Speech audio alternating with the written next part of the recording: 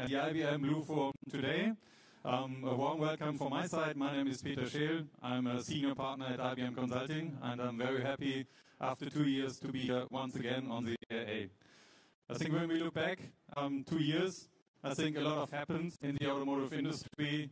I think there will be a lot of technological advancements, a lot of, unfortunately, uncertainty in the geopolitical situation, and also a big pressure, I think, on sustainability. And we are happy here today as IBM to pick this topic up and also present, I think, the topics, how we currently help our customer to be successful in this challenging environment. But maybe, Axel, you give us more detail on how IBM is helping the automotive industry. Peter, thank you very much, and also a very warm welcome from my side. Axel Rogalschus, IBM Tech Leader for Automotive in the Volkswagen Group within IBM, and I'm really happy to be here, as we also had our fair here in participation 2 years ago. This time in a completely different environment, on this blue stage, and I'm really happy to have a full agenda, and I think we have a lot of stuff on the truck which is quite interesting.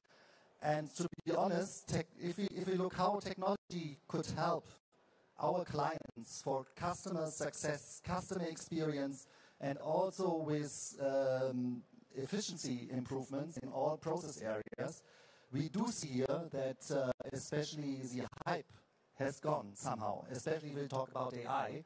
And our motto this year is therefore go from hype to how with IBM. We want to show you how we could help you and scale business, use our technology, especially our 3 major platforms from IBM, hybrid clouds, data and AI, and automation, to increase efficiency and customer experience. So, Peter, I think great agenda for today. Many clients are with us on the stage. Could you give us a small sneak preview what's on the truck for today? Absolutely, and so like you said, Axel, AI is for sure our top topic, and we have so many good customer examples, so I have to a little bit look on my list, what we have there. So you will see presentation about AI projects from Smart. You will see how Porsche is scaling AI in the environment, how we can use AI also for patent analysis for Daimler. You will see an Audi example about the voice bot. So great examples in the enterprise area, and also not to forget one great example how you can also use AI for the fan engagement. I think you have heard we are now a sponsor of the Ferrari Formula 1 team, and this is why also we also invite you maybe to dive around on the simulator, the Ferrari Formula 1 simulator, which we also have here on the booth. So Peter, I think AI is everywhere, isn't it? Absolutely. Yeah, but next to AI, and as I said, AI for business purposes, not for fun. Next to AI, we have also other evolving technologies on the agenda for today. I just want to mention quantum. Yeah, great quantum experience, what we are doing here, and I think IBM is also one of the leading edge in quantum technologies, and we want to share with you, together with Volkswagen, what we are doing in that space. And secondly, I want to mention also a panel discussion with regards to large language models. How we could come up with large language models, industry-specific, and how we could gain European souveranity, which is currently discussed everywhere. So let's have fun, let's exchange, happy to network with everyone, and I think we have a great day in front of us. So welcome you here again, and let's start.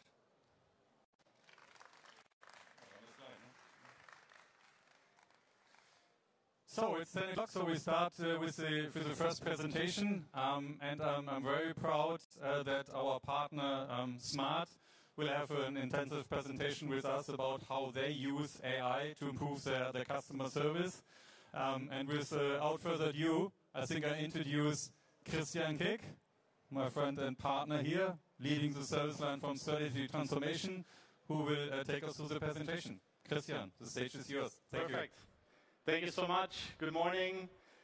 Super happy to kick off this exciting day of inspiration and innovation here at the Blue Forum.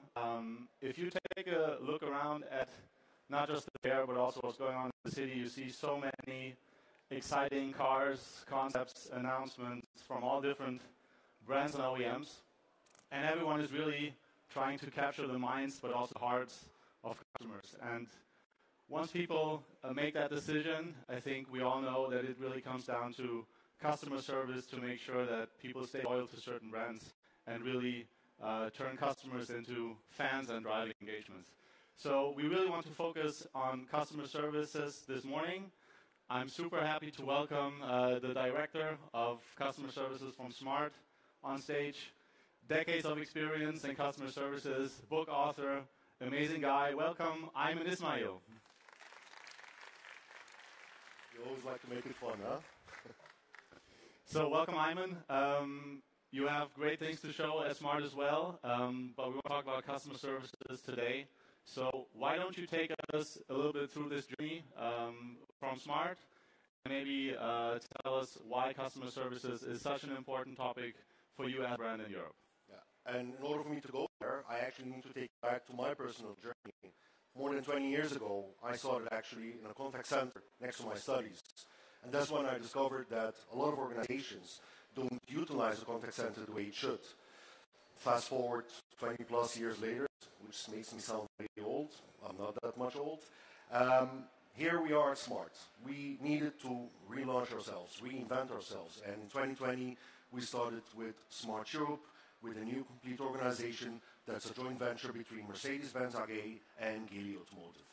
And with that, we needed to start also looking at different ways to connect with our customers. We're a young company, we're just starting up, we're going to be introducing a new lineup, and we needed to focus on the direct-to-sales approach, being digital first, being data-driven, and how can we make sure that we enable an entry to the market that actually is going to make sure that our customers are always connected with us. That's where customer services and engagement was actually key to us. It was a driver to connect back with our customers, to create a new fan base, and to get the old fans to be connected to the new brand. Hence, we started with this new approach within customer services. We wanted to disrupt a bit the way it's done, and we wanted to use customer services as the new sales driver for the organization. As you can see, we have introduced in the last few years 3 amazing innovative products, from the hashtag 1 in the middle right there to the hashtag 3 and hashtag 5. And for those who follow Smart and knows the beautiful 4.2, we actually recently announced that we are reinventing the 4.2 to a hashtag 2, and hopefully in the near future it will be hitting the roads here in Europe as well. And with that story, we at Smart decided that we needed to change the way we connect with our customers through the new approach within customer services. Perfect. Thank you so much. Super interesting. And I think what we're going to do today is look at this in a little bit more detail, and most important, understand how technology is playing a very significant role in helping you achieve that vision, right? So we as IBM, of course, we have a very strong view on AI. It was just mentioned in the introduction. Of course, it's one of the key technologies that is shaping not just business, but society in general. And we have a very clear view that this is not to replace people or workers. It's really augmenting workforces across societies. It's helping us become more productive and really achieve new levels of wealth at the end for everyone in the world. So if we look at AI in business, of course, there is a very wide range of applications where AI is changing the way that certain functions work within companies. There are tons and tons of studies out there that tell you about the amazing productivity potential. And customer services always comes out on top. So this is one of the prime functions that is really being changed by technology and AI in particular. And we will talk about the reasons why that is the case, where to start on this journey. But what most companies do today, and we're seeing this over and over again, is to say, well, we need AI in customer services. Let's look at use cases, right? So that's usually the starting point. And the message here is, don't look at this page, right? Because there are tons of cases out there. Everyone can come up with even more. But the important message is, it's not about cases. It's about understanding the value of the technology. It's about understanding how it can and should be integrated into your workflows today, your organization. And that's the big lever for really unleashing these next levels of productivity. We'll go into details of how this will be done, right? We just wanted to show this very early on because many companies today really only focus on cases and don't look at the overall picture. Yeah. With that in mind, I think it's very important to establish a baseline of where we stand in customer services today. I mean, you have years and years of experience in working from everything from contact centers to ramping up large-scale operations like you're doing now for Smart, even in after-sales and so on. So maybe you can take us a little bit through this journey of what you're seeing today and some of the key success factors of customer services operations. Yeah. Of course, customer service is much more than what we're talking about here today, but let's focus on the area where every boardroom thinks it's eating the cost center view of contact center and customer services. And if you look at the current challenges, our systems are growing. In the automotive world especially, we actually have many different systems that we extract data from, we use the data out of, systems related to the vehicle, to sales, to marketing, to customer services, to after sales, and sometimes they are siloed. So one of the key challenges that we're facing right now in this industry is actually the siloed and fragmented tools that we're using within the customer services. The other part is the fact that there's a complex knowledge and knowledge overload available. We now need to learn more about the vehicles. Our customers actually know more about our cars sometimes than we do. So that means I need to equip my staff with the right knowledge. And that's quite a lot of information for a person to be able to grasp and for us to be able to maintain as well. And that's the other part. And the third part, attrition, burnouts. Agents right now, because of all these complex systems and also the knowledge and information overload, they tend to go to the burnout phase, or they tend to leave the jobs of the contact center. And hence, you always have to retrain and you have to reinvest, and that's an investment lost. And if you look at the agent journey right now, it's actually quite a long one. I worked as a contact center agent. Still, when the systems were quite simple, I cannot imagine how to work now in the contact center because it's really quite complex. And you have to go through many steps to be able to understand your customers. You have to dig into the systems to get more data. And you actually have to try to find solutions by looking into different knowledge articles and in different processes in order for you to be able to solve a customer's problem. So the challenges are quite huge for the agents, but also for us as an organization. And we needed to start looking into how to shift that. It's a mindset shift from cost center to value and growth generating center. This is how customer services should be. Customer services is not just serving our customers and solving problems, whether on the phone or in a workshop. Customer services actually is the new sales driver for any organization, because this is where the heartbeat of our customers are. This is where the voice of our customers are listened to, and this is where we can actually create wow moments for our customers, but also upsell, cross-sell, and on-sell many different products and services as we do right now at Smart. And of course, we needed to move away from the inbound, reactive approach to an outbound, value-generating, proactive approach. Utilize the data in the right way. Get the agent to be empowered and to actually enjoy what they're doing, because having repetitive tasks will never work. And we needed to make sure that we utilize the tools in the right way. Hence, with the AI, tech-first, and a human touch approach, we actually are able to improve the customer journey and the employee journey. And let me put it this way. As you said, I wrote a book, so I created a new model. It's called the Experience Iceberg. And all of us that work in the customer experience world look into the customer journey.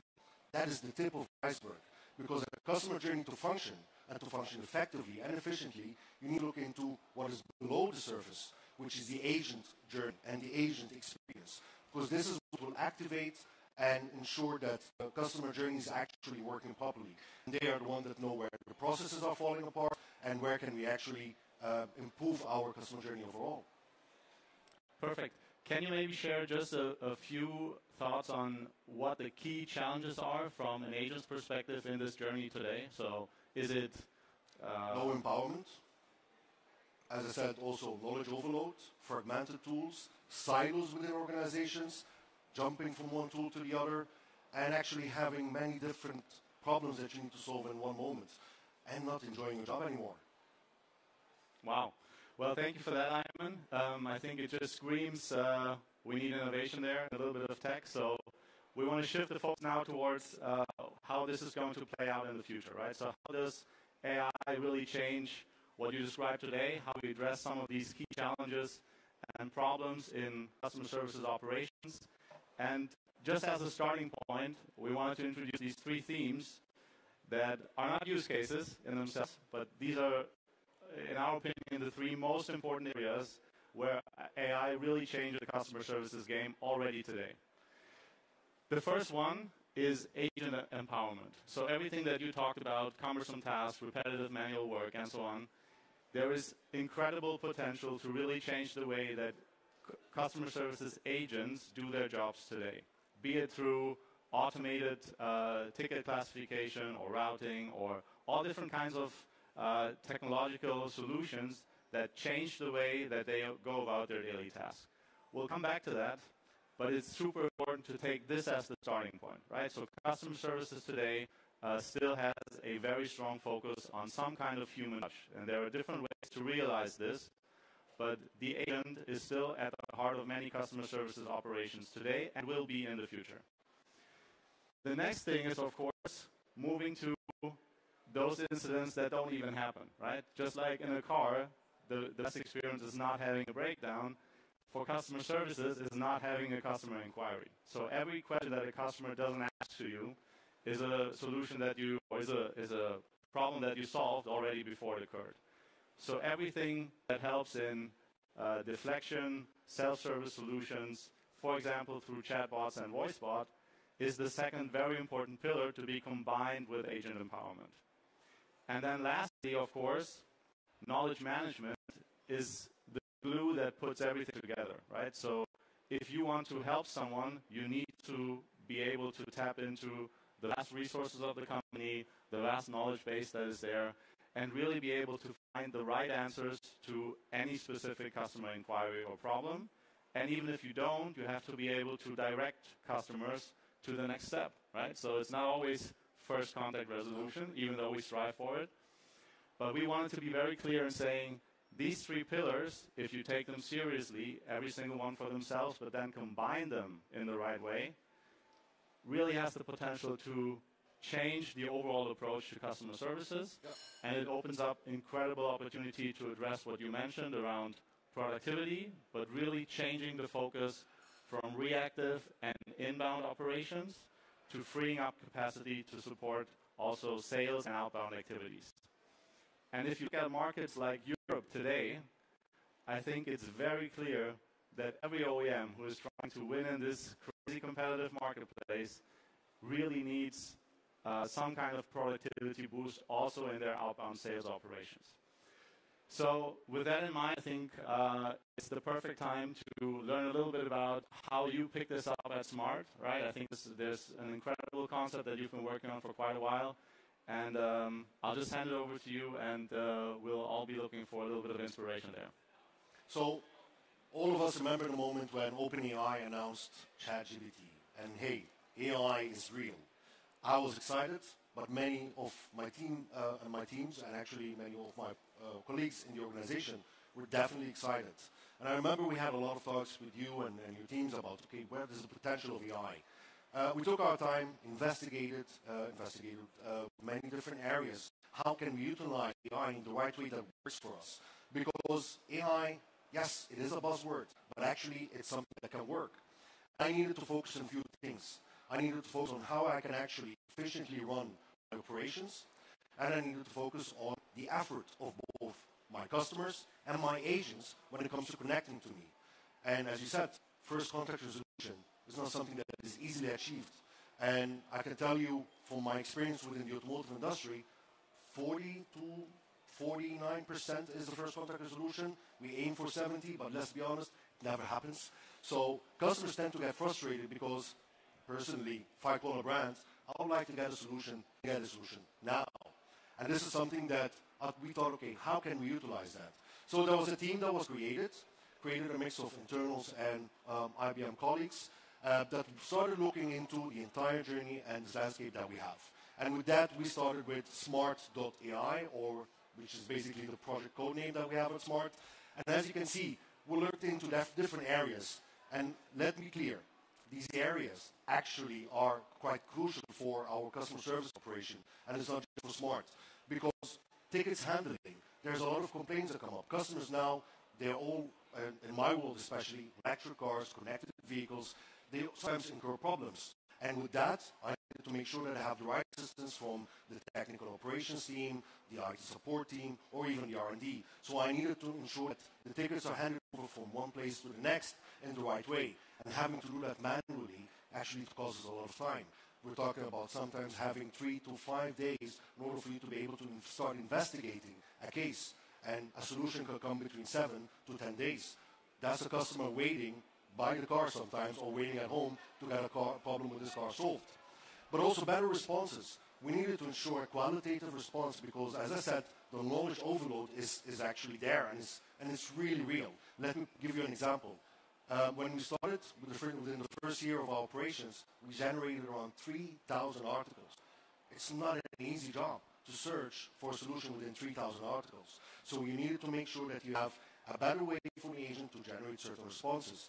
And efficient workflows, because as I said, silos are real and have different systems, and some of them are not really easily connected.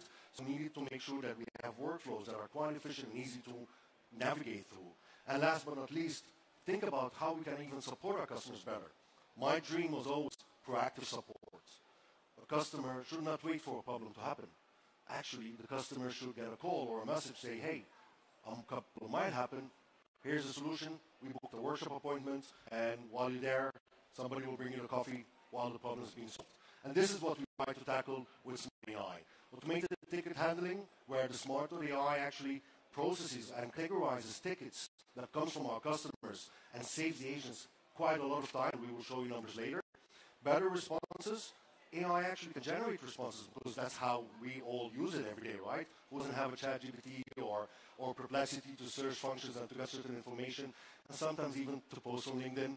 So yeah, this is also something we can utilize within our contact center services and have AI generate the right answers from all the knowledge pieces that we have within our systems. And efficient workflow, handling and prioritizing cases, understanding the complexity, and actually improving the way we manage our customer cases is something that we did definitely use AI in the proper way for. And last but not least, get the agent to be free for complex issues, and to be free to think about, okay, this customer maybe even needs to be upgraded to the next product line, or needs to have this type of accessory, because from the problem I understood from the customer, I actually upsell this accessory.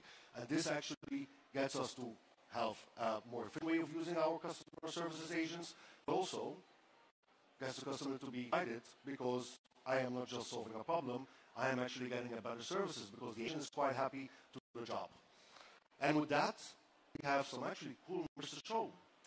Before you do that, just one question, because some people in the audience, I see some critical faces.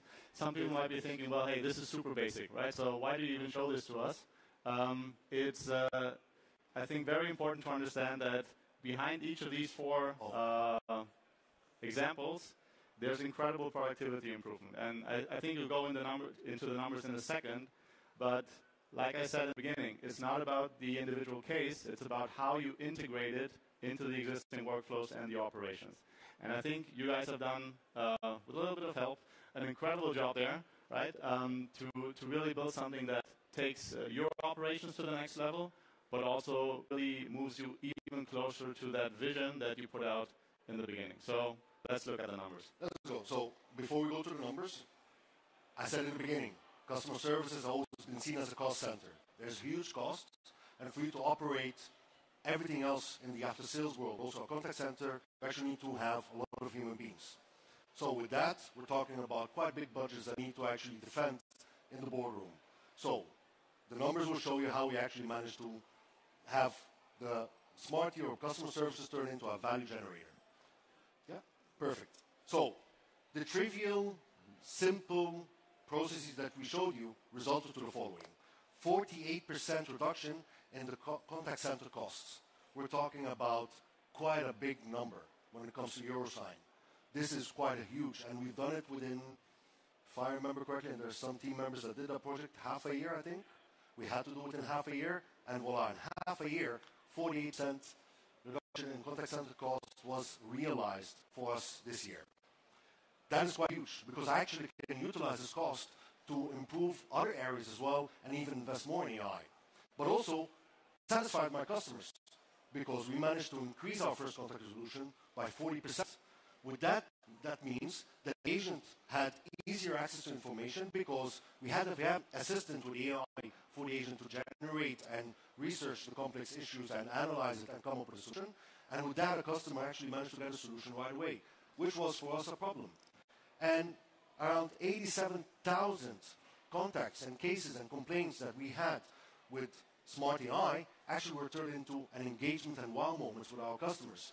And it managed to handle that for us with smaller amount of people, because thanks to the Smart AI project. And of course, what's important for technology is somebody to accept it, is an easy adoption. Our contact center staff actually enjoyed that tool, and as you can see, 97% of our agents actually accepted it. That was quite a huge number, because the acceptance rate is huge for us to make sure that we can move forward with more solutions for our agents. And I think that number by itself, the 48% reduction, can speak of the success of that story. And this is just a start. Yeah. And I think this 97% is very important to get your head around. So this is not just agent acceptance. This is an indicator of how well you guys are doing at change management, really. Because all of us know that it's sometimes very hard to adapt your routines and everything you've grown into if something changes. And this is fundamentally transforming the way that agents work today and in the future. And I think it's super important to not underestimate this change management part. Oh, no. So 97% is not just, I think, an excellent result, but it really demonstrates how important it is, if you want to achieve any of these outcomes, to not forget about the human part in this very technology-driven approach, right? And I think with that in mind, we're going to look at what is ahead. So a little bit of outlook in terms of where we headed with this, what's next. And we wanted to use this very simple chart. I think most people who came here for this short talk are aware of this. But it's very important to highlight a few things anyways. So everything that we've seen is pretty much just moving beyond the generative AI phase. So all of the productivity enhancements, everything that we've seen in terms of the results and the savings is really, I don't want to call it trivial, but it's very, at the heart of it, very simple AI-enabled cases.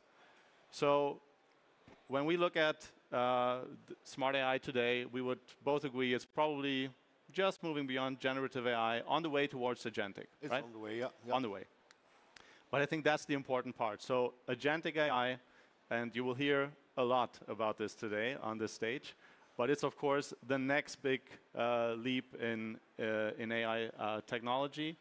And for customer services especially, that means we can finally move from optimizing individual parts of these workflows to having larger, integrated, fully automated parts of the agent journey that you showed, but also across channels and across customer interactions, right? We didn't even touch on different channels today, but of course that's another layer of complexity. If you have chat, email, phone, messengers, and so on, in-car.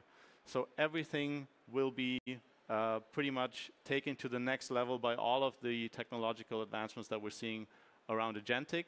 And for the customer services space, this is going to be a breakthrough, right? So, but I want to actually add something about the channel as well, because we have so many channels. So most of us offer from voice channels to written channels like chat and email. Actually, there's even still letters. And in Germany, I was even asked by a customer, why is there no faxes yet? And then I did a research, and 40% of companies in Germany still use fax. I didn't know that. But yeah, we needed to make sure that these channels are connected. We all talk about seamless journey. We all talk about omni-channel. But the true omni-channel is actually achieved when we connect it to the right sources of our tools. And we actually managed to do that only because of the AI solution that we have developed together. Because with that, we actually are able to offer our customers seamless answers and seamless support across all these channels. And that's when you really achieve a true omni-channel. Because right now, omni-channel without AI, in my opinion, is not a true omni-channel. I just wanted to add that up. No, perfect. Yeah. Thank you so much. And I think what we wanted to leave you with is just a glimpse of what to expect from this next move to agentic, right? So we just tried to put a few numbers on it and say, what is the level of further improvement that we're about to see? So I think we can be very confident in saying, also related to the sales part of customer services, we're already seeing up to 40% increase in, for example, cross and upselling based on agentic AI workflows, right? Actually, because even selling cars as well, not just cross and upselling. No, of course. Yeah. Of course. Yeah. Yeah. So that's one thing. We're also seeing up to 25% improvement in NPS, right? So ultimate measure, or one of the measures. I want to correct myself. It's not ultimate. NPS, ultimate. So yeah. We always one of the measures of customer satisfaction, but it's just one example, so you can put any one there. But we're definitely seeing an even higher uplift in customer satisfaction based on these workflows, because everything that just comes together in a much more efficient way, and we're able to answer customer problems even better. And some of these things are just top-line related, but also from an efficiency perspective. There are things like 20% uplift in human agent satisfaction once again, right? So we're really not just making agents more productive and more efficient, but we're really augmenting the work that they're doing. So helping them get rid of all the manual, repetitive tasks, and really being able to do valuable, tailored customer interaction in the time that they have in hand. So these are just a few that we wanted to leave you with towards the end. The most important question for me is, what are you looking forward to the most when you think about all of this in the context of smart AI? So the AI world is growing, and in the context of smart AI, I think together we laid a foundation for many different use cases that the team is working on. But let me just take an aerial view of what I believe that I'm looking forward to. And what I'm looking forward to is actually moving from intelligence to empathy. And how can we build empathy within our technology? Because we're developing all these solutions, we're still human beings. And customers crave still the human element or the human touch. And that is really felt by empathy. That's actually what distinguishes us from robots in the future. God knows what will happen. And one of the other things that I'm looking forward to is how we can embed that in the car, where the car actually doesn't just respond to your commands, actually anticipate your needs. And I think with AI and with the fields of data that we have, we actually can do a lot of great things. But yeah, within smart AI, I think we're heading towards a trajectory that will help us achieve even more cost efficiencies, achieve even more customer satisfaction, and boost our revenues as well as an organization. So that's really what I'm looking forward to achieving in the next couple of years. Perfect. Thank you so much. Also, thank you for sharing some of your vision and some of the strong thoughts and your experience in customer services. Thank you for joining us on stage. Thank you, everyone, for being part of the session. And I hope you have a great day. Enjoy some of the talks, enjoy the fair, and have a great day. Thank you, everyone. Thank you.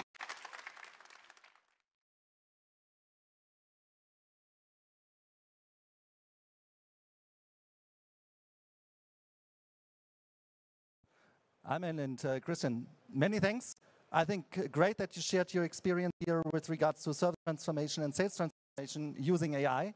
And as promised for today, AI is everywhere. Yeah? And I'm really happy to introduce and announce now that Ina, together with Porsche, will introduce us in how they really did the scaling of AI in business. Happy that you're here, and let's go ahead.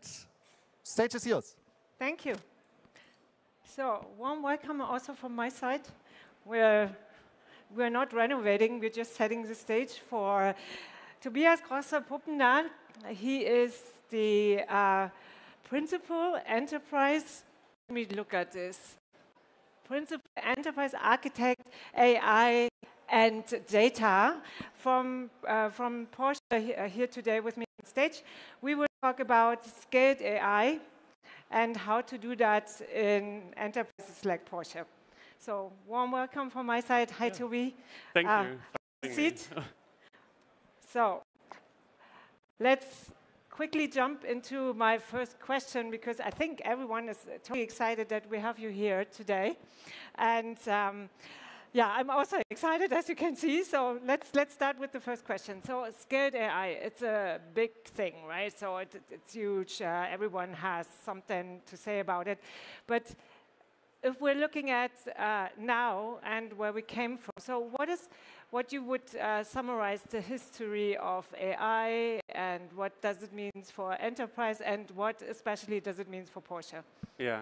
So actually, I've been in the field for quite a few years, and in the past, actually, we really couldn't talk so much about scaling AI because we had to apply algorithms to very specific problems, and we also had to collect the data, prepare the data, get everything ready. And up to that point, I would say we had sort of 80%, or that was 80% of the work. And then the last 20% were then applying AI to it.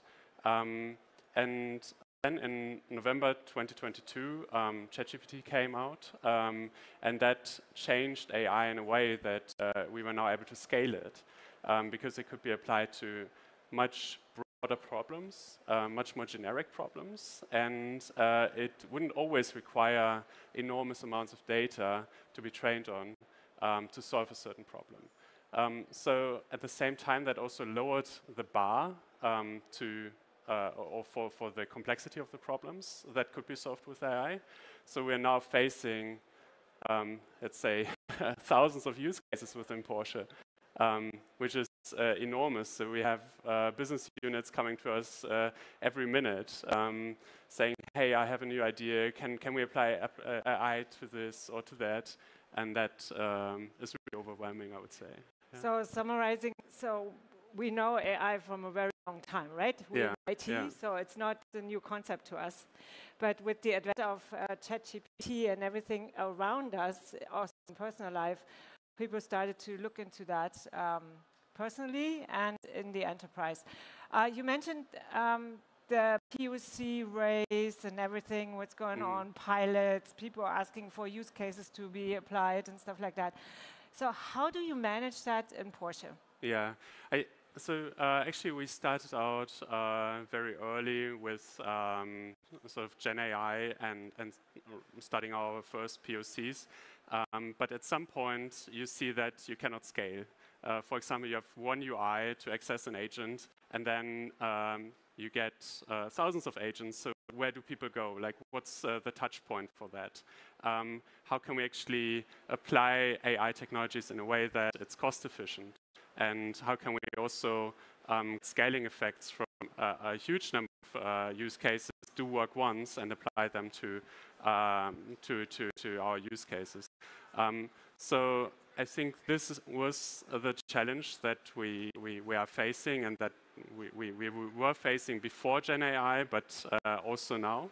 And we now have to figure out what is the best way to identify platforms which can help us, which can serve as an operating system for our use cases, especially so that people can actually digitize their processes themselves and not just come to us and ask for a solution. But we want to enable everybody to work on their own and not just ask for a solution, right? So it's, of course, always process, technology, organization. Can you spend a little bit on the organizational part of the house? Because you said you have to provide a platform, you have to provide the technology, of course. What is it? How do you organize that in Porsche? So I think innovation doesn't happen centrally, which I think is super important to understand. So you won't have a central department which will do sort of all the use cases and do all the innovation. So we have a mixed approach between a central organizational unit, which is our data and AI hub, serving as a hub for strategy, but also a hub for data governance, compliance, AI Act, Data Act, and so forth. but also as program management. So when we identify very similar topics across our divisions in our data and AI hub, we actually bring them together and let them solve this problem together instead of doing that alone. So you have a certain name for that, right? You call it hub and spoke? Yes, yes. Organizational right. setup? Yeah, yes. Yeah, So what is the spoke? So the spokes are in our divisions, and a division is, for example, production or finance, and or the product itself. And those spokes act as sort of the decentral spokes, which have the task of collecting use cases and also understanding the central platforms, knowing how to solve a certain use case, and also knowing when to escalate a use case to the hub when, for example, the use case is very complex or it has certain siblings in other divisions. So that you look for harmonization and standardization if it's more than just one spoke needing that. Right. Yeah, okay. And who were the early adopters from the spokes? What type of organizational spoke was that? It's very interesting. So I think the first very early adopters were sales. We were actually facing the problem in our Porsche centers that when you were looking for very specific information regarding our products, then you would have to go through a large collection of training material, and that obviously costs a lot of time. Sales identified that as a problem where we could use retrieval augmented generation, we brought that use case to the first test customers in our Porsche centers. I think in May 2023. So that was actually quite early, I would say. So they're really driven to making they're still ahead of the others, good, or did the others came? Yeah, of course, the others as well. HR, looking for many internal use cases.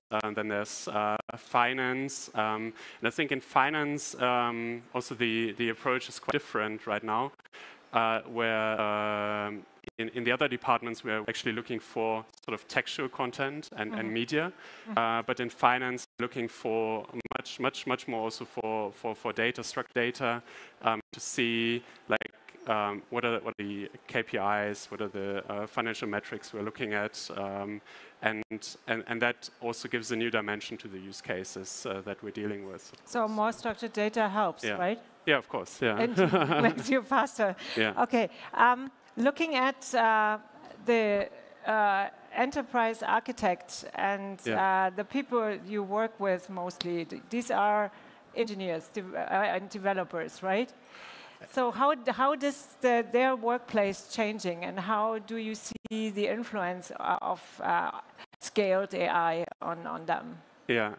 Yeah, actually, we have a program called AI for IT, where at some point we came across the fact that we're great at sort of bringing use cases to our users, but how do we use AI ourselves? So that was a very obvious question, right? So we started off with this program saying, okay, how can we actually look at the software development lifecycle and support ourselves with AI in that lifecycle?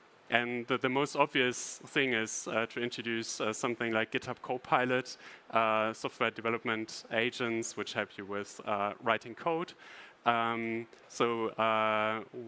This is something that we introduced a while ago, but now also we're looking at how can we actually sort of boost the other parts of the process, be it IT security, architecture reviews, application best practices, to also support sort of 60 to 70% of the rest of the work.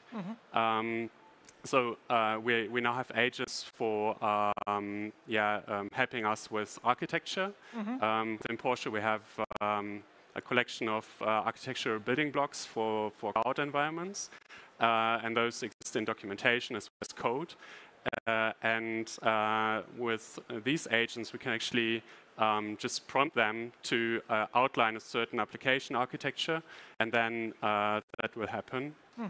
Be good or bad, but there's still always a lot of work to do. But I think it's a very good first step towards this. Yeah. So, and what is your feeling about the drivers here? Is this being faster or being much more on the point where you want to be with the quality of the code? So in the past, I think it was much more being quick and being able to deliver something to experience and to test, to see where the value is. But that changed. So now we are looking much more into quality and also how much value will a use case actually develop, and what are the prospects of that use case. So I think, right now we're putting a lot of pressure on quality, validation, evaluation, and not just getting use cases out. So when we talked in preparation of today, there was a little bit of the early adopters also in the enterprise architecture and IT functions, and also were a little bit people who are afraid. And there are two schools out there. The one is overly optimistic, right? And the other school is like a little bit more pessimistic than we thought with this technology change will happen. So how do you respond to these two groups in Porsche? Actually, I think more of the over-optimistic kind. Me too, but there's still others out there, right? Right. And interestingly, we have so many over-optimistic people in the company. Good for you. Yeah, I'm not sure. Obviously, I am. Yeah, but I think that with too many over-optimistic people, it gets really hard to identify the value of use cases. Because right now we're kind of everybody's coming to us and saying, "Hey, I have a wonderful idea, and this will change the business like enormously." But what we want to look at is to have some objective view across the whole company, see where the use cases actually are that deliver most of the value. Something that we're also now looking into is how can we actually measure where AI can bring a benefit, and also turn to those people who may not be so optimistic and who may not also know the benefits of AI, to see where we can apply AI in a way that it helps the processes. So just one example, we could, for example, look at inboxes which are shared, which often, I would say, allude to the fact that a process is not properly digitized, and see where are those inboxes, where's a lot of traffic, and speak to those people to understand how they're working, how their process looks like, whether AI could play a role in that. So this is sort of the other coin of the middle. So hence scaling need, right? Governance, I heard, right? That you have to find out how to bring the overly optimistic people like us into a little bit more guardrails and principles. But on the other hand, I really like that we're part of the same school here. So when I looked into your profile, so you do a little bit also looking into scientific research. Can you elaborate a little bit on that? What you do aside from all of that? So we have a group of PhD students. Porsche has a joint PhD model with universities across Germany, but also across other countries. And we have a couple of PhD students also in our IT department, where we look at the intersection between AI and HCI. So HCI meaning human-computer interaction. And that means that we're especially interested in how AI can help humans to better interact with technical systems, but also to be more efficient or to have just more joy in interacting with systems. And these students look at both internal use cases, but also externally facing, customer-facing use cases. And to give an example, our internally facing use cases would be something like developing an LLM that can understand routes. We had the problem that when we were asking ChatGPT, how can I get from this point to another point, or what would be a good stopover during this route, then ChatGPT would hallucinate a lot. What we did is to develop our own LLM that understands routes as sort of a separate language, very much like French or English, and then train it on specific tasks that are related to routes. And now you can ask it, hey, what is, would that be a good route for a sporty ride? And then the LLM would answer that correctly. So this is one example. We used a Mistral LLM for that, and then fine-tuned it on the route tasks.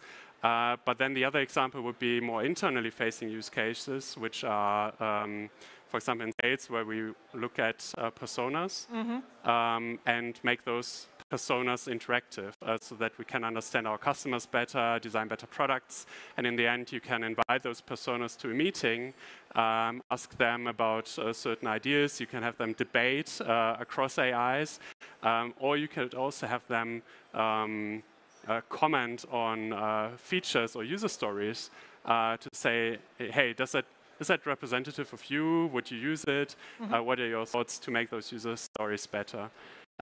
So these are just a few topics we're looking at. Sporty routes, that will be a key for today. So this is my takeaway from that discussion with LLMs in combination.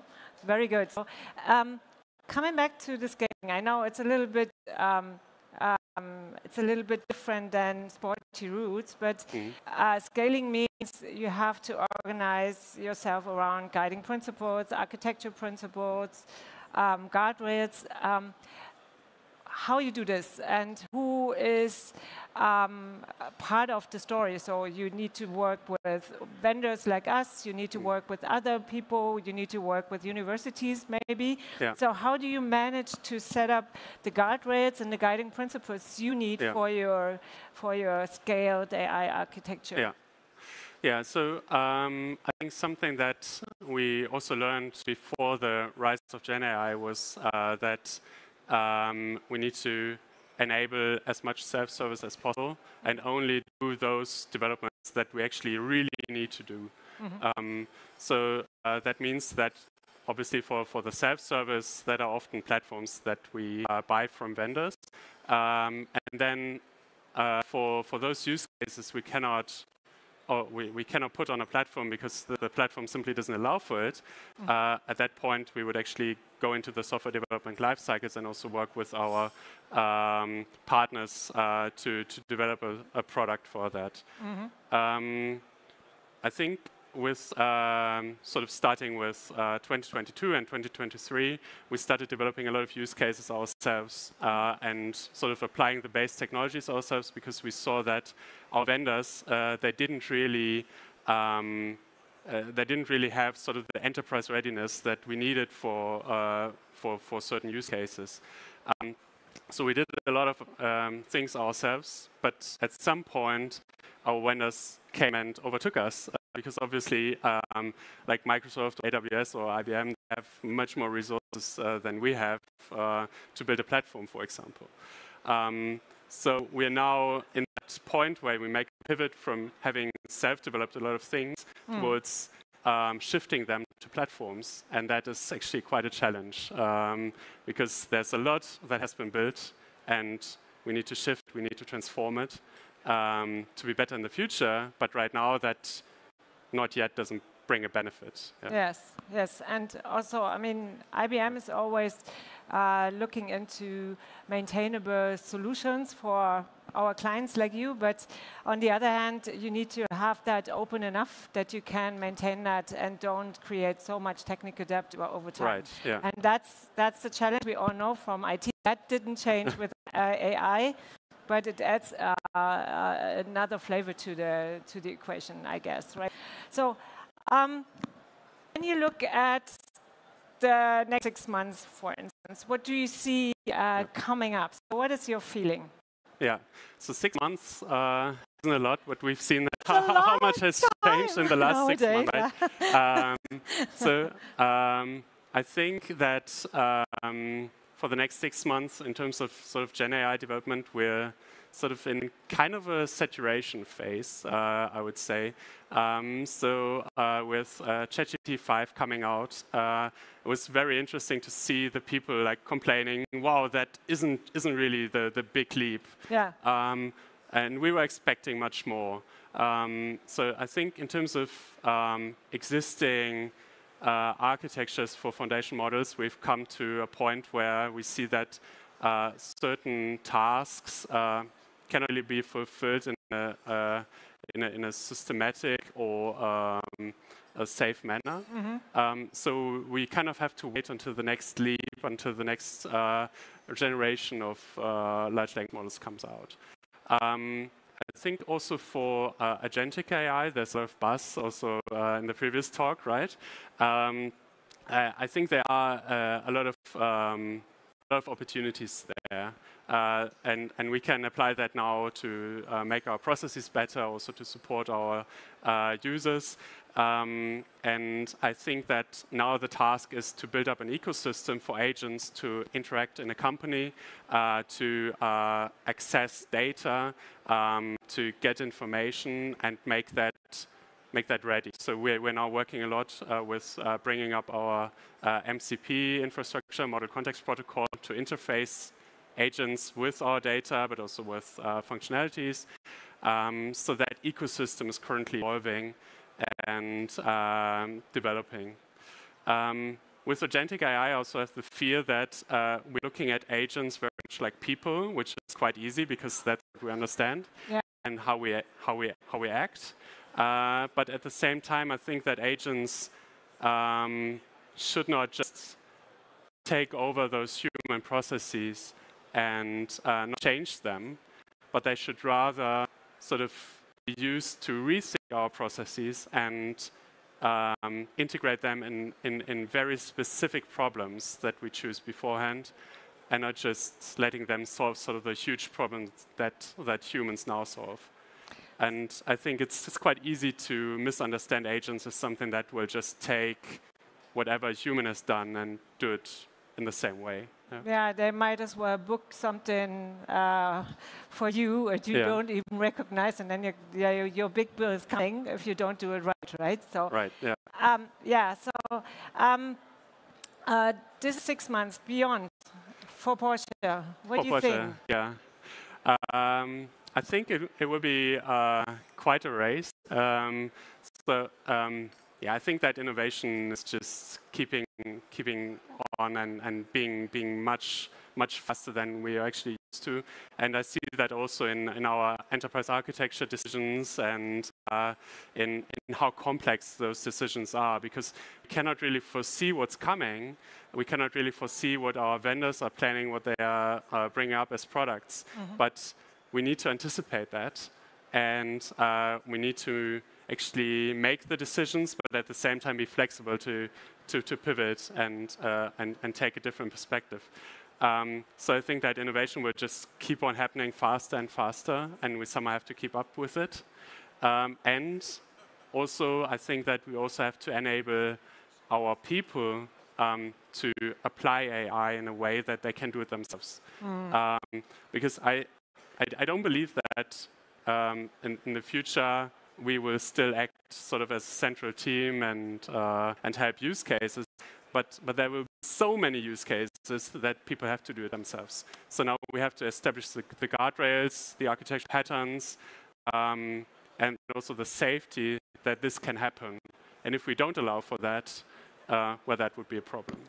Okay, so we're close to the end. So one last point. What is the specifics in scaling AI at enterprises for automotive or for Porsche? What would you pick as a buzzword maybe? What is different to other industries? What would you think? For Porsche with AI? Yeah. Maybe it's speed, but it's also creativity, uniqueness. taking a different angle at looking at problems and also incorporating our company culture into what our AI is, as I told you with the roots, for example. Yeah. So I think we want to be recognizable, and that's something that also has to be part of AI. And I think that can also only happen if we couple AI strongly with our products, but also with the specifics of our products. We've talked about sporty rides. Yes. Fast charging, convenience, and also apply AI on our own and enable everybody in the company to incorporate that mindset. So, okay. So for me, it was such a pleasure to talk to you this morning. I hope everyone else has had a very good insight into what is happening at Porsche with Scaled AI. And with that, I guess I only can say thank you and enjoy the fair today. And hope to see you soon in one of these venues next time. Yeah, thanks for inviting me. Thank you very much. Thank you.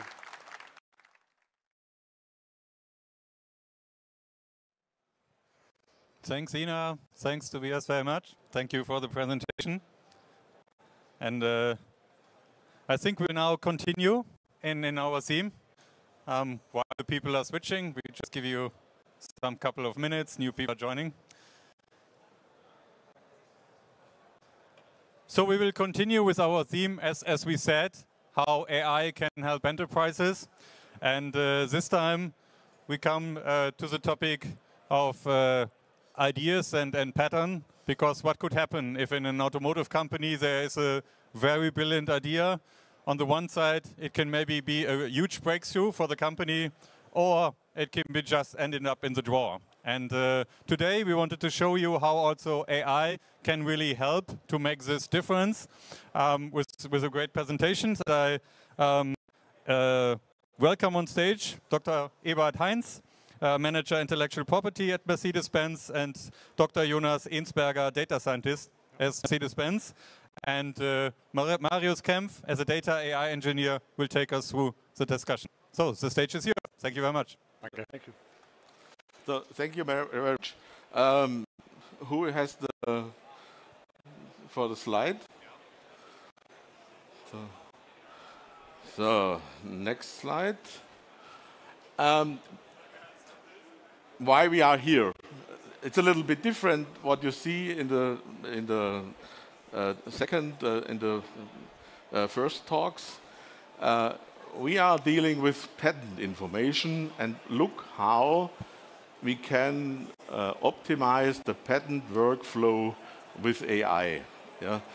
And patents are really strong in our company. Here you see our pictures again. I can tell something about me. I'm in the company since 1995. We started 2003 with a paperless office in the patent administration. So there is no paper running around the document, around the offices. And so sometime then the idea came to use artificial intelligence. But there are a lot of companies also on the market, and they showed us different solutions. And at the end, we ended with IBM. I think Jonas and Marius, you tell something now, short? Very briefly. Hi, everyone. I'm Jonas. I'm in the patent department together with Eberhard, and as a data scientist, I try to find ways to improve our processes, to get some efficiency gains, and it's very diverse. So we're not dealing with only patents, we're also dealing with trademarks or IP contracts in general. So a lot of stuff going on within our department. Yeah. Beck, I've forgotten you. Yeah, and my name is Marius, and I'm one of the IBM colleagues who have been working on this amazing project from the beginning to the end, to production deployment and so on. I'm an AI engineer, data engineer, And yeah, I have the honor as one of the team members to be here today on stage. So you see, not a car here like the Porsche or other cars we saw. You see the first patent of Carl Benz, where we celebrate next year also anniversary, and this is our main work, patents. And for patents, to get a patent, the invention disclosure, you file an invention disclosure, and the patent, should be, to get a patent, it should be new. Yeah, this is one of the main tasks on our side in the patent department, to get to search for the invention disclosures and to decide whether it's okay to file a patent application and at the end to get a granted patent. It has a lot to do with money, because everything costs money, and we are getting a lot of invention disclosures where we have to search. And this business is the same since 120 years. Yeah. In the patent office, there is someone who has to look if there is a publication of the idea, and then he has to go through the documents. And the same we do now.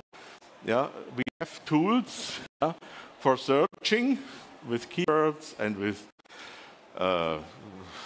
patent classifications and all these topics.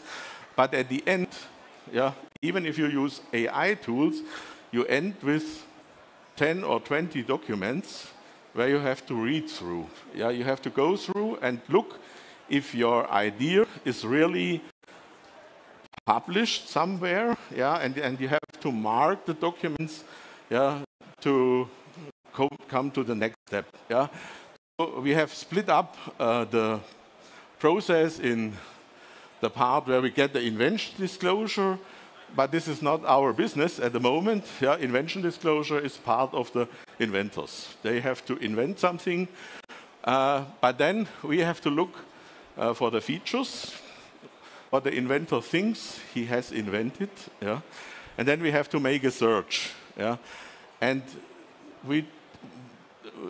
then we find publications and make then some decision if we file it or not.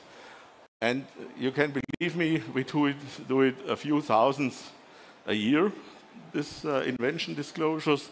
So this is a step which has it's a main process in the patent department. And then we said, okay, we do not want the whole process in one system or so. We split it up, and then we said, okay, we do the thing which is the most, which has the most impact, and this is to omit the reading of the documents. So we said, okay, we asked IBM, we need a tool for reading the documents, not for searching, not for detecting the features, only for detecting if the feature is present in a document. Okay, goal is getting faster with less people. Yeah. So now I will come to... Thank you, Eberhard. So I'm sure not everyone here is a patent professional. So I try to explain which problem we solve together with IBM. So when you're a patent professional in a company, you receive an invention disclosure. So an engineer at Mercedes-Benz, he thinks he has invented something. And then he submits an invention disclosure. He writes it down and submits it to us. The patent professional then needs to look at this. And what he usually does is he dissects the invention. He splits it up into features. So we call this feature analysis. So in this example, we have an invention for a traction battery for an electric vehicle. And the first feature is a partition wall assembly. The second feature is the wall is designed separately to the battery housing. And the third feature might be it is made out of a sandwich structure comprising a specific material. These are just examples, and there can be 10 features maybe, just 2. But what is the patent professional's job now? He basically needs to look at every application worldwide, if this is disclosed somewhere else. So to get a patent, it needs to be novel worldwide. And what this means is the patent professional has to search everything, basically. Usually, he looks through other patents, but this could be academic literature as well. And I think you can already see where the issue is, because it's a very time-consuming and manual process, a lot of reading. And in this example, just we have 3 documents, prior art 1, 2, 3, and these might check different boxes. So the features might appear in prior art 1 partly, maybe fully, maybe not, in prior art 2, and so on. And this way, the patent professional can determine if this invention might be something new, and we could maybe get a patent out of it. But the problem is, each year, there are 3.5 million, even more, patent applications filed. 3.5 million each year, additionally to the millions that are already out there. One patent averages about 15,000 words, and for Mercedes-Benz alone, since its foundation, we have filed about 130 patent applications. So how should the patent professional be able to go through all of this and really determine if something is new? It's impossible, really. And this is where IBM comes in. No. Sure, yeah. Okay. So the first thing was we did a first POC with the colleagues of IBM. We did a lot of workshops with interesting questions. We explained a little bit the workflow and where is the problem, what are the pain points. And so we developed, or IBM developed then a first POC. The interesting point, which I mentioned, there are also other companies, they come and show us tools in English language, but IBM started with German language. And German language is more difficult for AI systems than English language. And we said, oh, wow, they are close to our solution. And after, I think 3 months of work, we had a tool where we could load up patent documents and put in features. And then it shows for German case this matrix where you see hits there, and so we could use it, but only for German. But this was the part of the contract of the POC, and then we said, okay, we need more, and so we started to integrate an API from a company called Questel. They provide data on an API, and so we removed the upload of the PDFs, so that we have a system which organizes the data or gets the data out of an API. We also included some English features and English analysis, which is the main language. And we did also some testing which LLM gives the best results and the best explanations. And we compared it with our human intelligence, because we had to have a lot of cases where we then could compare. It was really interesting topic to see how we get then more trust in the solution. Because if you see it from the past, what you have, and you see what you get for a result, then you can say, okay, it's reliable, yeah, and not so much hallucinating. Yeah. So then, I think the main work in the background started. Yeah, we had to include it in the Mercedes-Benz cloud and do some single sign-on and authentication topics. But at the end, we could start, yeah, and the users are quite happy. Yeah, and what are the key takeaways from this side, from the development? The main point was that we have trust in the development and in the solution. Because on other suppliers, yeah, we had sometimes the impression they are good programmers, but they do not know the content. And then you get really, yeah, maybe not so compromising or not so good results. Then we are impressed on this available toolbox which IBM has. Yeah, they took a lot of tools together, and at the end we had an application.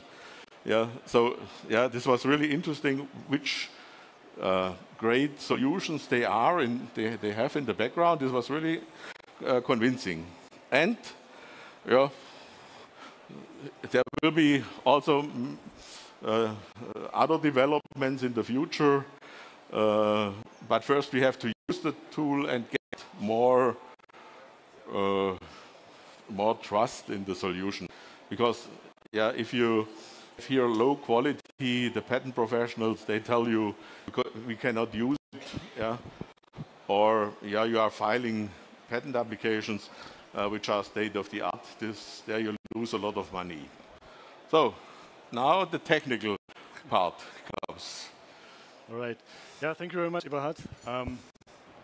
So we really had an amazing journey right from the beginning, from first POCs and so, or like not even POCs, but first conversations all the way into the cloud. And I think one of the highlights has been also been that right from the beginning we've included the topic of user experience and UI design and so on, because we really have a really nice application which has a lot of user adoption and so on. And I believe it was one of the key factors of the success that we had the UX designers in the team right from the beginning. And that's what I'm going to show you now. We have 2 recordings, so I'm going to show you what we have built. First, the application, where you can see and look and have an idea of the look and feel for someone who's actually using it. And then I will go in a bit of technical details how we actually built the application. So yeah, what you can see here now is this is the UI someone sees after logging in. So it's basically the window to use in order to submit a new case into the system. So the first thing you need to add is so-called case ID, which is usually already given, but it's a unique identifier for the case, for the process. The second is the patents that have been identified in a previous step, like Eberhard mentioned. So we are providing the IDs of these patents and publications that we want to include. And the third part is the features which come from the invention disclosure. So basically what the experts are extracting from the Mercedes-Benz engineer's proposal, basically. So the key invention features. And yeah, you can then select between German and English. That's a bit important because some patents are available in English. Most of the automotive patents are also available in German, but yeah, here we have the multi-level or the multi-language supporting included. Yes, and then you need to hit the analyze button, and the whole process is then starting in the background. And this takes a bit of time, but you will then end up on this results overview that we have here. So you can see we have on the left side we have the publication numbers, we have the overall relevancy, and we have the features that we have added to the case. We have indicators saying that it's a partial match, a no match, or a match. And we have also the capabilities to share these reports within the team or within Mercedes-Benz. And then if you open one of those entries here, you can see that we have identified a couple of paragraphs or sections of the patterns based on the features that we have. And here again, you see that we have labels like partial match and so on, highlighting which are the most relevant sentences in this specific section. So we are taking the content in consideration. One key feature here is that we ask the large language model to give an explanation. And this is what you can see here when you click on the Learn Why button. So it actually explains why the decision was made that this is a partial match or a no match or a match. And as a user, you can also give feedback and mark certain sections as irrelevant or relevant. For example, you can also fix the decision or the label that was given and provide written feedback to the system, to your colleagues, but also to the engineers building the application in order to further improve the overall system. So yeah, this is basically then the outcome of one of such processes. And yeah, like I said, it's an assistance. It's built in such a way that people can work together on such a case, and that you have the assistance from the large language model in order to make better decisions and faster decisions. All right, I hope this gave you an idea about the application and how people are actually using it. And I would now like to go a bit into the technical architecture, what we actually build under the hood behind the user interface. So we have an OpenShift cluster on IBM Cloud with the user interface and a couple of services to interact with other systems. For example, we have a vector database where we store vector representations of the patterns that we process.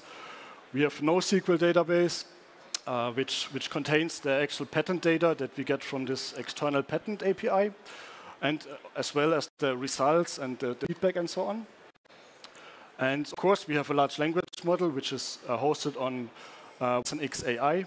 So we have Llama 3 model there, and in order to create the embeddings, we also use an embedding model hosted on XAI. I want to highlight one part of the overall process, and that is the topic of vector representations in the search that we are actually conducting in order to find the relevant sections in the patterns to make the decision. And for that, you have seen in the UI that we are providing the patent IDs, and what happens underneath is that we query this patent API that Mercedes-Benz has in order to retrieve the semi-structured data from there. We save it in the NoSQL database as raw written text. But then what we then do is we use an embedding model in order to create vector representations.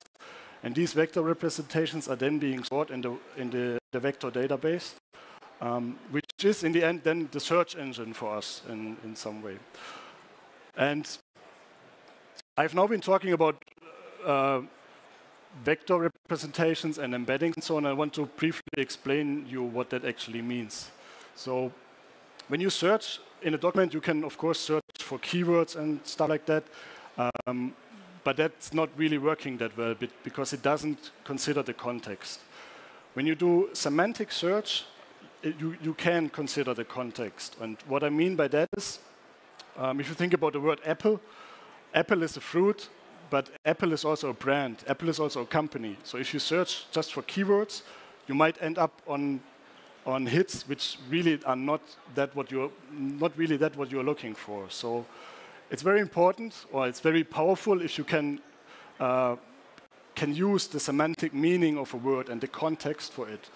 And in order to do that, there are these embedding models which you can use to create numerical vector representations of written patent content, for example. And that's what we do. So we create these vector representations of the content that we have in the patents, And we do the very same thing for the invention features that we have extracted from the invention disclosures. And when you do that, you can actually put those vectors next to each other and calculate the angle between one vector and the other vector. And the angle itself is then kind of representing the similarity between, the semantic similarity between two of such vectors. And this allows us to very powerfully search these features and the meaning of those features in the patterns that we have identified in a previous step. So yeah, this is a very common approach. You might also know from RAG applications, for example. Here it came in very, very handy, and we built a really good search engine for doing that. Okay, next step then is we have those identified pairs. So we have the features and we have the corresponding sections in the patterns. And what we then do is we take the large language model that we have and we ask the large language model with a very large prompt with very detailed instructions also regarding the context. If this section and the identified feature, if this is actually matching or not. And this is where the labels are coming from. So the large language model is basically deciding on what we have identified as pairs, if this is semantically and from the innovation point of view a match or not. And this is where the no match, partial match, and match indicators are coming from. And that worked surprisingly well at the beginning. We just gave it a bit of a try, but we were able to improve it a lot by adjusting the prompt and so on. And on top of these indicators, we also ask the large language model to give reason. So we ask it, explain yourself why you come to the decision that this is a no match or match, or maybe you're unsure and it's a partial match only. And this is what you have seen in the UI when you click on the Learn Why button. You get this explanation from the large language model who actually made the decision, or not the decision, but it indicates that this is a partial match or not. Yeah. So this is what we built on a technical point of view. Happy to answer questions after the call, but with that, I'm now handing over back to Jonas. Yeah, thank you, Marius. Just some final regard from our side. I really want you to know that this is not just an MVP. So this is not something that we have built and that was a nice test and it kind of works and nothing happens to it. So we really use this. And our patent professionals, they highly appreciate it. So this is something we will use on a daily basis. And we conduct some kind of survey, and 9 out of 10 patent professionals approve the tool. So they really like it. They say it helps, it saves time, it makes them so much more efficient, and it supports them in their daily work. So we are really grateful to IBM for this nice collaboration and for this really useful tool, because in this AI era that we're in, there's a lot of buzzword and everyone's talking about LLM, but you only see very few applications production ready. And for us, this is one, and we find it very useful, and we try to build something upon that maybe in the future. Thank you very much.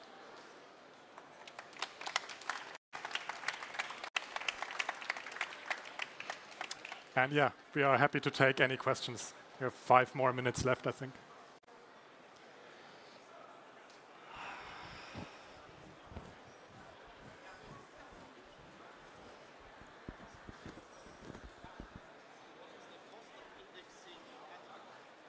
So the question is, what is the cost of indexing a patent? I can't tell from top of my head, but I think you showed at the beginning the number of words per patent. 15,000. Yeah. 15,000. Mm-hmm. So in the end, the price depends on the embedding model that you are using. So there is no clear answer to that.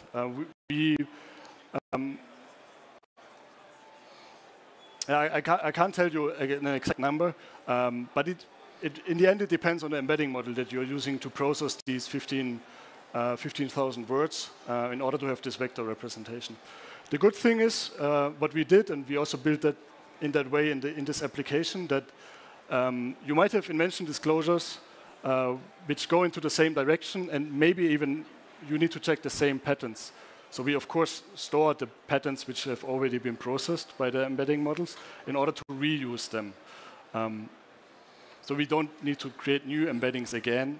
But yeah, in the end, the cost is not much because the large language models are getting cheaper and cheaper. So yeah. Hope that answers your question. Maybe just a side note, it's also not cheap for a patent professional to do the comparison. So if he needs, like, I don't know, an hour, this is also quite expensive.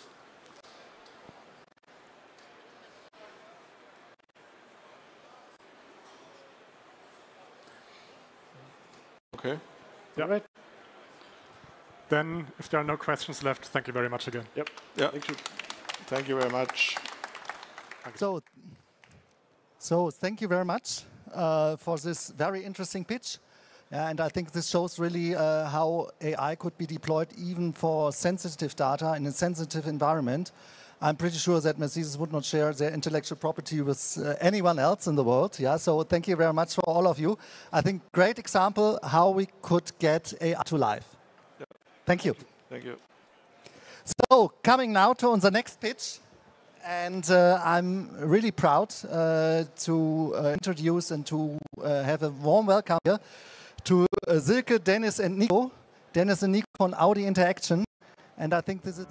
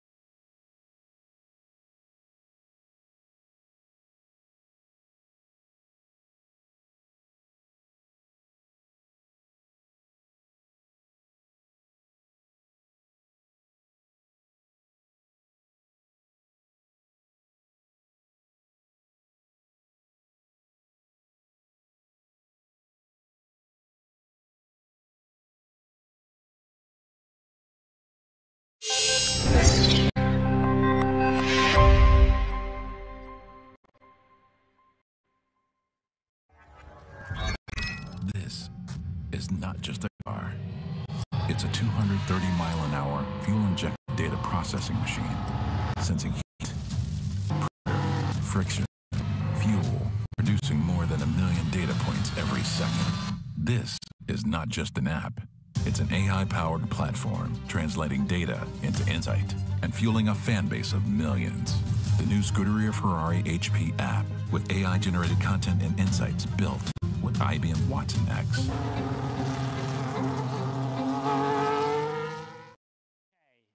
Great. Let's go, Luigi. Thank you. Thank you very much. Do you want to have the clicker?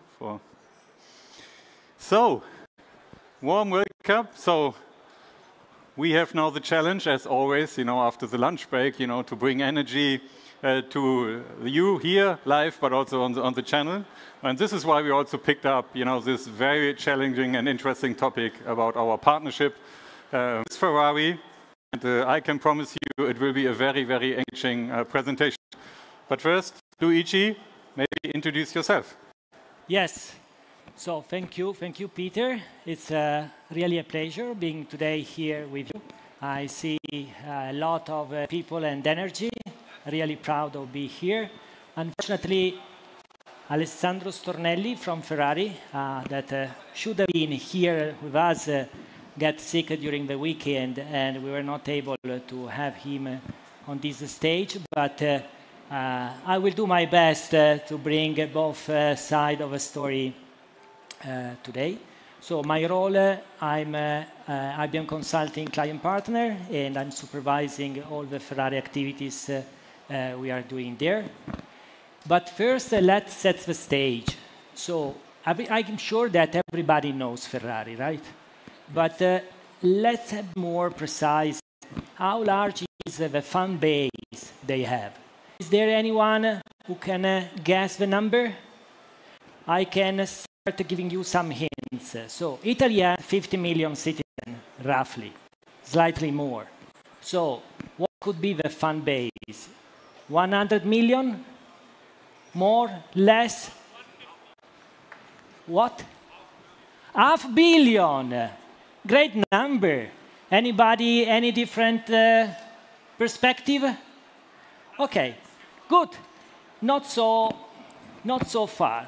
So an external agency checked that, or is assessing 396 million fans all over the world. And more than 20 million are followers on the channels, like Instagram. They have fan base club on over 30 countries. So it's a very large and extensive fan base. And one point could be, Peter, we all know Ferrari has a very exclusive company, right? A very exclusive brand. It's not so easy to get their cars, right?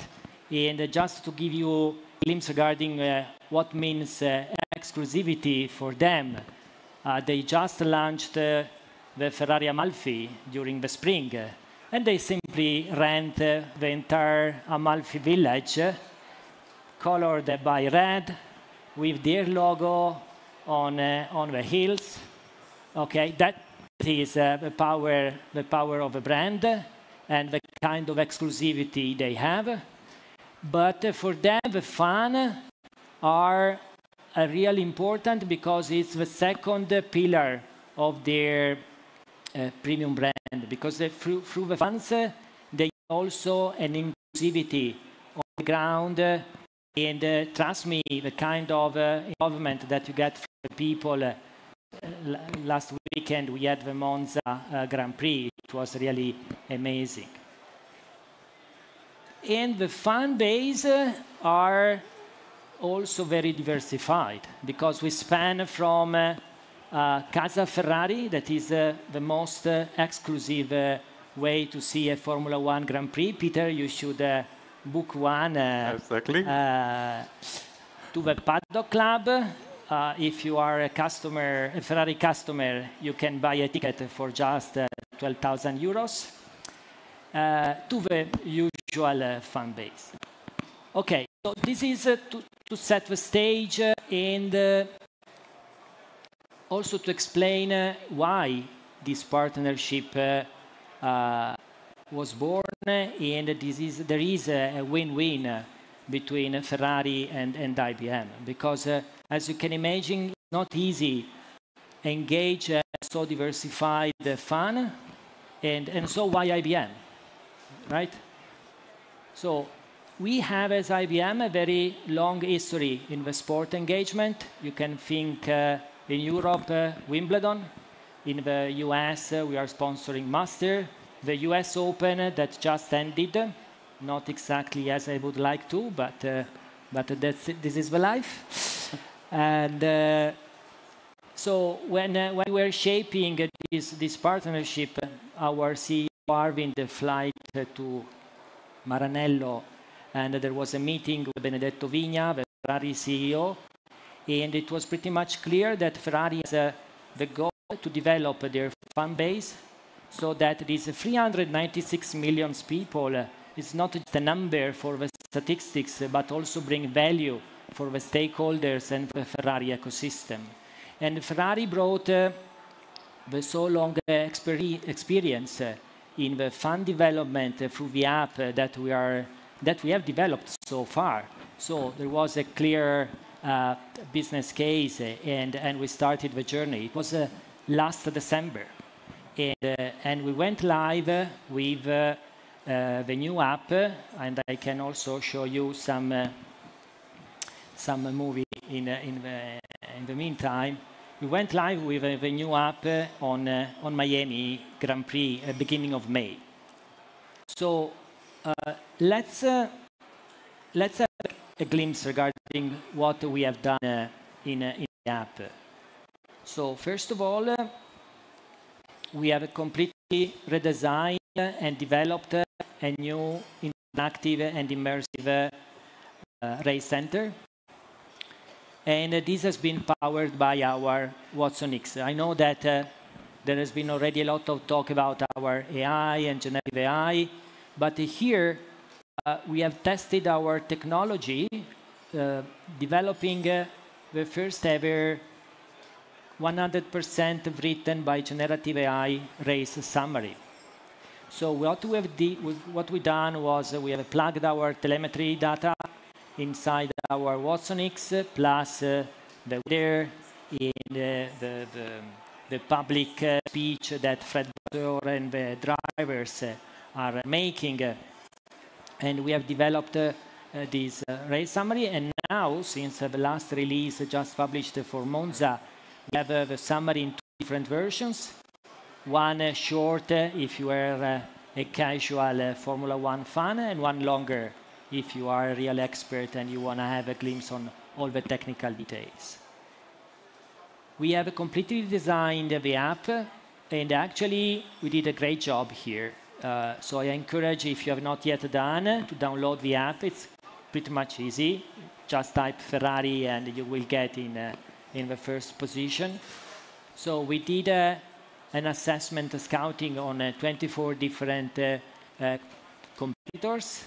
We studied more than 500 screenshots, and then we did a work with the Ferrari digital product owners to assess if they want to have more inclusive or exclusivity design, and what kind of perception they want to achieve.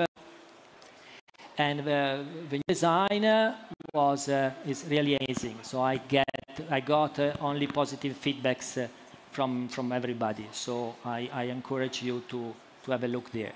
And when you look at some of the functionality, what are, let's say, the customer feedback? What are the fans' feedback really on, let's say, the Way Center? What you get also from the fans? Well, good point, because while in the past the app was just a one-way channel communication, so we were just publishing content, so now we are able to listen the feedback of the customers, the fan. And the feedback are positive. We have improved the number of stars on Apple Store and Android stores. You know that everybody are looking at at each single digit improvement to see how we are going, and we improved quite in a significant way. We have added the Italian language as being the first language translation. You can, as German market, you are very close to us, so you can push to have German. Yeah, Peter? We will definitely do. And because now we have set the architecture to be multilingual, so it's not... You know, there's a big heritage of Germany, especially, you know, with the famous driver, so I think, but we will touch this topic later, I think. Yes. Also Michael Schumacher is and remain in the heart of every Ferrari fan. No doubt, no doubt. So, absolutely. Good, but now let's have a look maybe in detail, really, what is behind the scenes and what are the closer look. Yes. So here is just one more glimpse on the look and feel of the app. Of course, you need to love the red color, otherwise it's a wrong place where to go. And yes, Peter, you mentioned this heritage for sure. And if Alessandro would have been here, it was even more important to listen from his voice. But it's not easy working as a Ferrari employee and neither working as a Ferrari partner, because I mean, there is a Ferrari way of working that you cannot discuss, and there is an history that absolutely you have to observe and to maintain, to respect. So no way at all. So if you think what has been develop this race summary with our AI technology, so let's come back to December last year with all these Ferrari guys quite skeptical about AI and the power of artificial intelligence, saying yes, you can go ahead, but you need to develop something that maintains the same Ferrari tone of voice. Absolutely don't forget Formula One racing rules. So there is written one very thick book of rules that you have to respect. No way that we enter into any comparative language between the two Ferrari drivers. Of course, I mean, they are both children of the same father, right? So, no. And can't mention any other race team that is not Ferrari. So this was the tough part of the development. So we started ingesting all those data that I mentioned before, telemetry, the results, the comments that the race drivers and the principal are making. We process everything, then we develop this race summary in the short and long version. We also developed the race historical insights from the past races.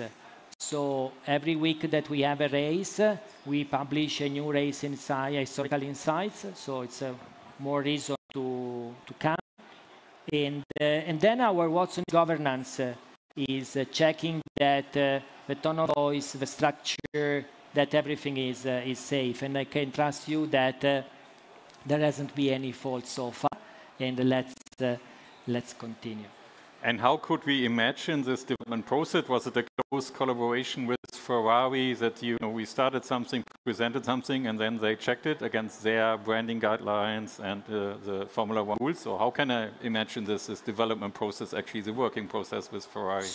So there has been, during the development, 2 or 3 trials to fine-tune the emotion that we want to transmit, the tone of voice and the structure. And then right now we still have a human in the loop. So the time frame to publish is we needed to wait the press release with drivers and professor comments. That usually is within 2 hours after the race ends. It depends how the race was. And then we generate immediately afterwards the summary, and then there is still one manual check, the content moderation. Now it's pretty much an automatic way, so there is a very well developed trust, and so straightforward the point. So to recap, we are using Watson X in several flavors. In the content generation, we mentioned it, not just race summary, we also have the lap-by-lap key insights where we identify the laps where there has been something interesting too. With the latest release, we have also question and answer developed by Watson X that try to develop 3-4 questions to stimulate insights from the race. And of course, the translation I mentioned before, now we have Italian in place, so we have the translation between Italian and English. But we have also worked a lot in improving the interactivity within the app. So starting from the diary, now you can download on your mobile phone all the free trial and qualification and races across the entire year. It's pretty much easy. We have polls every day, so it's another way to interact with the fan base and test their point of view. And what we'll develop moving forward is collect all the polls feedback and create some synthesis in such a way that it's not just providing the answer to polls, but also get a feedback how it was. And the third and most important, I would say, is now an app that can listen what the fan want to have in terms of just transmit emotion, but also in terms of app features. So we are happy to listen your voice directly.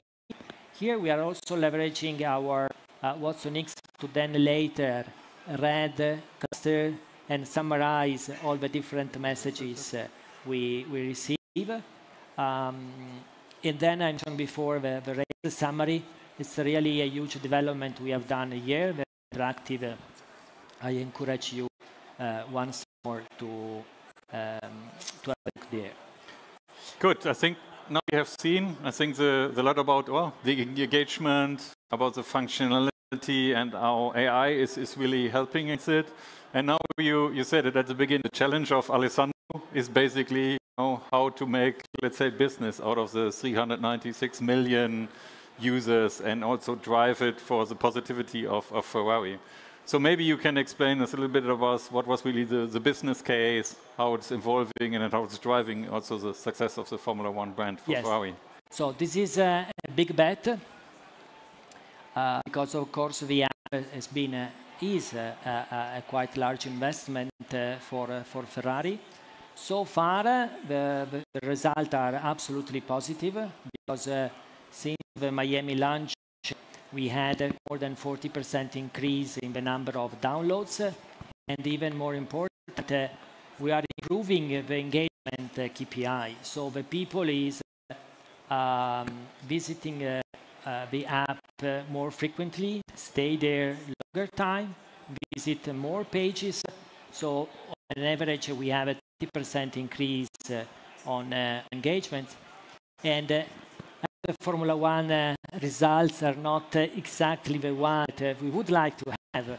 This is a great result. But yes, we are also working in direct revenue generation.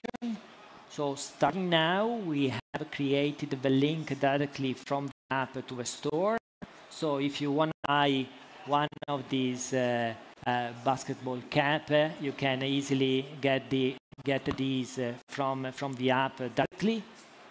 And we are working, and this is a really large bet on indirect revenue. So what we see is an opportunity that app is not just anymore an app, but becomes a platform to engage for sure the fan, but also all the Ferrari partners in such a way, the ecosystem, in such a way that every partner can join the app, bring value on the app, on the fans, and of course the entire ecosystem. and the Ferrari ultimately get the value to have more fun, engaged there. So we started a great campaign with Shell a few days ago. I encourage you to Google the Shell Ferrari campaign. You will get a personalized video with your name there. Really cool and easy. This has been the first trial to showcase that this is possible. Let's see now the results. The campaign will go for the next 4 weeks. But absolutely, stay tuned because we do have a very rich backlog for the coming releases in the beginning next year. Yeah, I think the ecosystem is very important because you talked about it, or the exclusivity of Ferrari. I guess, you know, it's maybe not the target to sell actually more cars, so there have to be other ways to include, let's say, Ferrari into this business model, and I guess then the partner will be the core, really, to double down on accelerating it besides the classical car case, because you still have to keep the brand, I guess, in the way, the exclusivity that is, as you presented it at the beginning. You touched a great point, Peter, because every company has the goal to increase revenue and profit. It's hard if you are sitting in Ferrari that has one plant in a very small village in the center of Italy and no plan to enlarge the plant or localized somewhere in China. So the number of cars manufactured is stable and no plan to grow there. So you can imagine that the challenge for the CEO to increase the Ferrari value and revenue and profit without touching the number of cars, it's not an easy game. And this app and the funds are one of the answers of this not easy question. I would close. I can move to the next slide. This is my last one with a short retrospective regarding what went well and what could have been better. And we decided with Alessandro to choose his statement from Enzo Ferrari.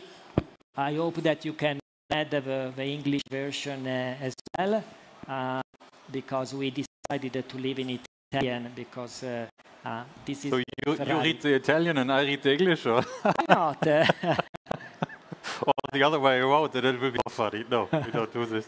No, but yes. So the key point is that during the project, everybody started with a lot of skeptical thought about what's Phonics and AI, because we started saying, "Hey guys, we'll do everything just 4 months," and trust me, the three guys was smiling, and there was a lot of attention around our AI and technology, and as I mentioned before, everything went smoothly and fine, and but at the end we arrived and forgot that Ferrari is first of all a human company, and the human being is and remain the most important asset in any transformative project as this was. So I encourage that you don't forget that communication, change management, even if it's all now is agentic AI, this kind of stuff, okay, but don't forget that the humans is and remain at the center of what we are doing. That's my thought for you. And I see that I do have 6 minutes and we are in Germany, so we need to be stick on the time frame. No way that I can bring my Italian flavor. But in the last 5 minutes, if is there any question from the public, I would be happy to answer. Otherwise, I'll stay around for another couple of hours if is there any questions that you would like to raise. Okay, Russell.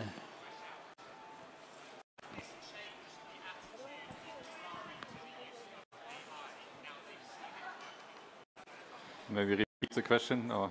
Yes, I will repeat the question. So Russell asked if now that what makes showcase their value, now Ferrari is more keen and open to adopt more use cases around AI.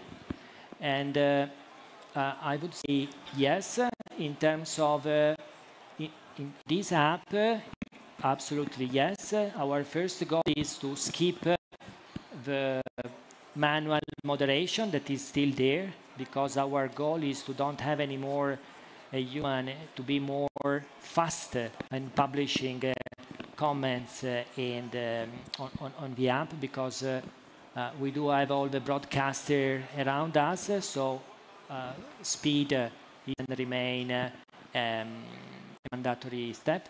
I would say that the second important thing is that thanks to the positive, absolutely positive outcomes we are generating first, and second, the quality of the delivery, because on the Miami and now on Monza, we didn't had any severe incident in the delivery.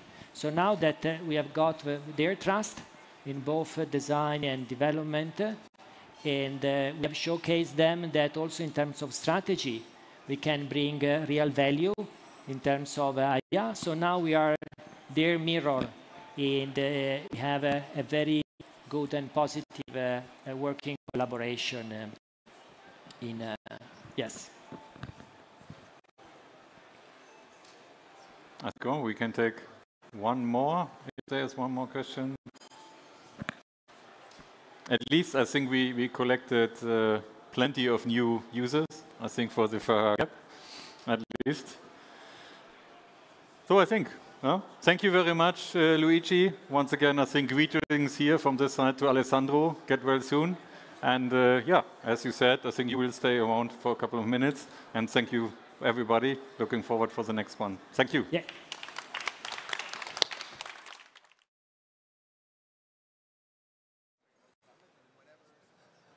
Okay, thank you very much. So I think if we talk about brand experience, if we talk about fan situation, then I think it's really Ferrari. Now we are switching. Now we are switching to a next hot topic.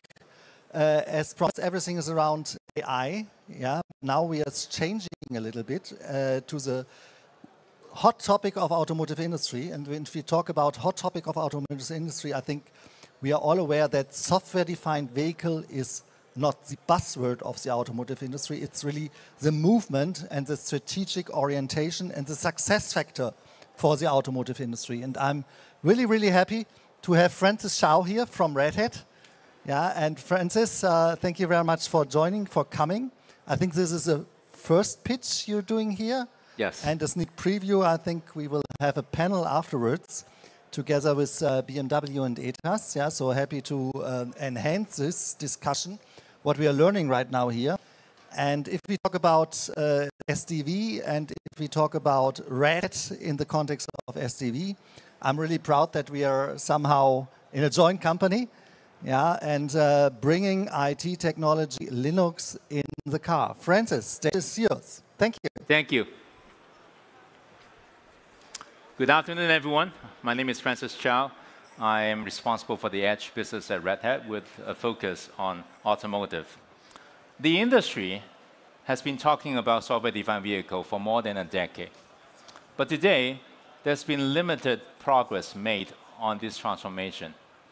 So today, I want to talk about how open collaboration could potentially help accelerate this journey. But first of all, I want to share a personal story. I was born and raised in Hong Kong. And when I grew up, I lived on an 8-story apartment. And my favorite restaurant was at the downstairs where we lived. The owner of the restaurant, he was in his late 40s, and he was using an abacus to do all the calculations. I was honestly quite impressed on how fast and how accurate he does all the calculations. But I couldn't help but ask, why wouldn't you use a cash register?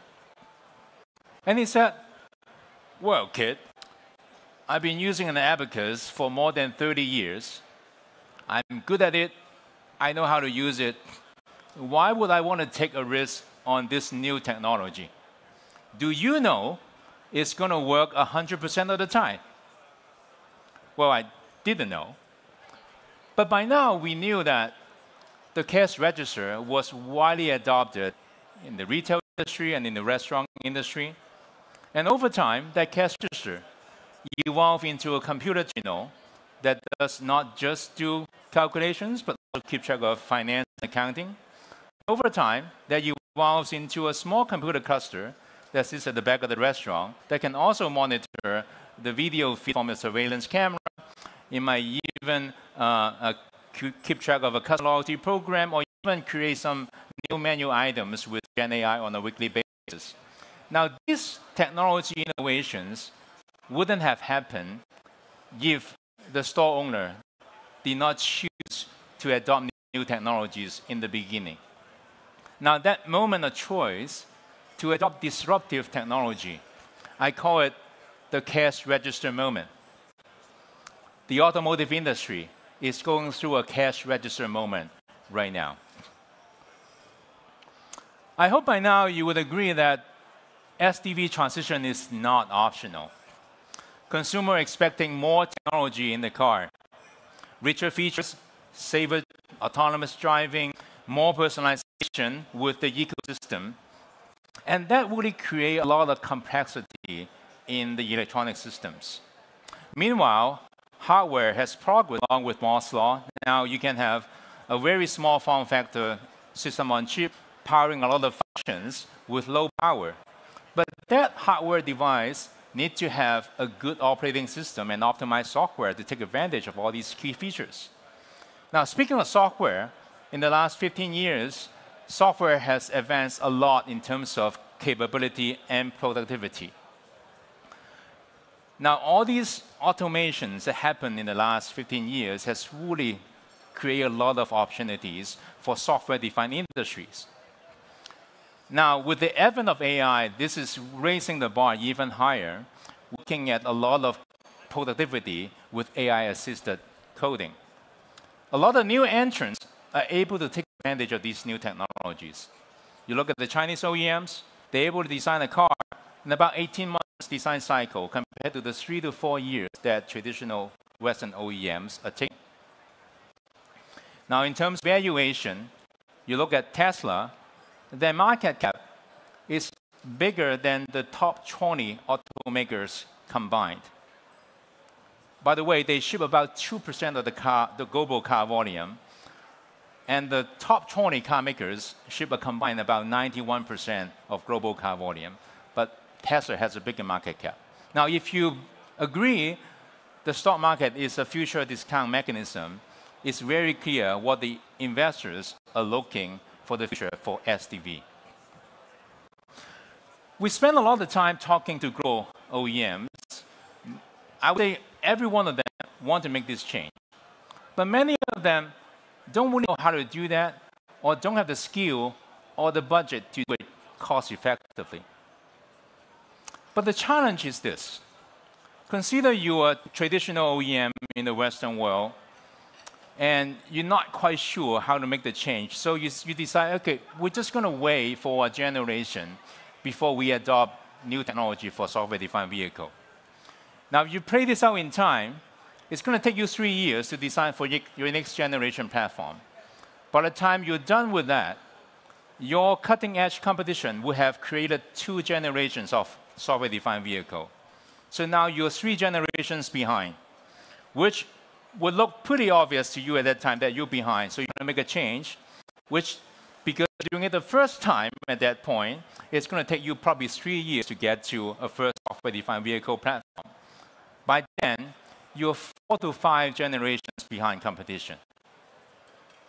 It is extremely difficult for you to catch up when you are 4 to 5 generations behind. And at that time, I think only inorganic options are left on the table, meaning bankruptcy, getting acquired, or you can acquire someone with the technology, assuming you have the capital. So SDV is not only non-optional, it is actually existential to the automotive industry. The superficial understanding of SDV is, hey, we need to be able to update applications and services, maybe over the air. But I think you have to kind of take a look deeper on each layer of the technology stack. If we're able to adopt the right technology in each layer of the stack, then software-defined vehicle adoption actually becomes more natural. But this is not just about product. You cannot just swap in the right product and say, hey, okay, now SDV is done. You have to rethink the way you do your processes. So you have to combine holistically on how you design SDV with the right technology, with a process change. So I'm going to talk a little bit more about the process, and then we'll come back to the product. The way we're designing electronic systems in automotive, that this is the old world, it is very hardware-centric. You have your A, B, C, D hardware samples. Once you get your A sample, you start thinking about your software platform development. And after your platform mature a little bit, you start to think about your application development. This serial ways of thinking takes you a long time to design your platform. There's a lot of hardware dependencies, which makes it very difficult for you to debug. And it, again, takes a long time for you to finish your software development. And once you get to SOP, your start of production, future updates also is slow and costly. Now, in the current world, most of the OEMs have adopted what we call a shift left. Right? You're trying to do your software development and testing earlier on your design cycle. And with a virtual hardware platform, in today's days, most emulation-based, many companies are able to shift left a little bit. So you can do your software development a little bit early in the cycle. You can do some early testing. But because your whole design approach is still very hardware-centric, even though you can improve your start of production day by a little bit, it is not enough for software-defined vehicle. Now, what we propose for the new world is you need to have a software-centric and open-source-led approach. I'm going to first talk about software-centric. That means what software-centric means is that you need to abstract your software development from your hardware. That means you should not be dependent on your hardware when you develop your software.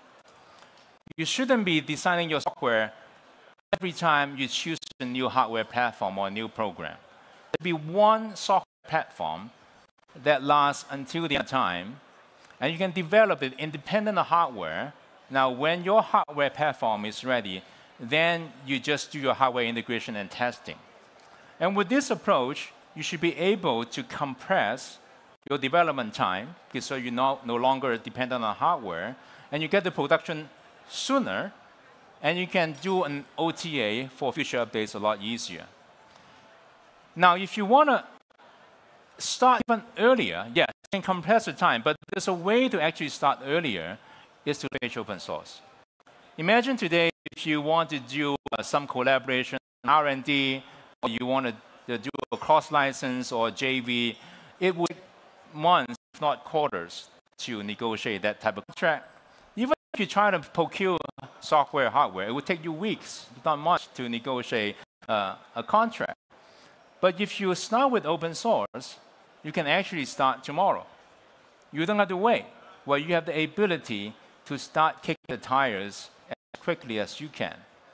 So now, with a combination of software-centric approach and open source-led, not only you can compress the design time, you can bring the beginning of the design time a lot earlier in the cycle. And this is what is needed, right? So for software-defined vehicle and for automotive companies to remain competitive. Now, I talked a little bit about earlier that you need to have a software platform that is abstract from the hardware. Well, you might ask, how is that even possible? Well, you have to look at what software allows you to do that. And the key thing is you have to kind of think about what choices you have to think about for your fundamental operating system. Right? This is a layer that allows you to do the abstraction. And in fact, right, let's take a look at holistically what are the design criteria of this operating system. And our suggestion is you need to take a look at 3 different levels or 3 different categories. You want to take a look at development agility. What that means is you should be able to develop your platform with flexibility and agility and quickly. And then you need to look at your system architecture. You're not just designing a system for the next program or the program after. You want to have a system architecture that is future-proof so that it stands the test of time for the next 10 years, 20 years. And you want to have a sustainable operating model, which means you need to have a way in such a way that, design such a way that you design a system, but the next time you design it, it shouldn't take you much money or time to do it. You should be much more efficient to do it the second one. And if you're doing updates and upgrade, it should be minimal cost so that you're effective in your operation. Now within these 3 categories, we have to look at different areas within these 3 categories. So it becomes a 3x3 matrix. Right? I'm not counting, otherwise it would have been 2x2, but let's look at 3x3. Now for development agility, the 3 areas that we think you should look at. Number 1, cloud native support. By now it's been well proven in the software world that cloud native is the most effective way to design software. It doesn't mean that you're deploying your software in the cloud. You're just using the cloud native principle on designing software. Take advantage of the tools. Take advantage of the resources available to design software quickly. You need to be able to do virtual testing. Because instead of testing tens of thousands of vehicles in hardware and miles, and now there's technology to allow you to do tens of thousands of cars testing overnight in the cloud. You need to be able to think about taking advantage of this technology to accelerate your testing and validation. And you need to take advantage of AI-driven development. Now, to state-of-the-art AI, what we are actually experiencing firsthand, you can actually spend an hour on an AI tool like Hot Code or Gemini or ChatGPT, and that can actually produce equivalent of a month of engineering work. Now, if you think about that, right, that's 150 times improvement in productivity. Now, yes, if you look at the whole program, the whole project, there's no way you can achieve that productivity. But even if you gain a 5 times or 10 times improvement, right, that is very significant on how we design products in the future. Now, on a system architecture point of view, of course, right, if you choose an OS, it got to be safety certified. Right? This is table stake. We have to have functional safety compliance. The second point about system architecture, I think it is important, is mixed criticality. Right now, a lot of the systems, you have a hypervisor, you have an OS to support a safe workload, and then you need a different hypervisor in OS to support a non-safe workload. If you really want to have a scalable architecture, your OS, your operating system, should support both safe and unsafe workloads so that you can actually have a lot more flexibility on system science. And the third point is real-time, right? Of course, right, if you're in a vehicle, real-time operation is also table stake. The third category is sustained operation. Certainly, in the SDV world, we have to be able to do regular updates, right? That needs to be painless and frequent. And you need to have the hardware flexibility, right? You should no longer be tied to hardware. We talked about that earlier. Your software needs to be abstract from the hardware layer. And last but not least, if you think about how software should be changeable over time, over the lifetime of the vehicle, you need to have a way to continuously certify safety the whole software platform. So you need to have an approach to do that. Now, just like any science study, what I'm trying to do next is to have a hypothesis, and then I'm going to try to validate the hypothesis to see if the hypothesis is going to fit into this 9 criteria of selection for an operating system. And my hypothesis is Linux is the right solution for an operating system for software-defined vehicle. And we also believe Linux is the enabler of a lot of the capabilities that is needed for software-defined vehicle moving forward. So let's take a look at some facts, right? These are not opinion, right? These are facts, and let's kind of go over that one by one to see how that fit into the whole picture. Linux have taken part an important role into transforming many industries in the past 20 years. The data centers that we know today now is mostly standardized on Linux. Software-defined data center is standardized through Linux. If you look at the telecom network, as we know, software-defined networking over the last 10 years was mostly standardized and mostly adopted through Linux. Right? In fact, today, more than 2.5 billion mobile subscribers are connecting to the network with open source code. Industrial 4.0, the software-defined industrial systems are also being transformed with Linux. So we have a lot of history demonstrating that Linux is capable of helping multiple industries transform themselves into a software-defined world. So we believe automotive is now at the right time. This is the cash register moment to think about transformation to software-defined. Now, looking at some of the, again, facts and attributes about Linux. Today, more than 90% of the public cloud infrastructure runs on Linux. Right? This is an undeniable fact, right? The public cloud, everyone now uses public cloud, every company uses public cloud. 90% of those servers runs on Linux. And Linux has been also proven to support a diverse set of hardware architectures, whether this is x86 or ARM or RISC-V for the future. Linux already support those. And Linux also have a long history of standardizing hardware and abstracting that hardware layer away from software. Right? Today, if you're in IT, you're developing applications, you don't really need to ask whether that hardware is supported by Linux or not, right? Because it's already standardized. And we think that transformation can happen with software-defined vehicle. And last but not least, it's very important. I hope everyone would agree that AI is here to stay. Right? We're going to have AI in our vehicle in the foreseeable future. All of the top AI models are developed on Linux today. All of the prominent AI coding assistant tools are optimized for Linux. Why? Because Linux is the most ubiquitous operating systems in the world. This is where most of the programmers are programming Linux. So it makes a lot of sense for all these AI tools to be optimized for Linux. So it becomes more natural for Linux to be a primary sort of first-class citizen for AI moving forward. Now let's try to map it back to what we just showed before in terms of the 3x3 requirements of criteria for a software-defined vehicle. What we look at, again, this is quite factual, is that 5 out of the 9 criteria that we talk about are native for Linux. What I mean by native, it means Linux is a first-class citizen for these areas. It is natural for Linux to do that.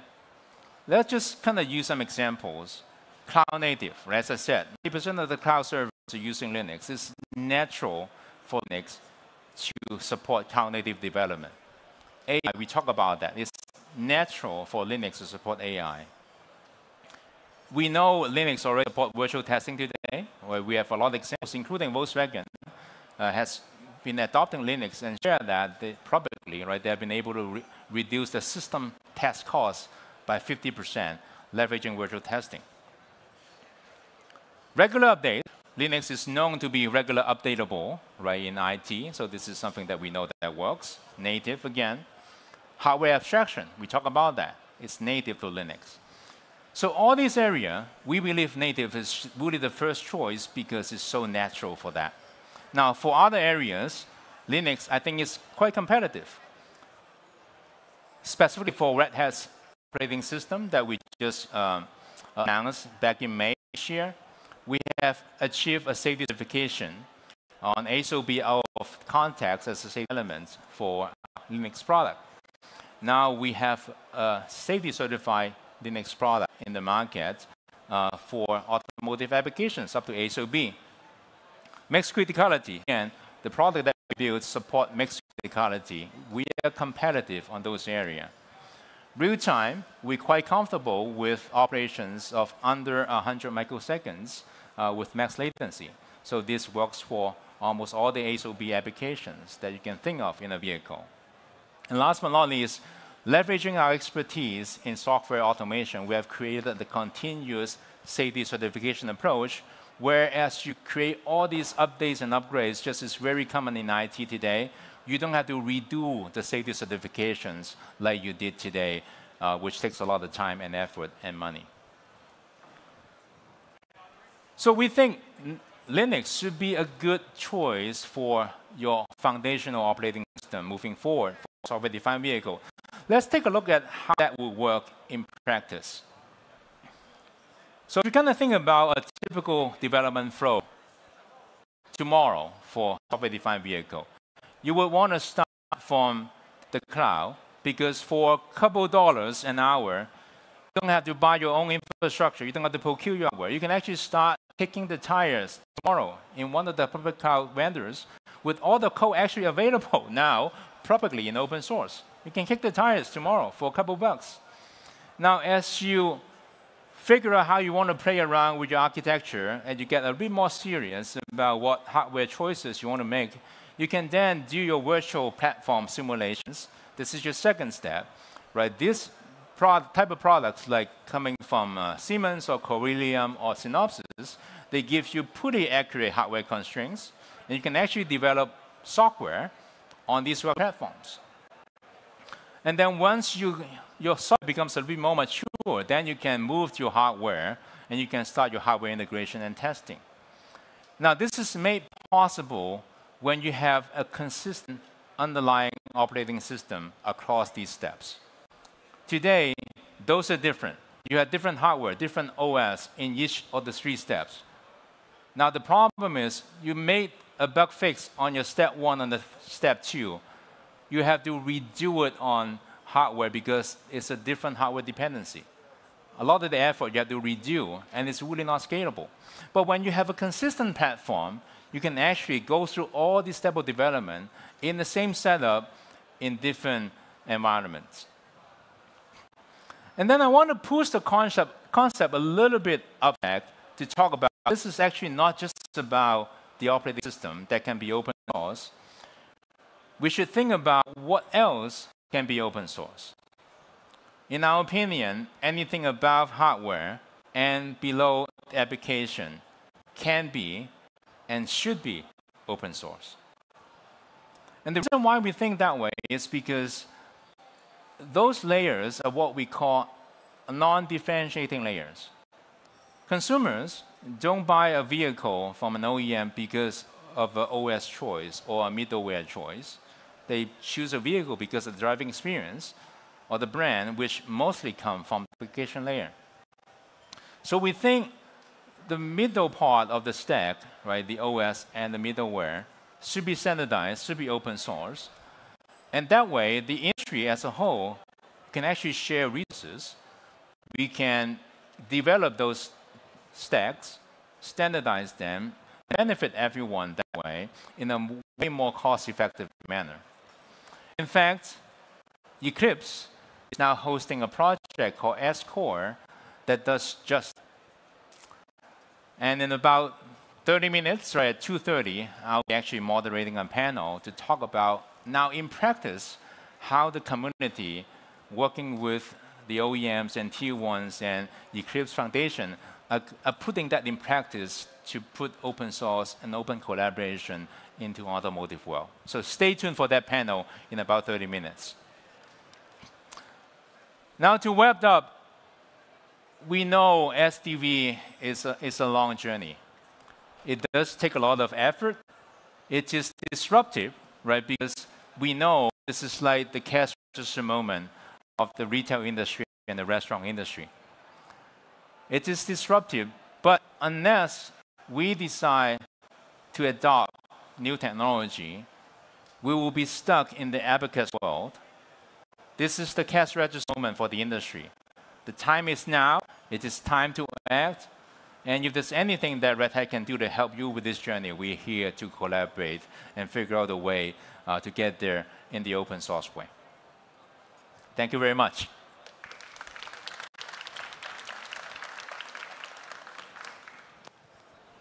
So, Francis, thank you very much for this inspiring presentation. And just you said, it's just the beginning. Or in 30 minutes time frame, we will have also, I think, an engaging panel. But if you want, I think we can take one question. If there's one question from the audience, I think there's time.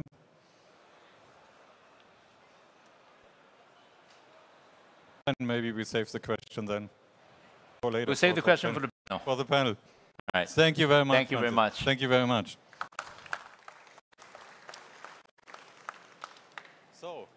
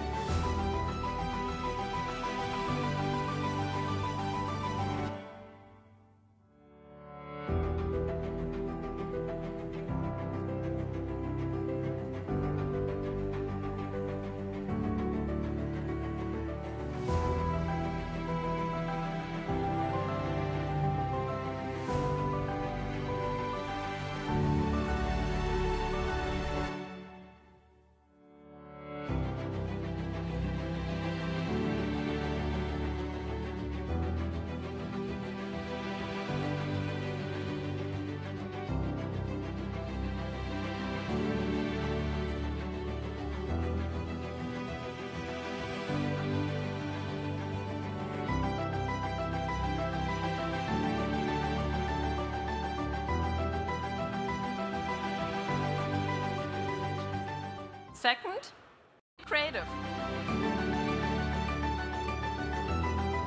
We're just trying out new things. And you can even jump on trends. But my personal advice would be, don't jump on every trend. You should always ask yourself if the trend really fits your brand, to your values.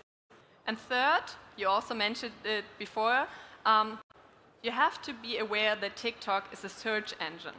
People don't Google things nowadays. They search it on TikTok.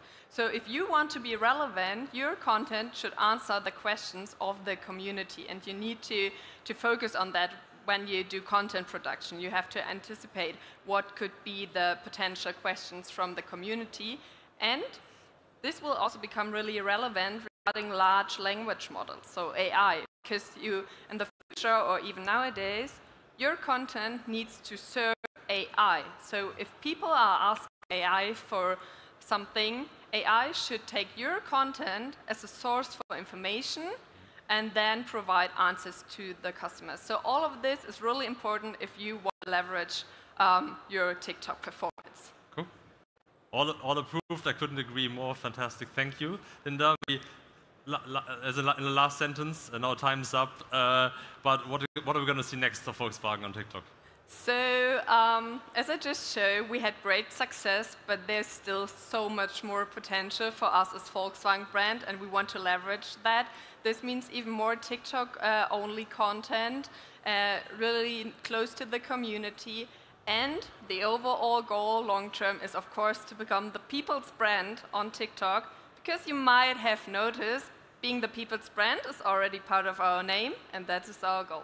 Cool. Thank you very much. Thank you. Thank you. Thank you very much, Linda and Thomas, for the amazing insights.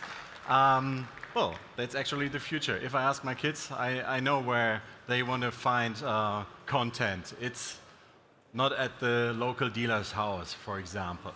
Okay, so now that we talked about digital science, let's switch to material science. We are immediately ready for our next session, which will be about collaborative innovation, how we solve tomorrow's challenges today. That's actually a good question. How do we solve challenges that don't even exist yet?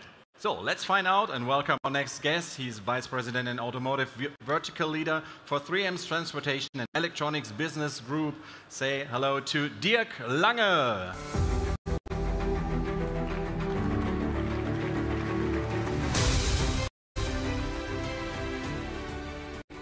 Good afternoon. Yeah, we at 3M strongly believe that for digital science, you need material science. And what this is all about, we will cover in the next minutes. But we're also starting with digital science, which is a video that we have prepared for you. So let's take a look at that first, and then we'll be back.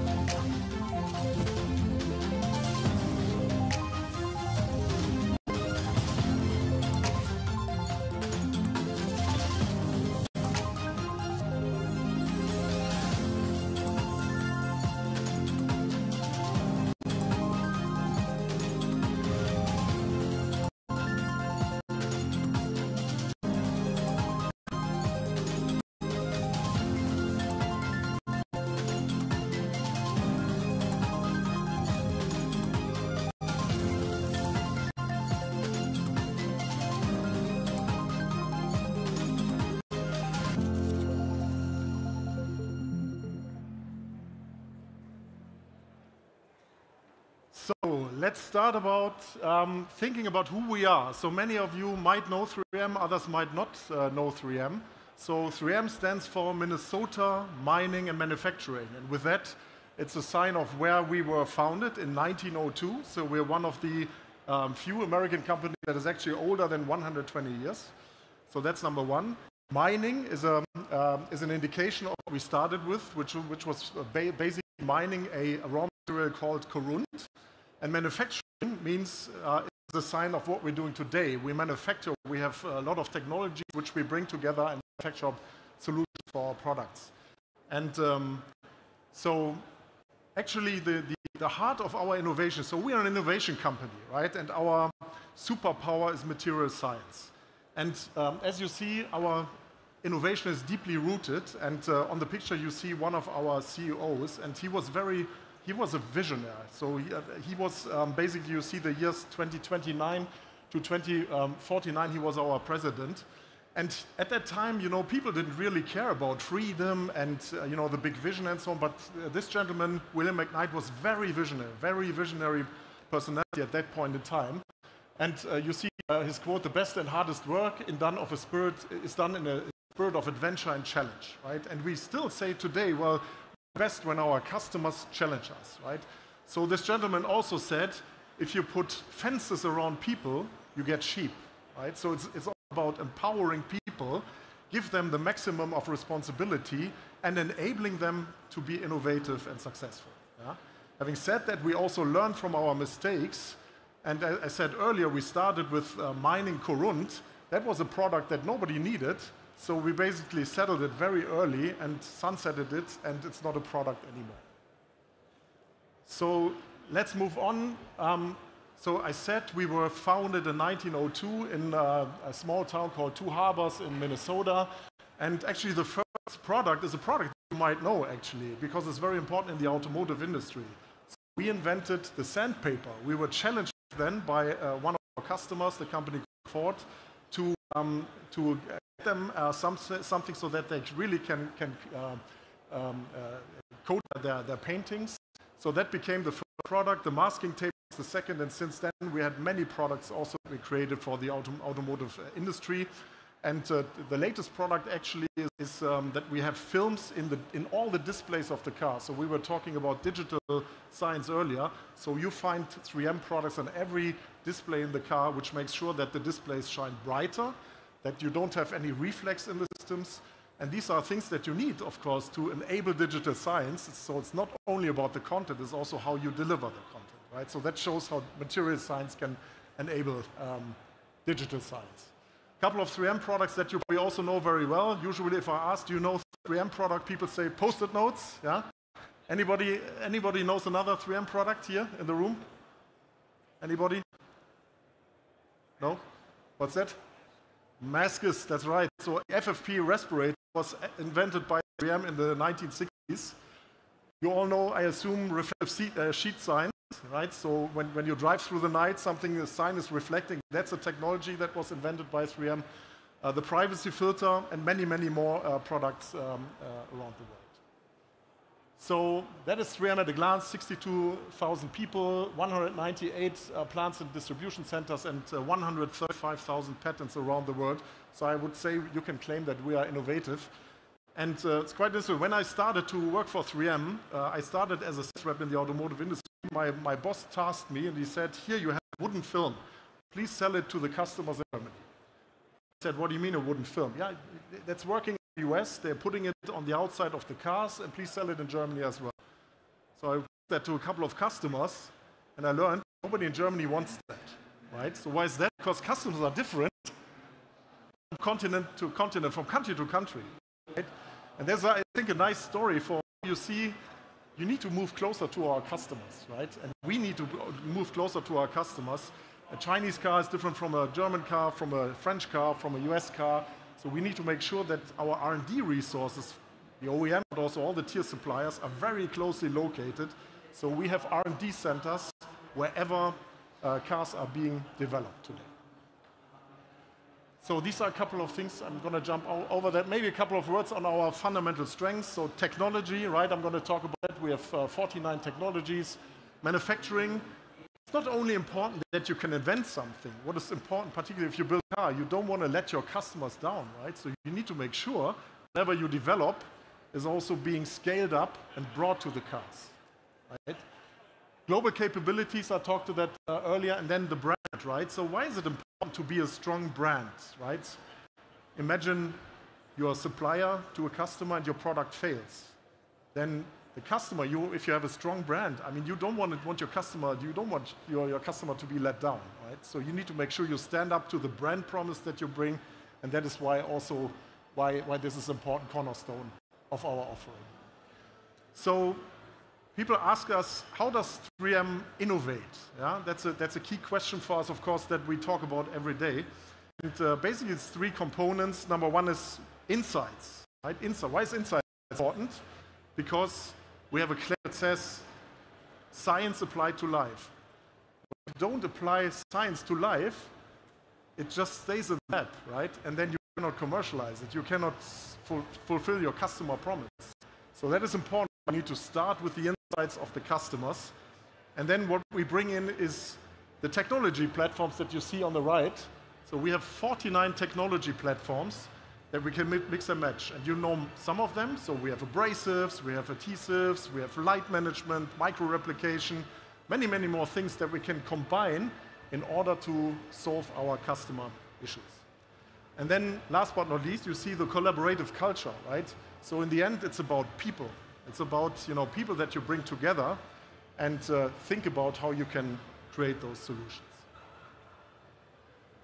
And so now let's talk a bit about automotive. Right? So we're moving closer to what this fair is actually all about. And I asked the question yesterday when we had the team opening, where was the first car being invented? It was invented in the south of Germany, not too far from this place, right? A little bit more to the west, but it was Carl Benz who invented the first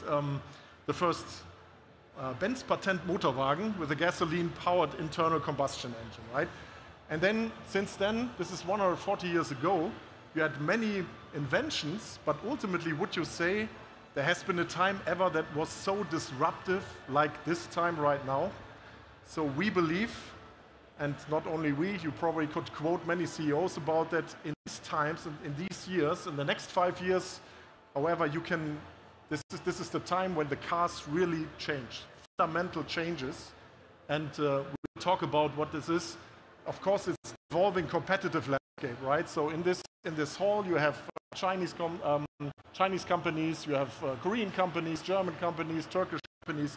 So they're all here, right? And the globalization right now is also driven partly by the Chinese OEMs and in China. So if you go to China, you see really where the innovation is happening there. Yeah?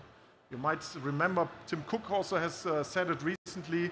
In the past, you were manufacturing China because it was cheap, it was costly, it was quick, right? But today you do that because this is where the innovation is happening. This is where the innovation is happening.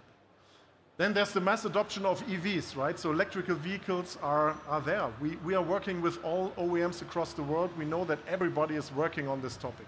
Yes, there's side topics. There might be other solutions for the powertrain. But for the time being, everybody is investing into the electrification of the powertrain. Software-defined vehicle, right? So cars become driving computers. They become driving mobile phones, driving displays. Yeah. So people are talking with their cars. Yeah. They don't only say car drive into A and B. They talk about, well, car, if you go home, please start the refrigerator or start the washing machine. Make sure the heating is on and make sure that everything is ready when I come home, right? So the world is fundamentally changing, and this ecosystem of digitization is all about it. Factory automation is something driven by the OEMs, of course, with the increasing cost pressure that we see coming from China, particularly because labor cost is cheaper over there. OEMs are forced to automate. Yeah? As tiers are being forced, and it's a big opportunity, of course, to make sure their products can be automized when they get onto the cars. Recyclability, work repair, sustainability, right? So even if the US, this is maybe not such a big topic anymore, around the globe, it still is, and particularly Europe, it will remain a key piece. It is driven by regulation, but it's also driven by the need to differentiate yourself. And then design to cost, right? Also driven by cost. And to market, speed. So the first word I learned in China was not hello or goodbye. It was kwai, right? Quick. So it's all about speed. You cannot wait until 5 years until you launch the next model. They want to get into a kind of yearly model change so that they really bring to market new products. So let's talk about 3M Automotive. What is our 2 cents in this game? So 3M Automotive is a tier supplier. Sometimes we're a tier 1 supplier. We deliver directly to the OEMs. Sometimes we're tier 2, tier 3, wherever the companies need us. But ultimately, we have decided that we want to stay close to the long-term trends, what's going on in the industry. So therefore, we work with the OEMs on the innovation factors. So we do that since, as I said, for more than 100 years. We have these innovation capabilities, and I will show you a couple of more examples about that. Virtual validation, so in the time when speed is so important, you cannot always build a sample. Yeah? Sometimes you need to model it, and you need to assume that things are right. Based on this digital modeling, we have material data sheets and so on to enable us to do so. Global reach, important to be where your customers are, and also comprehensive support. For us, it's very important whenever we launch a product, we don't just give it to a customer, but we say we have the application engineers to help you to scale this up. Because ultimately, the customer needs us when he scales up the cars. And so my boss always says, you know, there's two ways of how you can get the best out of 3M. Two ways, right? Number one is 3M is in every car around the world. There's not a single car that probably one of you can name where we don't find 3M product. If you can name one, please tell me. That's an opportunity for us. But you might say, why is that important for us as a customer? And the reason is, if you are an engineer and you have a problem, it can be very likely that we solve this problem already for somebody else, right? So then we call that application replication. So what's working for one of them could also work for another, and we can bring these solutions to our customers. Now, the second thing that you find on the right here is actually much more interesting and much more exciting, I believe, because it's about innovation. It's about innovation, right? So we can invent something because we have this innovation capability with the 49 technologies in order to solve dedicated problems of our customers. If you look at where we are today, basically, we're in all these fields. So you find us in the interiors, you find us in the exteriors, you find us in glass. We have glass solutions. HMI is a very important topic. E-powertrain, so we have products also that you find in batteries and that make batteries safer, more efficient, and also less costly. Today, we are actively managing 50,000 customer specifications around the world. We have an application engineering team that is taking care that we're always meeting the quality requirements of our customers. Now, this is the second thing. This is our technologies, right? And again, it's 49 technologies, and we at 3M, we like to think about that in a kind of periodic table, right? So there's things like abrasives, adhesives, films, micro-replication, light management, heat management, and I will show you examples of how we combine those technologies in a minute. So now I'll give you examples for how we were challenged by customers and how we found a solution. So this is science applied to life in action, basically. So we had a customer, you know, a big trend in the cars is that they have glass roofs, right? And at the same time, you know that if you put glass on the roof, it could become very hot very quickly in the car, right?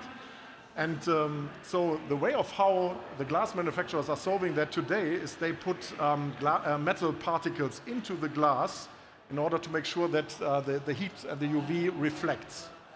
Now, why is that a problem? Why is that a problem? Because you have more and more interferences in the car with all the electronics, right? So people might sit in the car and want to have 5G in the car, yeah? Or you send something into the car or from the car, yeah?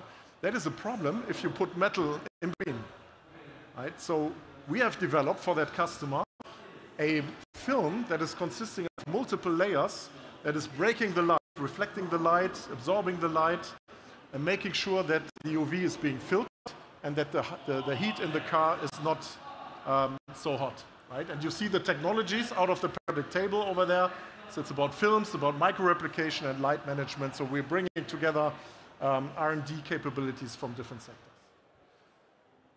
So I have another example here, and that is now in the dashboards, right, and in the windscreen. So the cars become moving computers, as you all know, right? But they also become, a place where people want to be entertained or where they want to see, what are safety or functional features. And those features are different if you are the driver. You cannot watch a movie, at least not today, right? Because you need to pay attention to the traffic. Now, your co-driver, however, might want to watch a movie. For him, it's not important whether it's allowed to drive 100 kilometers an hour. So how do you make sure that the co-driver sees something else than the driver?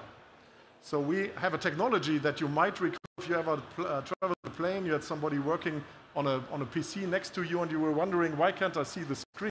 That's because the 3M privacy filter was on top of the laptop screen. And that is the same technology that we now embed into the displays and into also the windscreens. So with that, we manage what people can see, and that is bringing safety but also functionality to the car. That was also a challenge of a customer. Another area where we play in is noise management, right? So NVHT. Now, why is that important, and why does that matter right now? So with the electrification of cars, the frequency of what is being transmitted in terms of noise into the car is very different, right? So you don't have an engine anymore that makes a specific noise, but you hear the street noise more, right? So therefore, that matters. And also, a space in the car really matters, because you could put an additional battery cell into there or additional electronics, so space really matters.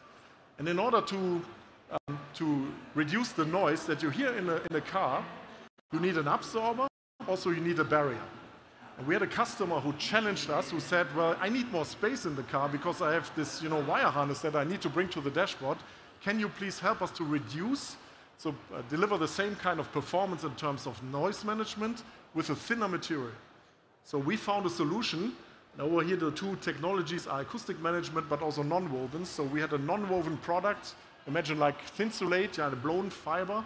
We were putting a certain filler into that, combining both functions, barrier and absorber, and that helped to reduce the material. So there was a cost saving, but also a space saving in the car. Last but not least, there's an example from the batteries.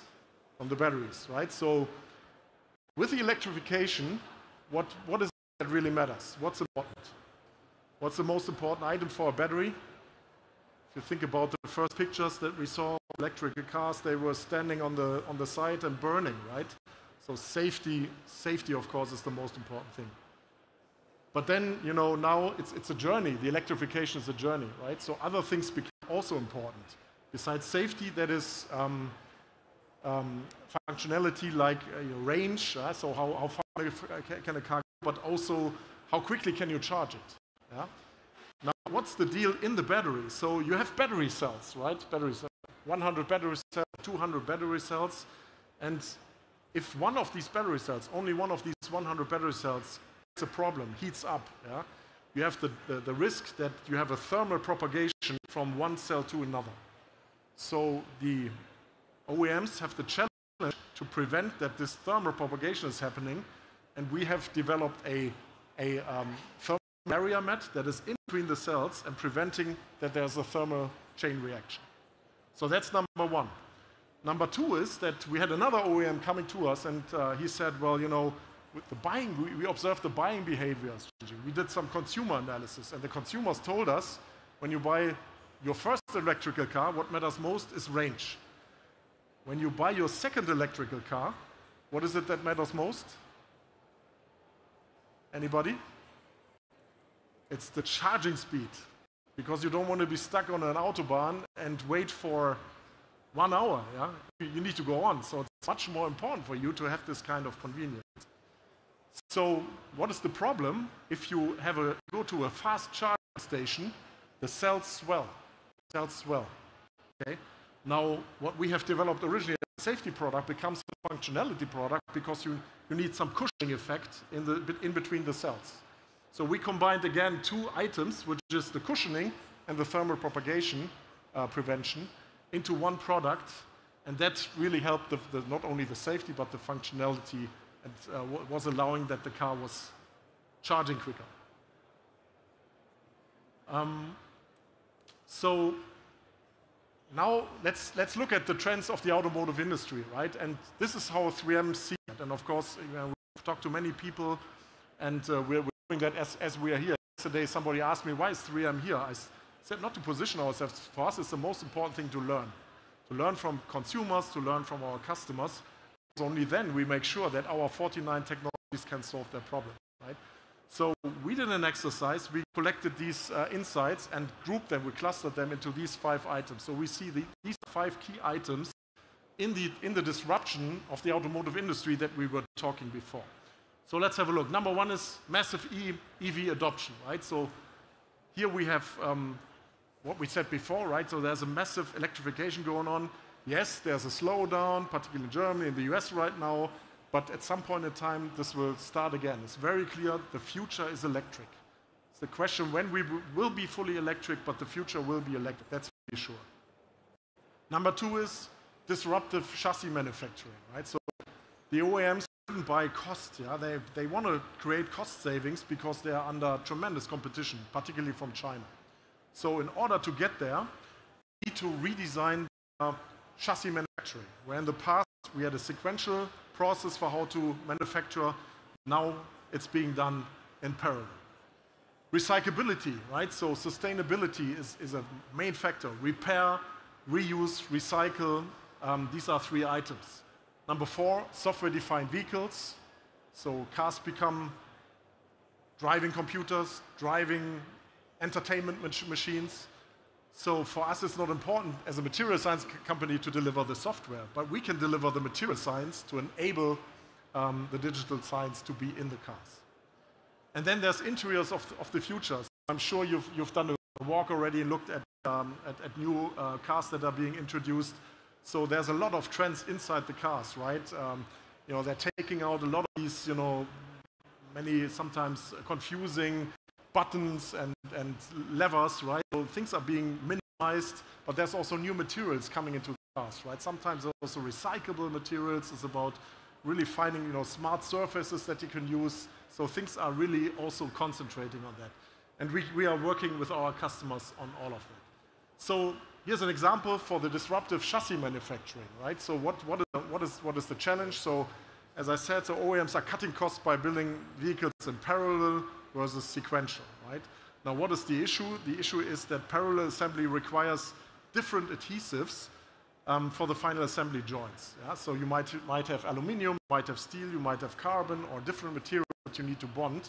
We have a 2K adhesive that also has a room temperature curing, so you don't need to create a lot of additional space. If you use an adhesive versus to where people weld today, you additionally save weight of the car. Yeah? And weight, as we all know, is range, and range is user convenience.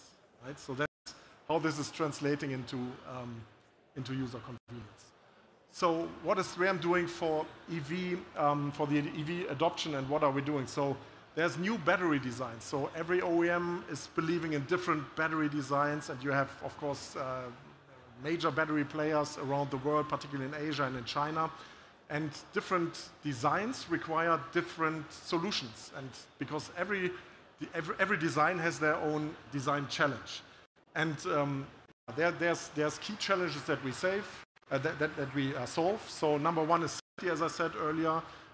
We're taking care also of this range, functionality, and we can take care of bonding. Yeah? So whatever you can bond also needs to be debondable.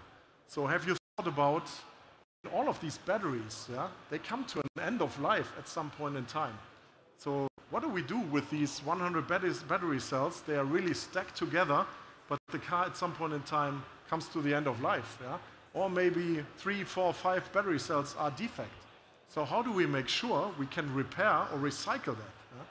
So for us as a market leader in bonding solutions, we also need to become a leader in debonding, right? And we have a couple of solutions in mind, and we're developing that already. We have that already in cell phone, for example, so that you can add an electrical voltage to the adhesive. Then the molecules are changing, and what used to stick, and you can easily disassembly without any additional efforts.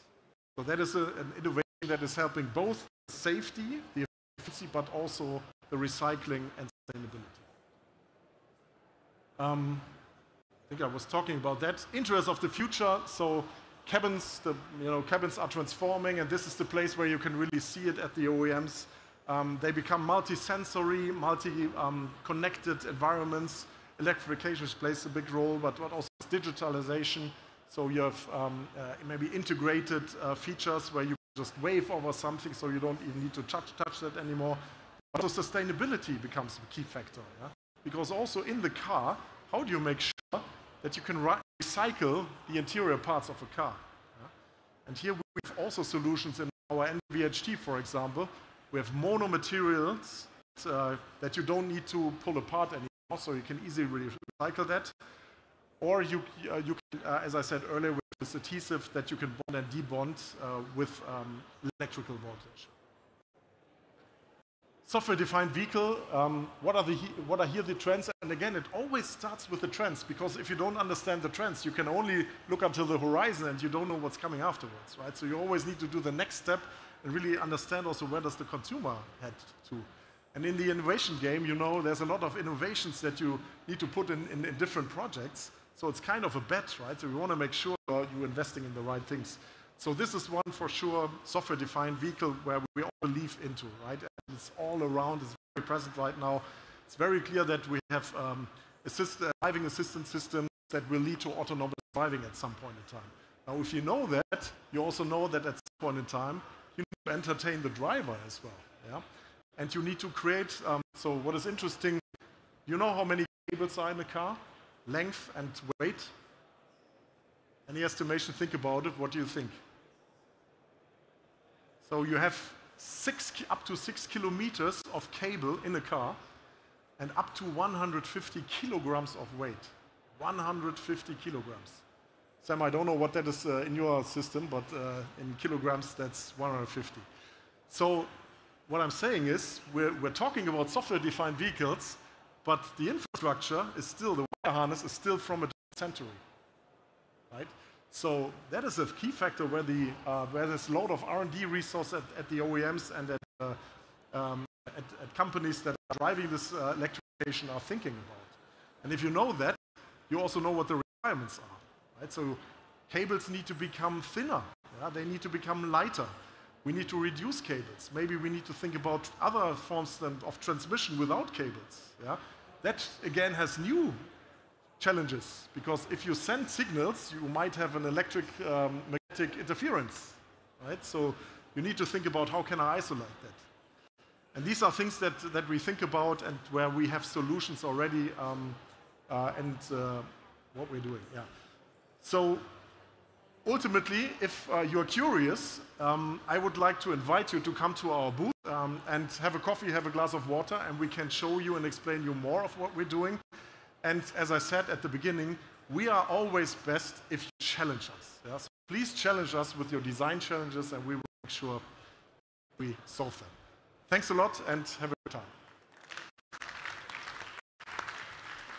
Thank you, Dirk, for the wonderful presentation, and thanks, by the way, for being a wonderful stage sponsor. So 3M is not just our neighbor, but also our stage sponsor. And thanks for the invitation. A cup of coffee sounds great. So for you as well. Maybe I will join you in a couple of minutes. But first of all, I'd like to announce our next session, which will start at 3 p.m.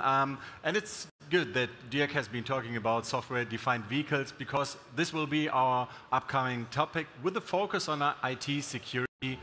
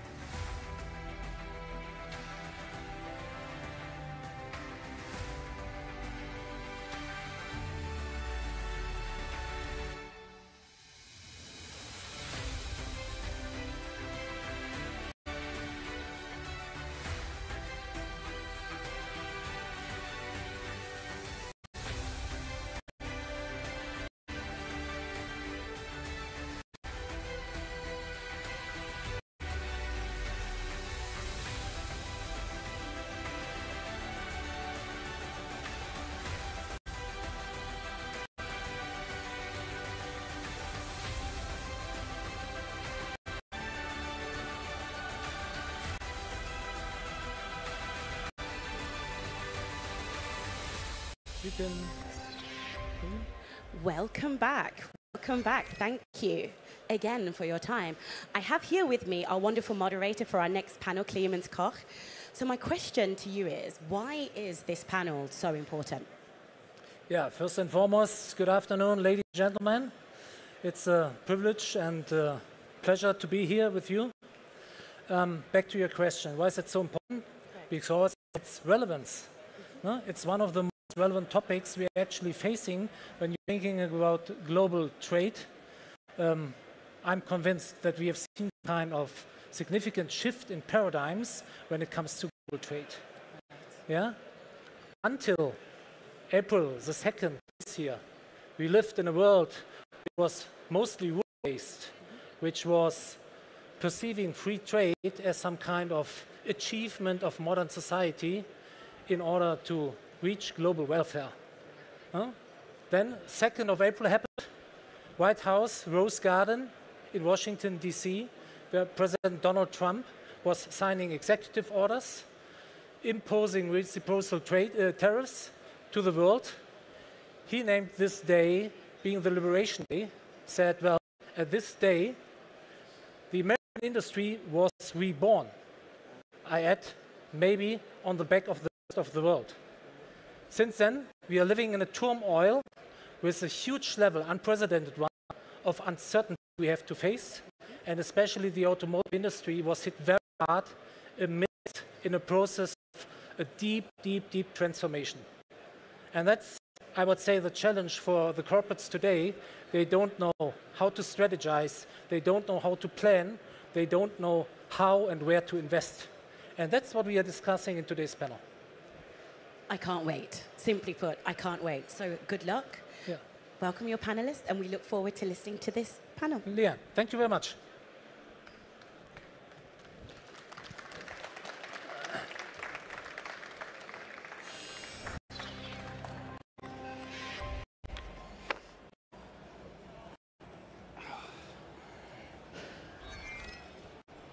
Beautiful. What a great looking crowd.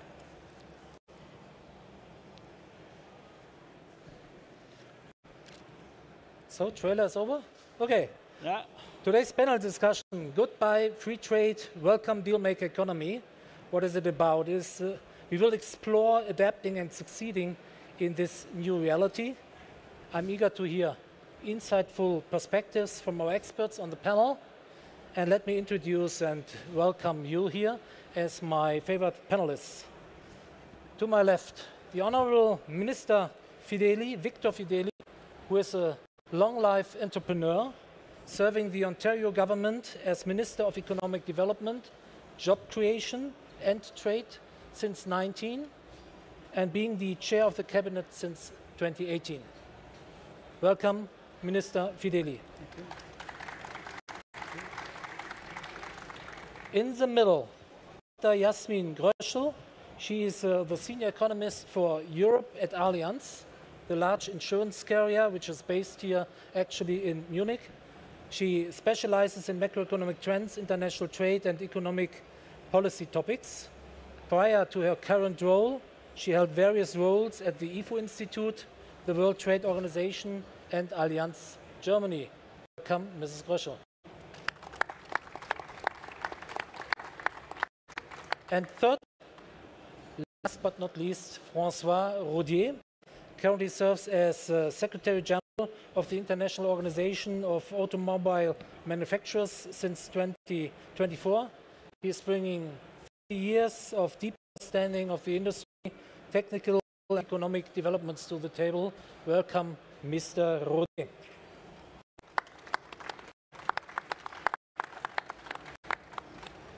So having said this, I would say we directly kick off and start our discussion with your perspective on the present circumstances related to geopolitical tensions and trade disputes, particularly in connection with the future of the automotive vector for sure, here on the IAA. Minister Fideli, maybe you would like to go first.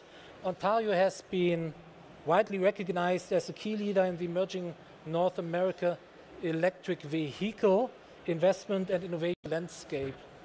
Could you share with the audience some of the highlights here, and what drew massive investments and foreign capital to Ontario? And maybe a second question on top of that, even more important, through the eyes of this panel, how is this success affected by the current tariff situation? Well, thank you very much, Clemens, and it's an honor to share this panel with Dr. Yasmin and with Francois. Thank you very much, everybody, for being here and taking a little bit of time.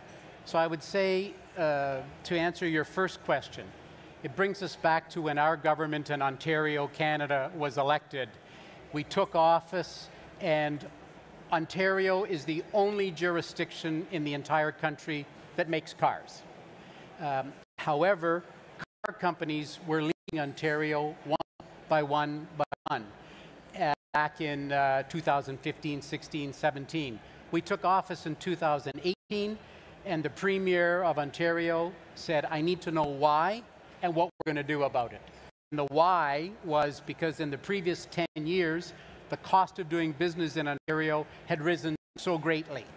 And how we're going to fix it is by lowering the taxes for all of these companies and all of the businesses in Ontario and cutting red tape. And so we began with something that you would know as workers' compensation. We began by lowering the fees for that because there was so much money built up in the treasury of that department, billions. So we lowered the fee by 50%, and that's $2.5 billion every year. Then we put in an accelerated capital cost allowance, another saving of $1 billion. Then we lowered electricity rates by 16% for businesses, and that was $1.3 billion. And I could go on with the list. Today it is $11 billion a year in lower taxes in Ontario. And that alone we presented to Ford and GM, Stellantis, Honda, and Toyota, who all make cars in Ontario, and all said, that's what we need to see. We're signing on for new vehicles, which at that time happened to be all electric vehicles. And so we said, let's do this together. What else do you need? We need batteries to be made here in Ontario. We need anode, we need cathode, we need separators, we need all of these things. So we began traveling the world for the last 4 years. We landed $46 billion in new EV and auto business for Ontario. And you're going to hear more before Christmas, additional billions. So everything is exactly the way we expected it to go before President Trump was elected, which we'll talk about in a moment. But that 46 billion, so you'll see Volkswagen right today, this very afternoon, with about 150 scrapers and haulers leveling a 1,500-acre site, of which they'll use about 300 acres to make an electric vehicle lithium-ion battery in Ontario. So all of this success, two things happened. When we lowered taxes by $11 billion, number one, companies in Ontario hired 1 million new jobs created since we got elected in 2018. The other interesting thing is, when we took office, our revenue was about $150 billion. This morning, it's $222 billion. All that, 1 million new jobs, and increased revenue by almost 50% came by lowering these taxes. So all was well in the land of Ontario until the Trump tariffs. And now a lot is in jeopardy. There's a huge chill on business.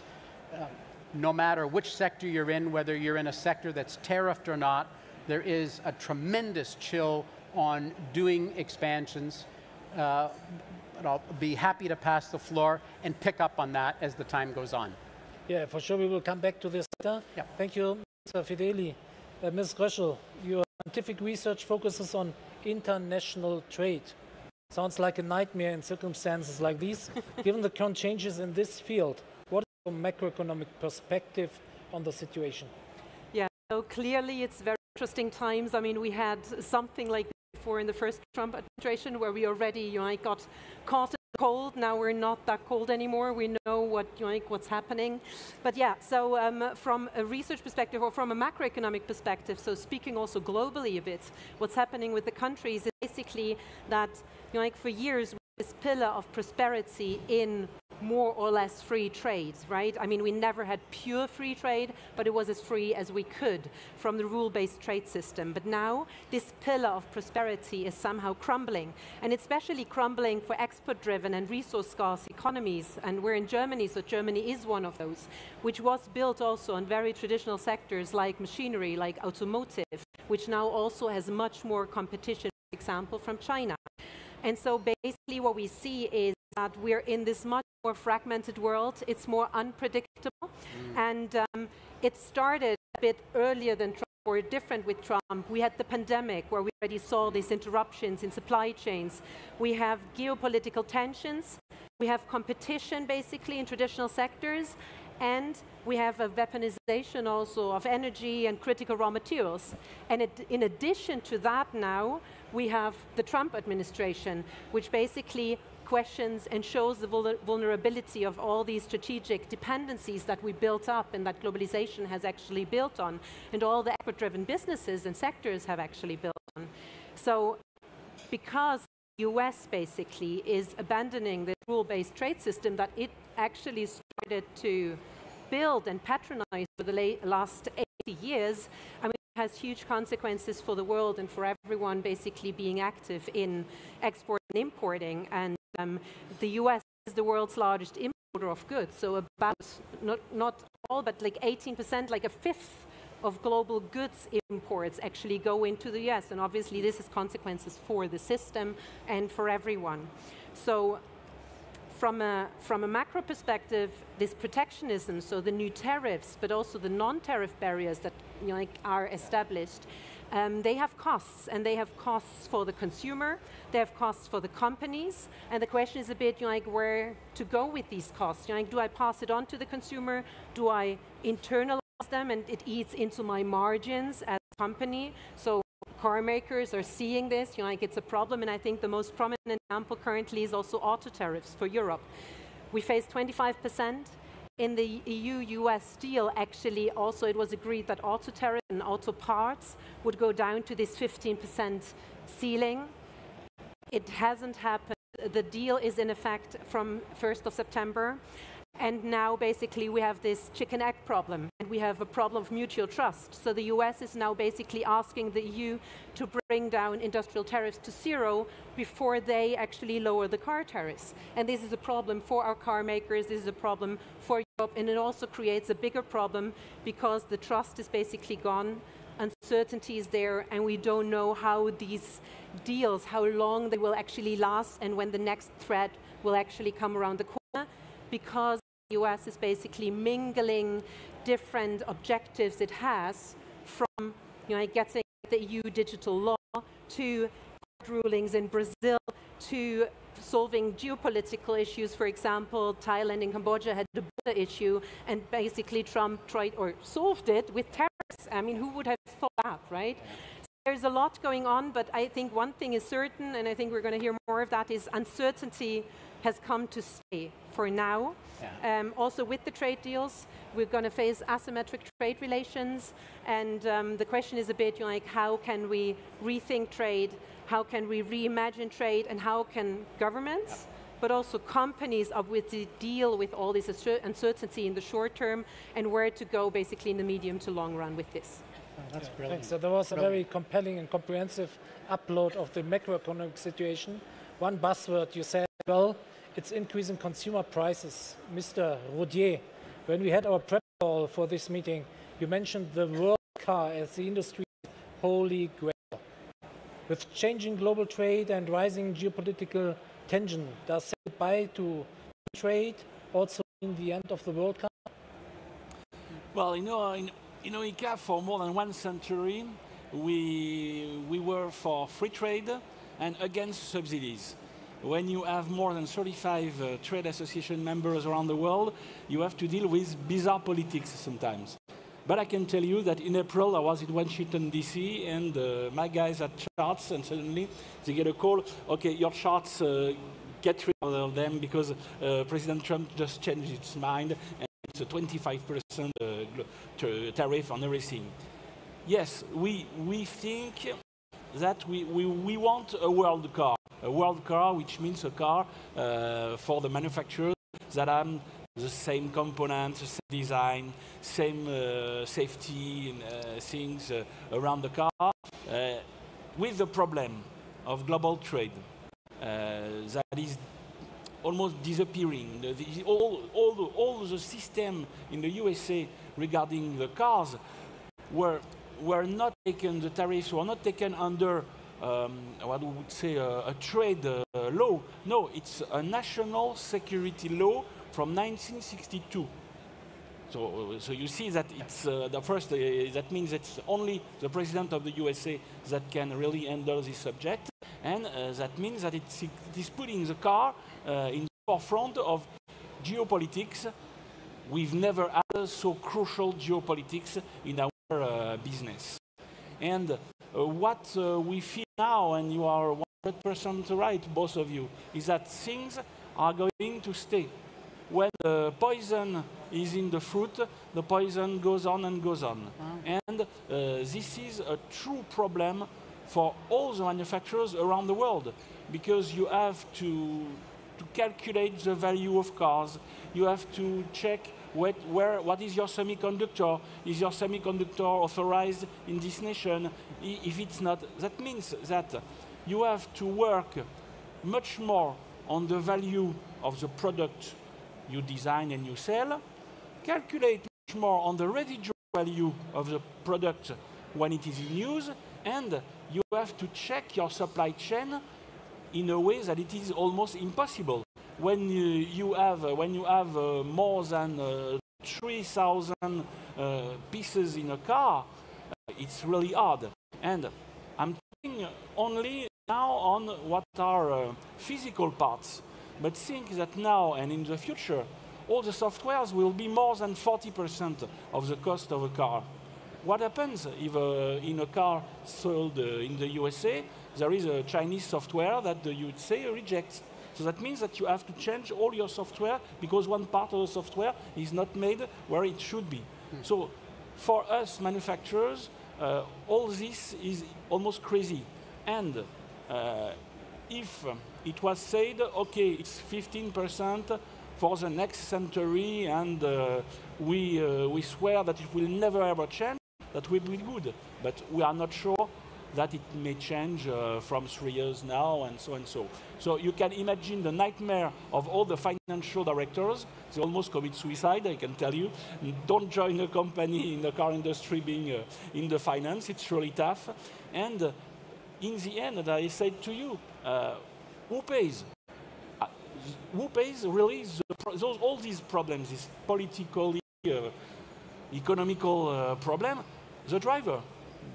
The one I call the unknown driver, and all the tariffs, all the mess we have in this politics, including geopolitics against some components of software, this will become the burden of the unknown driver. Interesting.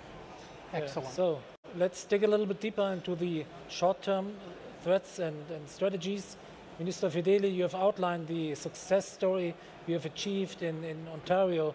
How has the Ontario and Canadian government responded to these challenges imposing these US tariffs to ensure stability for manufacturers, suppliers, for the workers in the region, since all is at risk right now? Well, there'd be really three things that we're doing. Number one is some retaliation, one of the few countries to do that. The province of Ontario is very unique. If you want to buy alcohol in Ontario, you end up buying from a provincial store. We're arguably the largest purchaser of alcohol in the world. So we have cut off the US from selling alcohol to the province of Ontario. That's $1 billion a year that they no longer can sell to Ontario. Secondly, we are spending $30 billion a year on goods and services. No American firm can bid on our goods and services, period. Third, we are spending $220 billion in infrastructure, roads, bridges, subways, 30 billion on subways. Think of those subway cars. No US firm can bid on our infrastructure. So that's punitive. That's number one. Number two, our premier has said everything that we can make, we should be making in Ontario. It's the economic engine of Canada. We make everything. We make planes, trains, and automobiles we already make in Ontario. So let's make more. For instance, one of the steel companies ships almost their entire amount of tin that they make to the US. They make tin cans for soup and pasta sauce and tuna, and ship all those cans back to Ontario where we make soup and pasta and tuna. No more.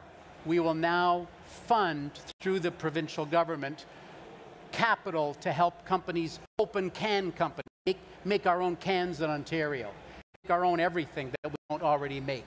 So it's about pivoting, I think would be the biggest message. Everything we can possibly make in Ontario, we want to make, and we've put $30 billion in our tariff fund, various sources, 50 million here, $1 billion there, all of these different funds that we have to help manufacturers, to help families, to help the steel industry. Another steel company makes plate steel. We're going to help them with hundreds of millions of dollars to help them make a different size, a different width, a different thickness, and a different hardness of plate steel to use in shipbuilding around the world, to use in armor for tanks built around the world. So we're answering the call that way. We're telling companies in the auto sector that are banging out fenders. Well, we're opening 30,000 long-term beds in Ontario. We don't make bedpans in Ontario. Somebody that's banging out a fender should be able to pivot and bang out bedpans, as unexpected as that may be. But it may help their company survive. So that's the second, is the pivot. And the third thing, inter-provincial trade. This will be foreign to the EU, where you trade freely amongst the 27 countries, or the 50 states that trade freely. In Canada, you can't ship something from one province to another province for the most part. It's easier to ship something to Texas than to Quebec or to British Columbia. All that, thanks to President Trump, all that is being changed with inter-provincial trade deals that our province has signed with 10 other provinces. Labor mobility, mutual recognition, direct-to-consumer alcohol, all of these things. So a real force to be reckoned with, 1, 2, 3 punch. Okay, thank you. You're mentioning the punitive package, stabilizing the local economy, maybe bringing that to a more political level, the question, how is the Canadian government negotiating with the Trump administration? It was said, well, elbows up, yeah, we are on eye level. What's the rationale behind how Canada is trading with the US? So, as a province, we do $500 billion in two-way trade with the US. So we're the third largest trading partner the United States has. China, Mexico, province of Ontario. So it's important to us, but it's the federal government who does the negotiating. So they take information from us and they work with it because we are that breadbasket. We are that economic engine. So obviously, things like asking the federal government, remove that digital service tax. We don't want you to put a tax in. We don't like any new tax. You put this digital service tax, really bothered President Trump, so we took that out. Retaliatory tariffs. Some of them were on what's called USMCA or NAFTA 2.0 compliant goods. So they've taken the tariff off those goods. So they've set the table now for the next level of negotiation, which, like all of your countries as well, really needs to happen sooner than later. For the most part, I'll just end very quickly. For the most part, Canada is about 85 to 90% tariff-free. It's steel, aluminum, copper, lumber, and auto, some parts of auto that are tariffed. Having heard Mrs. Gröschel From your perspective, what are the immediate challenges posed by the current tariffs debate? Maybe looking through the lens of a European citizen. Yeah, I think it's this new world of power where we have to adapt to. I like hearing that you support your companies and your province that much with anything that can be done. I think in Europe it looks a bit different, right? I mean, a lot of questions we're asking, like, why is Europe not retaliating, right? So we have a different problem because there is the mingling of these interests, and I think only the mentioning of security already made Europe to back down and say, oh, in the short term we have a problem, we can't retaliate.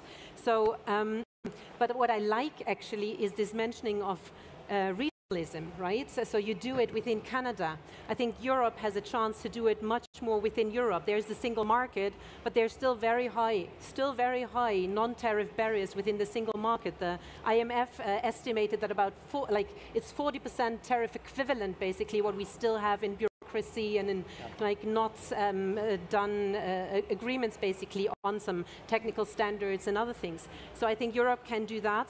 I think we don't have the fiscal means, or most of the countries unfortunately don't have the fiscal means to support through industrial policy a lot basically the companies. I mean, Germany is doing partially that. We have energy subsidies, right? Switzerland, not part of the EU, but Switzerland, just because they're hit by the 39% tariffs, which actually is massive for them. So they basically, on the government level, just agreed that they will support FLOC as much as they can, basically for impacted industries by tariffs. So I think it's a bit of a different thing because of the fiscal constraints that Europe faces, but I think on this regionalization, going more into the regional level, taking more from what's possible there, I think that is something we can do. I mean, companies also have to rethink their supply chains. Yeah. There's this trend already for a long time on the nearshoring, friendshoring, whatever you want to, decoupling, whatever you want to call it, right? So I think there is much more happening in that respect, or should be happening in that respect, because of all the uncertainty that is going to stay. We don't know whether car tariffs, if they go down to 15%, will not, like in the next step, because Trump is unhappy with something else, go up to 50. I mean, who knows, right? It could happen. And so I think we have to be realistic in Europe. We have to support what we can. I think on the industrial policy level, it will be not as much as Ontario can do, but I think we can look a bit more internally. And the other thing that is already happening is that we have to look beyond these already existing strategic alliances, and this is already happening, right? So who else is out there? With whom else can we actually cooperate? Because until now, it's actually only the US dropping out of the trade system, right? Everybody else is still more or less on the same page and willing to cooperate more. But I think in the short term, I mean, from companies' perspective, we had an Allianz trade survey, basically, where we asked after the liberation tariffs, so what do you do as a company, right? And a lot of them said, we're revisiting supply chains, partially they're negotiating their supply chains, right? Seeing what is possible there. And obviously, I mean, a lot of them planned to pass on the cost to the consumer. I think some of them backed down on that, on other threats, but I think this is really what's happening and what has to also happen to actually cope with what's going to come in the future there. Very nice. So making this a little bit more specific, when it comes to the automotive industry, disruptions in supply chains could significantly affect the automotive industry, potentially halting trade entirely. Mr. Rodier, how are your members preparing to address these issues? Well, I always say that a manufacturer never reacts or complains against the national policy. He acts. He's acting, and what do they do? Well, they localize a plant outside the main nation. Fortunately, a lot of manufacturers had plants in the USA. If you take another subject of global trade, is the problem of my Chinese member having fully bared to sell in the USA, 100% for Chinese car, and too heavy for them in Europe. So they are trying to negotiate. So what is the thing to do? The thing to do is like all the Japanese industry did in the 70s, localize, implant a plant in the nation. It has been done in the USA for BMW, for example, but it is always a cost. It's always a cost because think that a BMW X1 You have an X1 in China, an X1 in Europe, an X1 in the USA. Not the same supply chain, which means that you have to deal with maybe problems. Remember the Toyota pedal in the car, they changed one supplier, it was a disaster. So you have risk on safety. You have risk on the quality, financial quality of the company. So that means, and I do believe it, it's not officially OICA, but it's logical.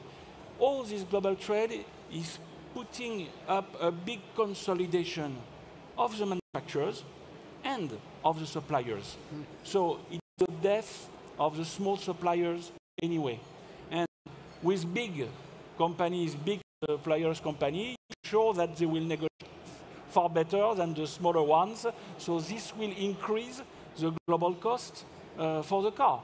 And in the end, yes, it's the drivers that pays. Even if the manufacturers are lowering their margins, in a way you have to survive. So all this is really pushing up the cost of cars.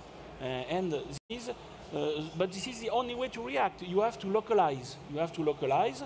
And if possible, being able to re-export the car you have done in another country. If not, well, you buy your share in the country. Look at the Chinese industry. The Chinese industry is implanting plants in Europe, BYD in Hungary, Leapmotor in Spain. So it's costing much more than selling abroad the cars. But in a way or another one, it will help to develop. So this is the reaction.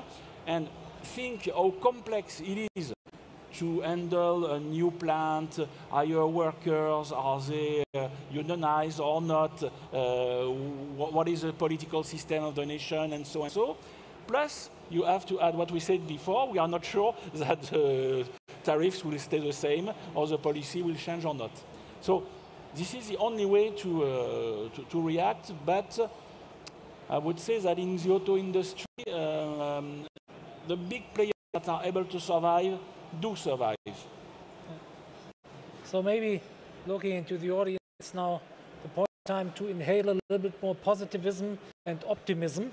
Yeah, Winston Churchill said, "Never waste a good crisis." Yeah, disruptive movements also always open new opportunities and innovation, which were previously overlooked. Minister Fedeli, Ontario's automotive sector benefits from an outstanding innovation ecosystem, exemplified by initiatives like Ontario Vehicle Innovation Network, OVIN. Yep. We spoke before. How are these collaborations driving innovation across product developments and supply chain solutions? So we have been, my instructions from the Premier are no more north-south. They're an unreliable partner. Begin traveling east-west. We began that long before Trump, but it's now circling the globe, looking for investment, two-way investment around the world. Last year, as an example of the success, so last year alone, Ontario landed 409 international companies who invested $40 billion, hired 24,711 people. That's the success that we're having internationally.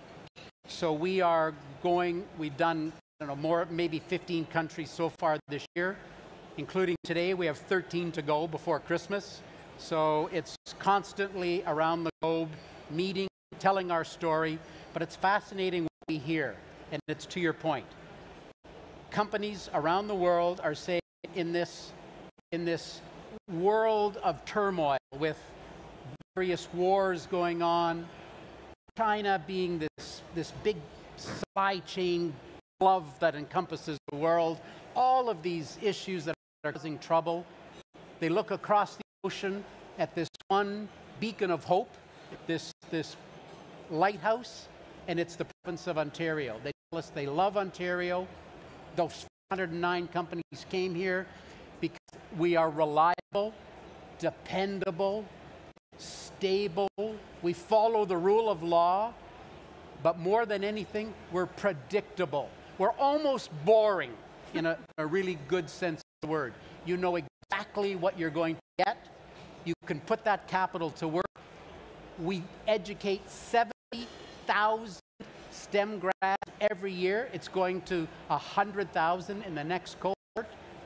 You know exactly what you can depend on and rely on in the province of Ontario.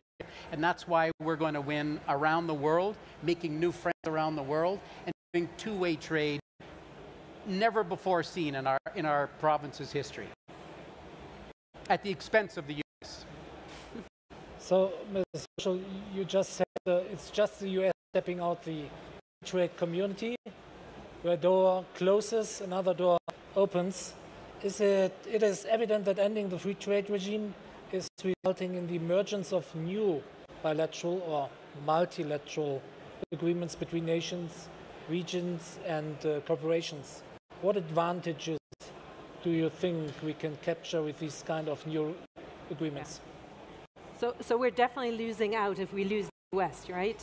But we can gain with like new strategic alliances. I mean, talking from a European perspective, but also for other areas in the world, I think there's untapped potentials kind of like in Mercosur, like ASEAN, like in India, like in Canada, right? I mean, there is the rest of the world that has this potential and then can boost, actually, in this case, European exports. So we could, like, just by having agreements with these areas, basically, we could compensate for about a fourth of what we're losing with the US.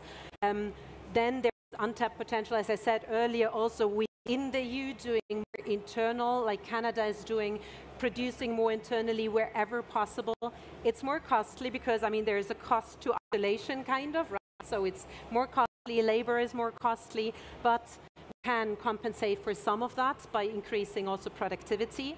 And I think there is one thing where a lot of people are not looking at. So they're always looking at these free trade agreements that could happen in the future with India, with Mercosur. But there's also all these mini deals that actually account to much more than the free trade agreements we have actually done in the past.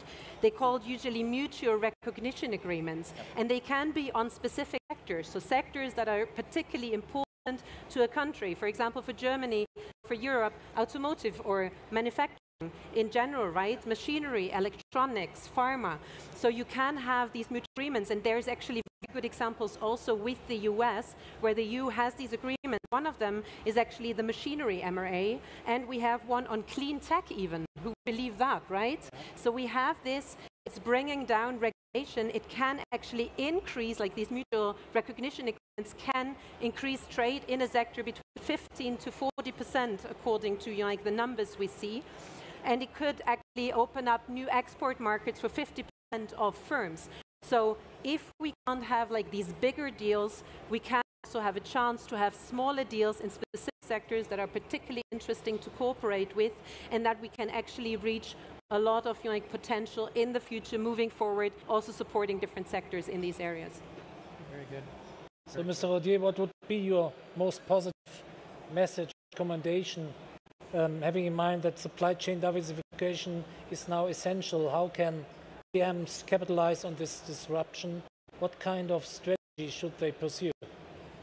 Well, if I have the answer, I would be ruined by millions. But I see that what is positive, and I see it every day at OICA, is that we have nations talking to other nations that are not really discussing from, I would say, from North America to Europe, from East Asia to Europe, and so on. So maybe from Canada to Europe on EVs. There are a lot of ideas, and I think it's creating another net to not to avoid this global trade, but to go another way. And I can tell that for the three main American manufacturers, they are also working this way.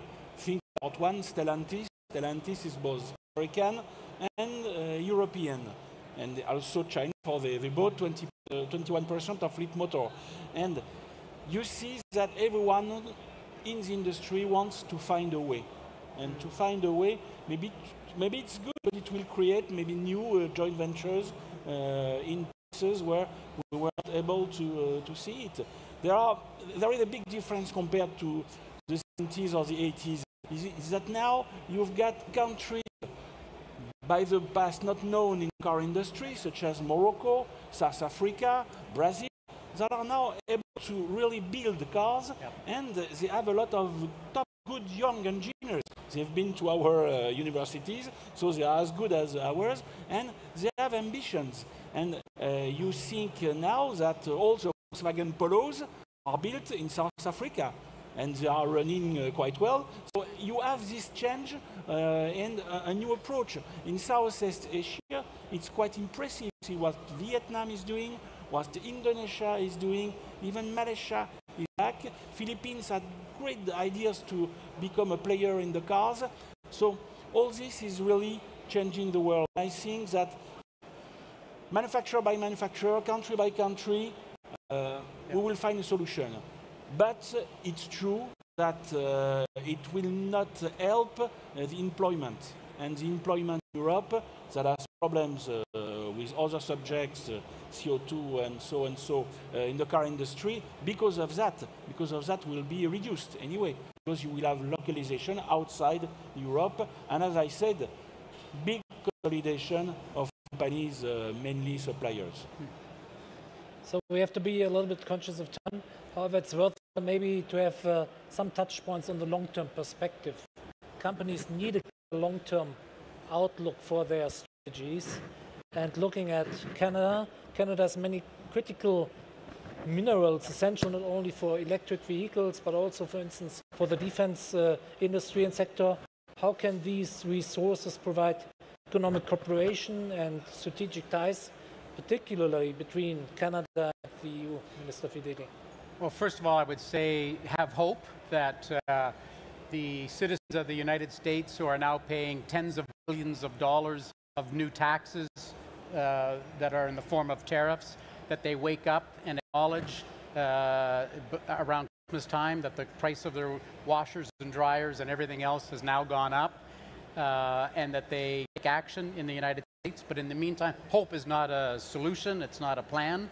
Our plan, of course, is to continue to dig out the minerals that we have, lithium, nickel, rare earth minerals, cobalt, all of the items that are needed in this growing world. Bring those out of the ground, process them. We've put hundreds of billions of dollars into a processing fund in the province of Ontario to help global companies come into Ontario and process. We want the value added in the province first, but then share the finished goods to be able to build the kinds of things you need to build around the world. AI, we're the cradle of AI. Dr. Jeffrey Hinton, of course, received the Nobel Peace Prize, or Nobel Prize, I should say, for basically the development of AI. We have 85,000 AI workers in Ontario today. So come and see what it's all about, learn and share. We're always willing to share finished minerals, processed minerals, AI, clean tech. We need to work together. So before we are opening up for questions from the audience, one final question goes to Mrs. Göschel. Are tariff disputes a temporary hiccup or a lasting shift? Or do you think this situation will persist, or is there a way to return to free trade under World Trade Organization's rules? So I don't think that the tariff hiccups will persist in that sense, because it's very much dependent on the US administration. I think Canada has no interest to put tariffs on anybody else than the US to retaliate, for example. Europe also. So I think it's a temporary thing. The question is, do we go back to the rules trade system of the WTO? I don't think it will be exactly what we known for the last 80 years. But I think most of the world still has an interest to have these reliabilities, to know what we're talking about, to have the same basis. So I think a new system somehow has to emerge from this, which is based still on the rules, which is credible, which also governments, companies can rely on. So, but it will look different, I'm pretty sure, and I think we will see much more regionalization, not only within regions, but also regions cooperating with other regions.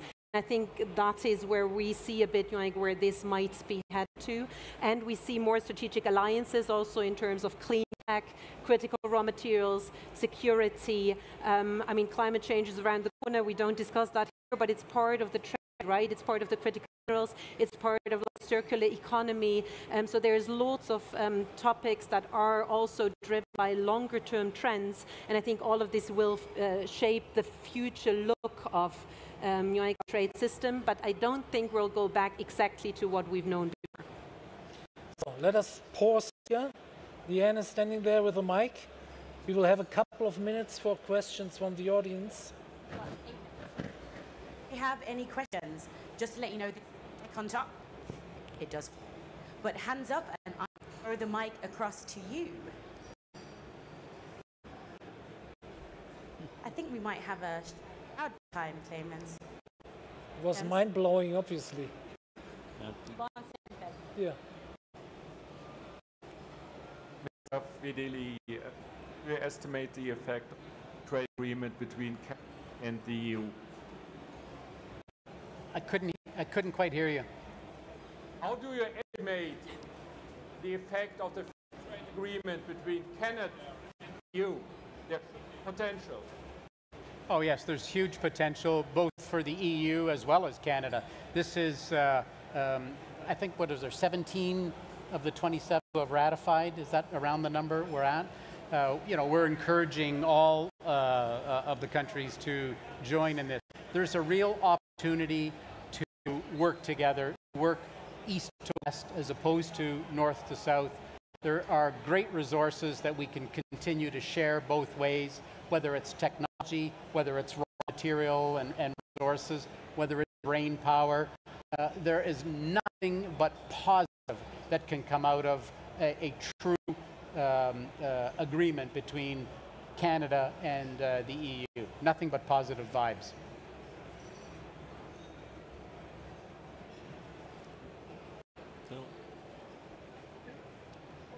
Oops. Oh.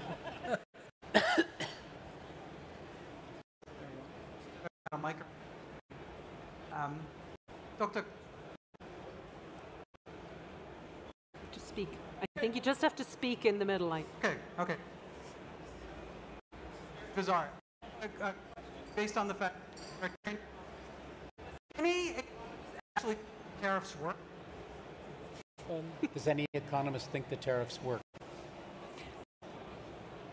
So if the question was if any economists think the tariffs work, there might be economists. I don't know. I'm not aware of any.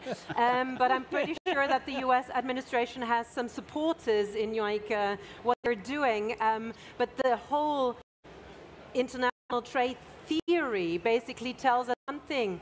Costs do go up, innovation is basically scrutinized, and growth will be slumping, and prices will go up. So this is basically what economic theory tells us. The interesting thing at the moment is that we were expecting much more to see inflation to increase in the US. We're currently seeing it less than we thought, but I believe we have, we can't really prove it at the moment, but I believe it's because firms are not yet passing on most of the cost increases to the consumer, but rather incorporate the higher prices in their margins because of the uncertainty, because they don't know what's going on. So you don't want to increase your price as an aluminium and steel maker by 50%, and then there might be an agreement and you come down, and usually it doesn't happen that prices come down by 25%. So I think we're in a wait-and-see modus, and that is why we don't see what economic theory actually tells us what should happen. And the other thing for the US, I think, which is very interesting, and it's a bit also against economic theory, is growth is not coming down, right? So everybody was expecting that the US might at least see 1 or 2 quarters of recession. But the reason is mainly it's deep down. So the manufacturing part in the US is in deep recession for a while, like in Germany, like in China, and it's all covered up by the huge increases in the services industry. So basically, we have different forces happening. Like in the jobs report, there's different things happening, but if you look and dig deeper into the data, which economists are usually doing, you basically see that the trends are already there and that we should see something coming moving forward. But as far as I know, and the trade economists I know, nobody believes that tariffs are a good thing. No. I can agree with the three of Detroit. Just before the tariffs were on, ordered a lot of supplies. So they are still living on the inventories, but there will be an end in the months to come. Yeah, there was a lot of front loading happening because companies already knew there's something coming, so they were stockpiling basically as much as they could, right? But at this point, the stockpiling is over. Then we should actually see the prices. By Christmas. Hopefully. Dr. Kröschel, I've got another question for you. You mentioned we have some barriers of trade with the EU, and now I hope to hear that you have already seen some signs that these barriers get reduced, get eliminated. Have you seen some signs? Yes, so I mean, we have the new administration basically in Brussels, and I think Ursula von der Leyen and her administration are aware of a lot of topics. Now, I mean, the EU is a complicated animal, right? Because you have 27 nations that also have a say in what's happening. There is all these omnibus initiatives basically on the like red tape and bureaucracy, for example, on several other areas where they're trying to accelerate some of the topics. I mean, there is also the topic of free flow of capital, free flow of people. There's the taxing issues within the EU that you can't work, for example, in Portugal for a company that actually employs you in Germany. So there's a lot of layers that are actually holding us still back, even though we already have achieved a lot. And there is tendencies in Brussels trying to tackle at least some of these layers. And the thing in the end is that we have to hope that all 27 nations in the end agree and actually push that. One more sign of hope, and then I shut up on this, is that also just 2 weeks ago, France, even though they're in turmoil again on the political side, in Germany actually had this agreement on several initiatives to work together, and it was the first time for several years now that France and Germany actually pushed a lot of initiatives forward. And so I think this is also a sign that there's a lot of cooperation happening, that there's a lot of initiatives happening within Europe that are aware, and we're not going to be able to reduce everything to zero, but I think we're tackling several of the topics, and bureaucracy is one of them. I really hope, hope is not done, and believe that they will get at this because it, you know, it's holding us back, and they're aware of that. And we have to do something in Europe. Sounds good, thank you. So we have time for one more. Nobody? Then maybe one final question for you, Minister Fedeli. The USMCA, US-Mexican-Canadian Free Trade Agreement, is up for renewal next year, I understand. Yep. What's your perspective on?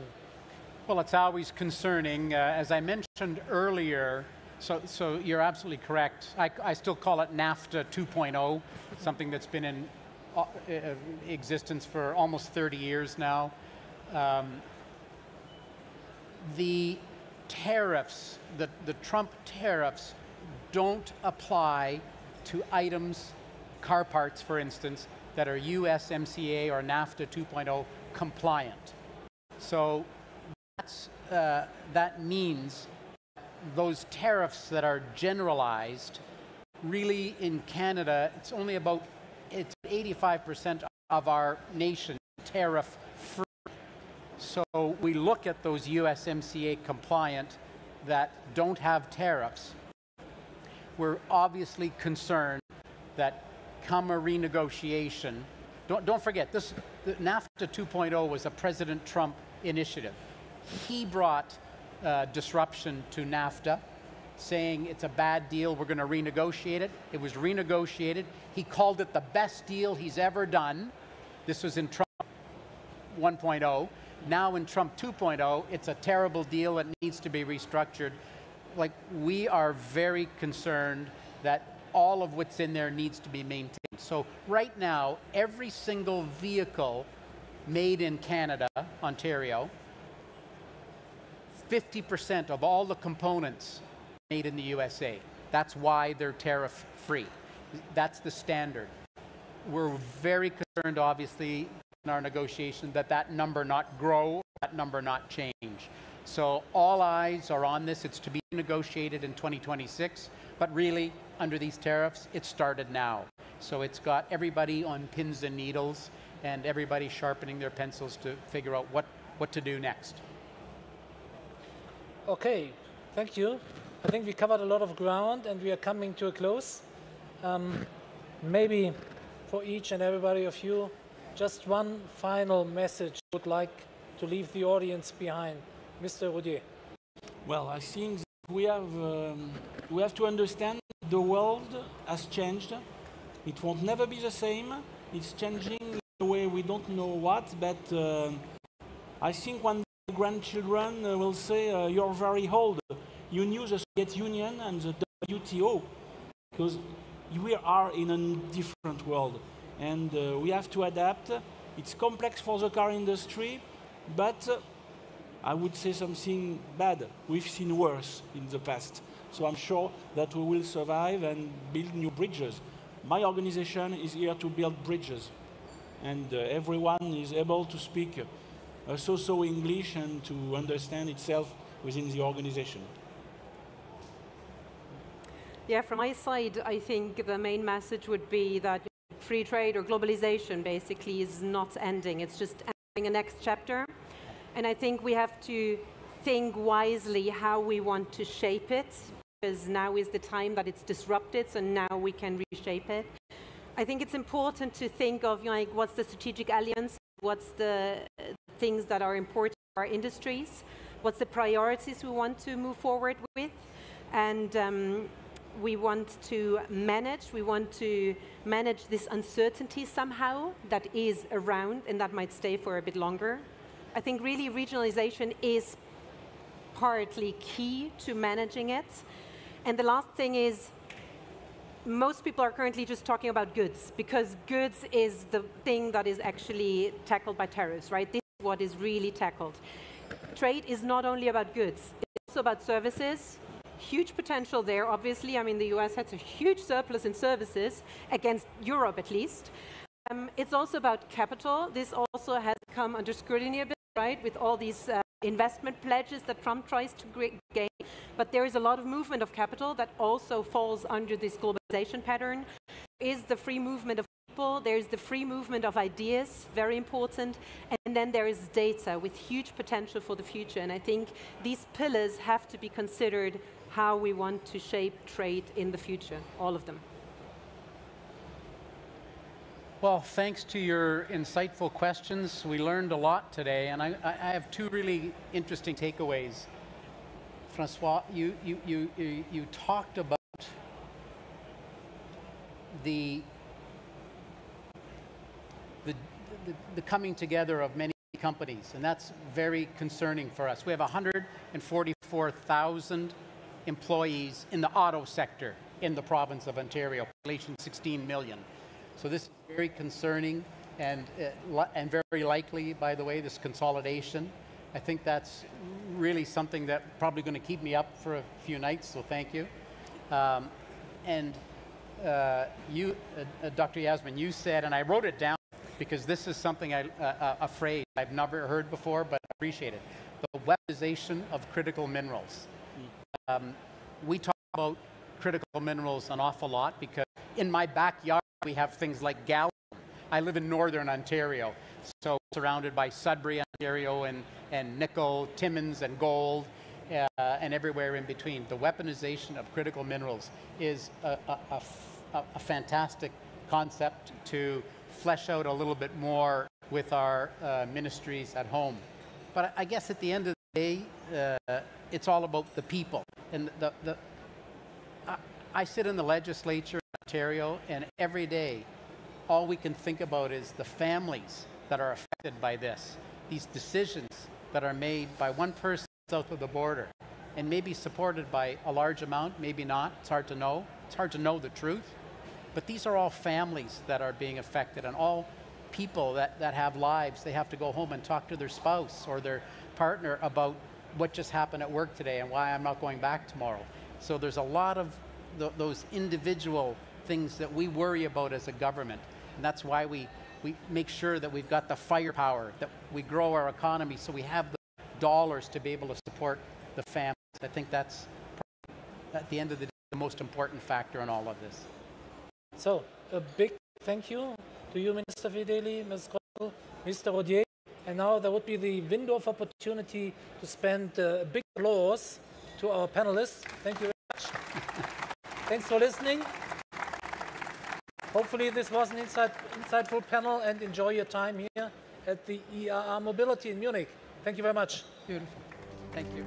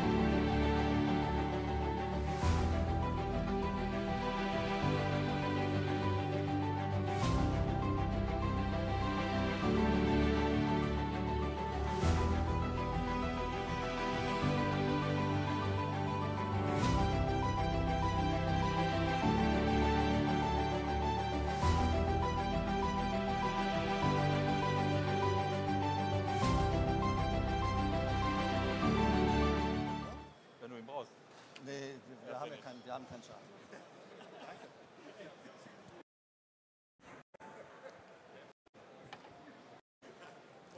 So, kurze Umbaupause, bevor wir in unsere nächste Panel-Diskussion kommen. Und ich freue mich insbesondere zu dem Thema Large Language Models eine interessante Diskussionsrunde zu leiten. Das ganze Thema Large Language Model, industriespezifische Modelle, ist ja sehr stark in der Presse kolportiert und diskutiert worden. Brauchen wir industriespezifische Large Language Modelle? Wie können wir damit eine deutsche oder auch europäische Souveränität absichern? In diesem gesamten Kontext wollen wir eine spannende Diskussion führen. Ich switche auf Deutsch. Die Diskussion wird auch in Deutsch passieren.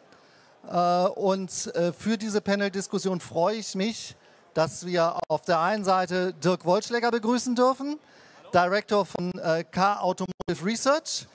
Dirk, herzlich willkommen. Franz Logan von E-Mobility Baden-Württemberg. Vielen lieben Dank, dass du da bist. Ich freue mich, dass wir auch hier die Perspektive so ein bisschen auf der politischen baden-württembergischen Ecke mit integrieren können. Und last but not least, Lisa, meine liebe Kollegin aus unserem Data- und AI-Lab, die letztendlich auch unsere Erfahrung der IBM bezüglich dem Aufbau und der Integration eines Large Language Models, eines industriespezifischen Large Language Models für die Defense-Industrie teilen wird. Also, Expertenpanel, finde ich ganz toll.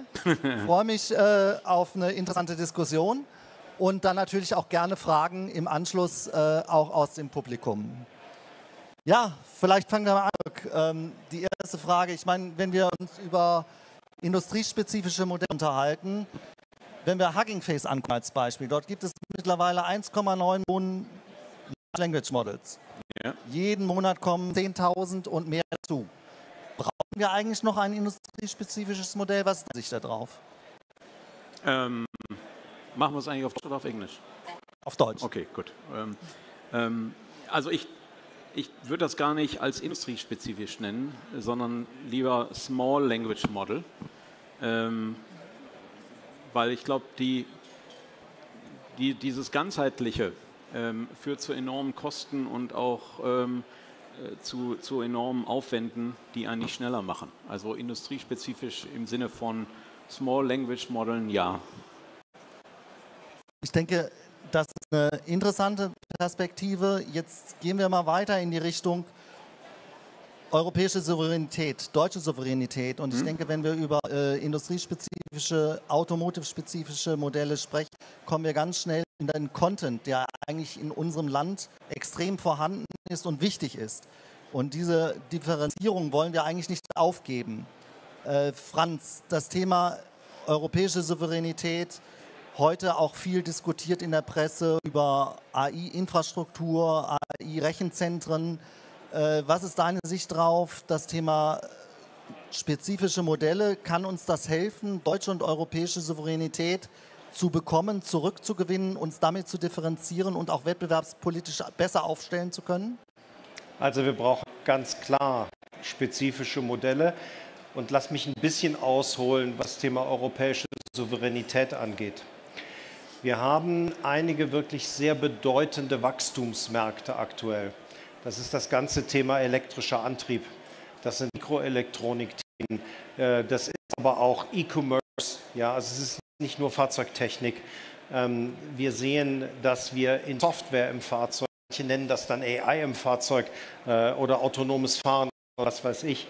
All diese Themen sind für uns sehr wichtig und es sind die wirklichen Wachstumsträger jetzt auch in der Fahrzeugindustrie. Wir sind ja auf einer Fahrzeugmesse hier. Klassische Technologien werden wir noch relativ lange haben, aber sie werden langsam ausgeschlichen. Und wenn wir uns jetzt überlegen, dass wir in den Wachstumsfeldern an vielen Stellen eine ganz hohe Abhängigkeit haben. Wir kaufen Chips, kaufen wir bevorzugt aus Asien, teilweise nur aus ganz wenigen Ländern. Wir sind sehr abhängig in der Batterietechnik. Ja, dort sind die stärksten Lieferanten für Europa sind im Moment Korea und China, manchmal mit europäischen Fabriken. In der Mikroelektronik auch ähnlich. So, und jetzt die Frage, was passiert mit Software im Allgemeinen? Da reden wir über das autonome Fahren und manche Hersteller sind auch richtig toll, können jetzt Level 2 Plus und manche in der Forschung auch 4. Aber sie machen das mit einer Technik aus Israel, aus Amerika. Wenn man sich anguckt, wo kommen die Motherboards her, wer hat die Software zu den Motherboards gemacht. Da sind wir nicht mehr souverän in Europa. Und die nächste Frage ist, jetzt kommt hier so ein nächster Hub, ja, und da geht es darum, dass wir AI-mäßig in bestimmten Bibliotheken auswerten. Ich versuche das mal auch in diese Sprache, in diese einfachere Sprache reinzubringen. Und wenn wir das jetzt auch schon wieder abgeben, wir geben den Server ab, ja, wir geben die Software ab und wir geben die Bibliothek ab, dann sind wir super Nutzer und können mit unserem Reichtum alles kaufen, vielleicht, aber vielleicht verblasst der Reichtum auch, weil wir nicht mehr souverän sind. Das ist ein extremes Risiko für Europa, das dürfen wir nicht gehen. Und deswegen brauchen wir in den von mir genannten Technologien übernationale Aktivitäten, wo wir zusammenarbeiten zwischen Firmen, Nationalstaaten, um die Größe und Stärke zu gewinnen, dass wir da souverän bleiben. Und darum geht es auch in den Bibliotheken, in den Models. Das ist für uns extrem wichtig, wenn Europa die Nase vorn behalten will in diesen Technologien. Ja, ich denke, das ist eine ganz interessante Perspektive, die du da aufgemacht hast. Ich denke, das Thema Souveränität über eine Infrastruktur alleine zu definieren, reicht bei weitem nicht aus. Nein. Sondern es geht letztendlich in die anderen Plattformen, in die anderen Ebenen hinein, die es letztendlich dazu braucht, weil das ist letztendlich das Differenzierende in der Souveränität, neben natürlich auch einer Infrastruktur.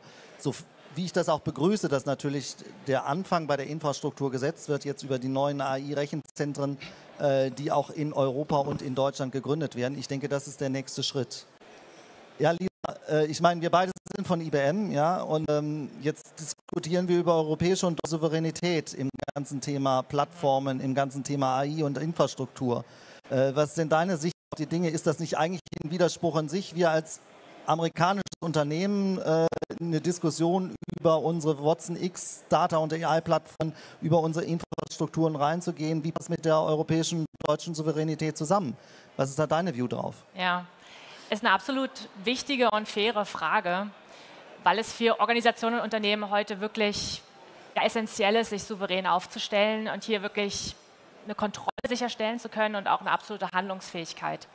Und das ist das, was aber für IBM in der Umsetzung unserer Daten- und KI-Plattformen immer schon auch essentiell wichtig war. Und wir leben das auch so, dass wir da auf Offenheit und Flexibilität sind, auf Datenhoheit und volle Kontrolle und auch auf Sicherheit, Governance und Compliance, um eben mit all diesen Aspekten sich hier wirklich zukunftssicher und resilient aufstellen zu können. Und um hier mal ein paar konkretere Beispiele zu geben. Also unsere Plattform vermeidet wirklich in jeder Hinsicht ein Login. Das heißt, sie ist komplett offen, komplett integrierbar. Ich kann auch ohne weiteres Third-Party-Applikationen hier einfach weiter integrieren, auf Open Source setzen, aber in einer Art, dass ich hier sicherer unterwegs bin und weniger Aufwand habe, ne, dass es wirklich Enterprise-Ready Managed Open Source ist.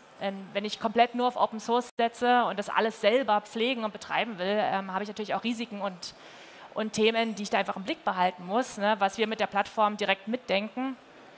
Und wir haben auch eine komplett offene Modellstrategie und wir werden ja gleich auch noch mehr über Modelle sprechen, gehe ich von aus.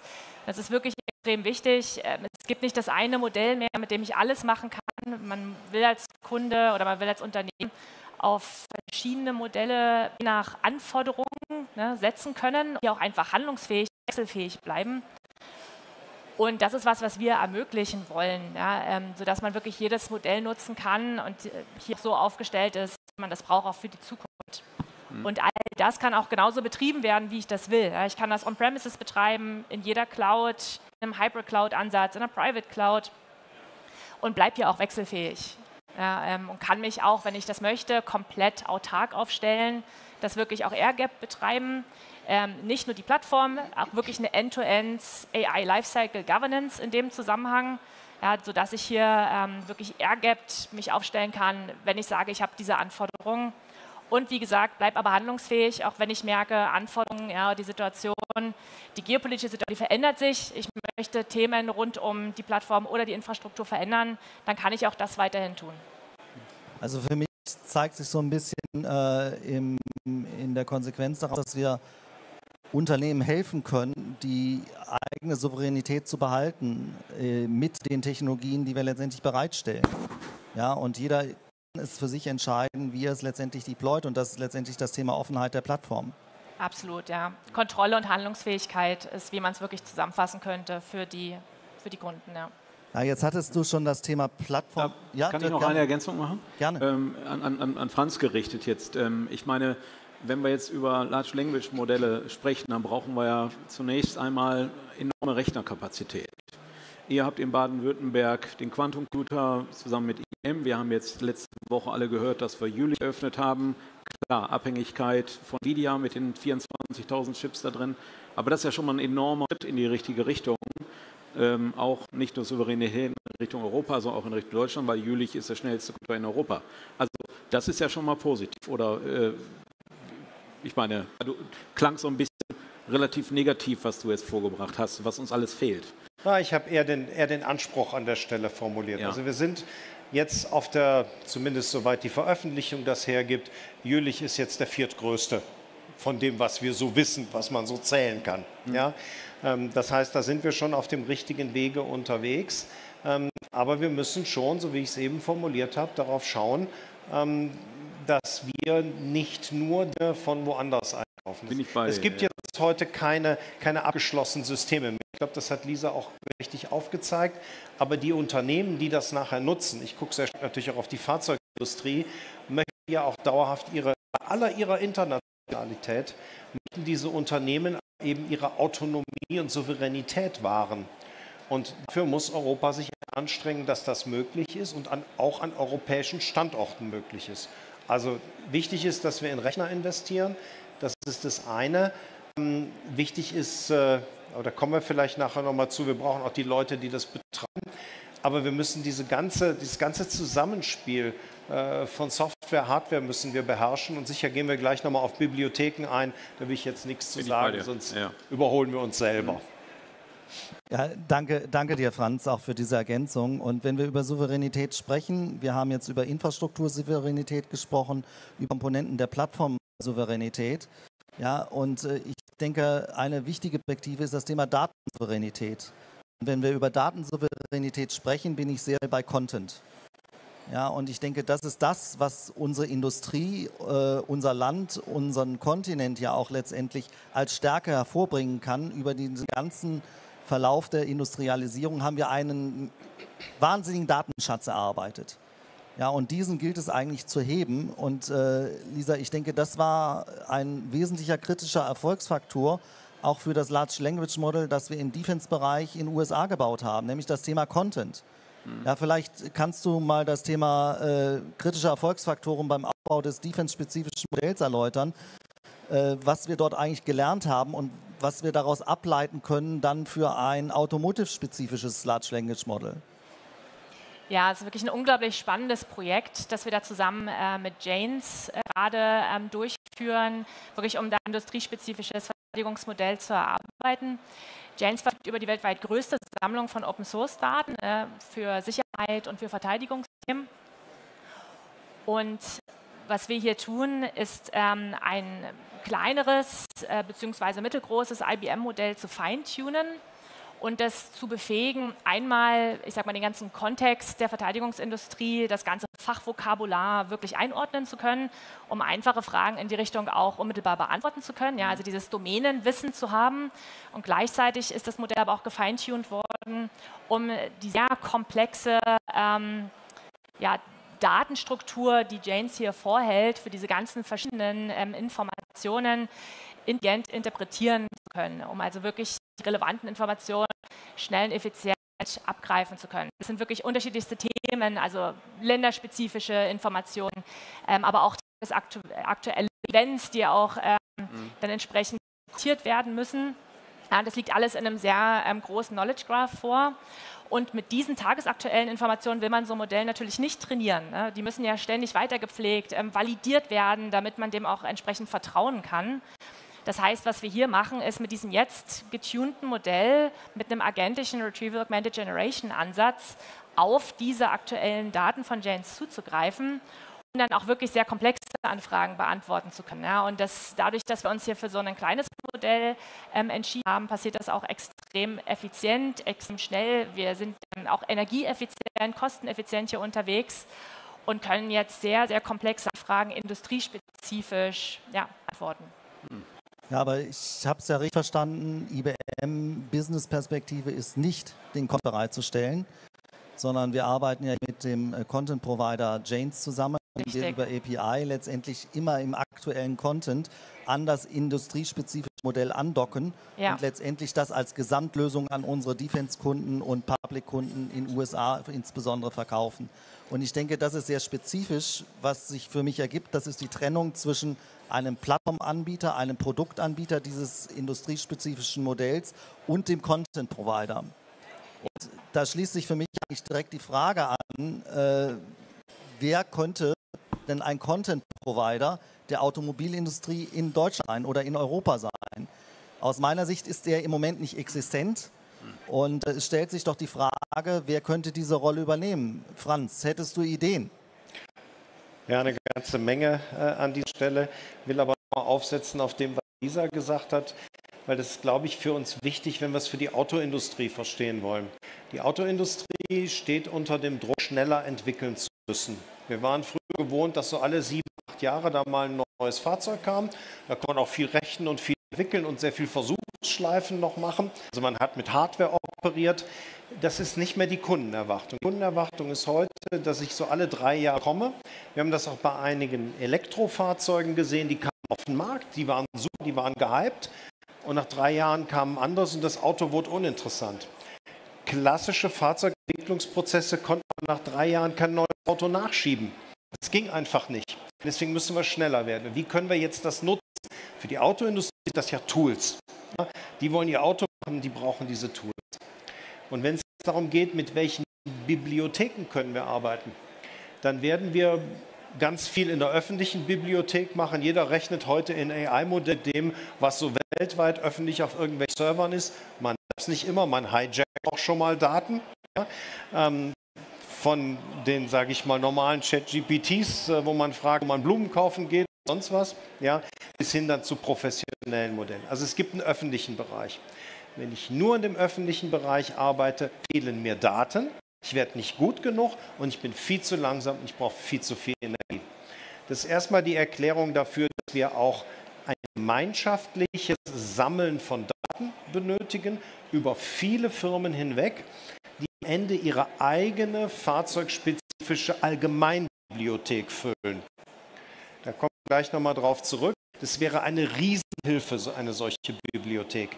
Die haben wir heute nicht und die müssten wir zusammentragen. Es gibt dann noch eine dritte Ebene, das sind die Private-Daten. Das heißt, ein Unternehmen, was entwickelt, sechstes Modell, nimmt die öffentlichen, nimmt die Allgemeinbibliothek der Autoindustrie und dann schickt es nochmal seinen Erfahrungsschatz aus seinen eigenen Daten dazu, um aus diesen 3 Ebenen für sich mit den Modellen möglichst schnell entwickeln. Das ist eine Frage, wie kann ich diese mittlere Ebene zusammentragen? Das wird nur funktionieren, wenn wir in die mittlere Ebene aus Universitäten, teilweise aus öffentlich bezahlten Projekten, aus verschiedenen Firmen, aber nicht ihre Geheimdaten, sondern das, was so allgemeingut ist in Technologien, dort zusammentragen. Und wir brauchen einen Carrier, einen Träger, der das Vertrauen genießt von allen Firmen, der dieses aufbauen kann. Ein großes Forschungsinstitut sein. Wir haben in Deutschland so Dinge wie DLR und Fraunhofer. Das kann ein Firmenverbund sein. Aber wir müssen es tun. Wir müssen jemanden finden, der das Vertrauen genießt und der diese Bibliothek aufbauen kann. Und mit den 3 Layern und den guten Rechnern und AI-Systemen von IBM, ja, gerne auch von anderen im Wettbewerb, ja, aber dann können wir auf Basis dieser Bibliotheken was Bestmögliches machen. Also dein Ansatz mit den verschiedenen Ebenen, mit den verschiedenen Shells, ja, public verfügbare Daten, automotive-spezifische allgemeine Daten und unternehmensinternen Daten, respektive dann auch vertrauliche Daten, wenn wir über Entwicklung sprechen. Also diese Differenzierung gefällt mir sehr gut. Und ich denke, das ist auch ein Weg, um die entsprechenden Wettbewerbssituationen nicht weiter zu verzerren an der Stelle. Ja. Es ist, wenn wir uns das angucken, Janes, glaube ich, Lisa, hat mehr als 100 Jahre Erfahrung, Daten sammeln, Daten in Bibliotheken zu kuratieren, Knowledge-Graphen aufzustellen. Ein Riesenunterfangen. Ja. Ja, und ich denke, man wird nicht von 0 auf 100 eigentlich starten können, insbesondere wenn wir dieses Shell-Konzept anwenden. Von daher, Dirk, die Frage auch mal an dich aus deiner Automotive-Perspektive und Erfahrung heraus. Es macht ja Sinn, eigentlich sich erstmal über eine wesentliche Domain zu beschränken und sich dort langsam ranzurobben, um dann diesen 100-jährigen Datenschatz, Erfahrungssammelschatz zu bilden.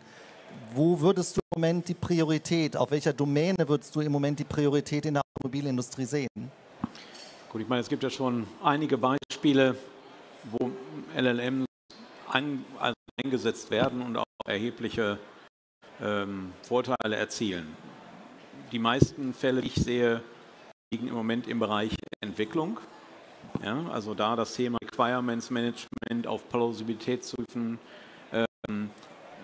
Codegenerierung zu automatisieren, ja, solche Dinge.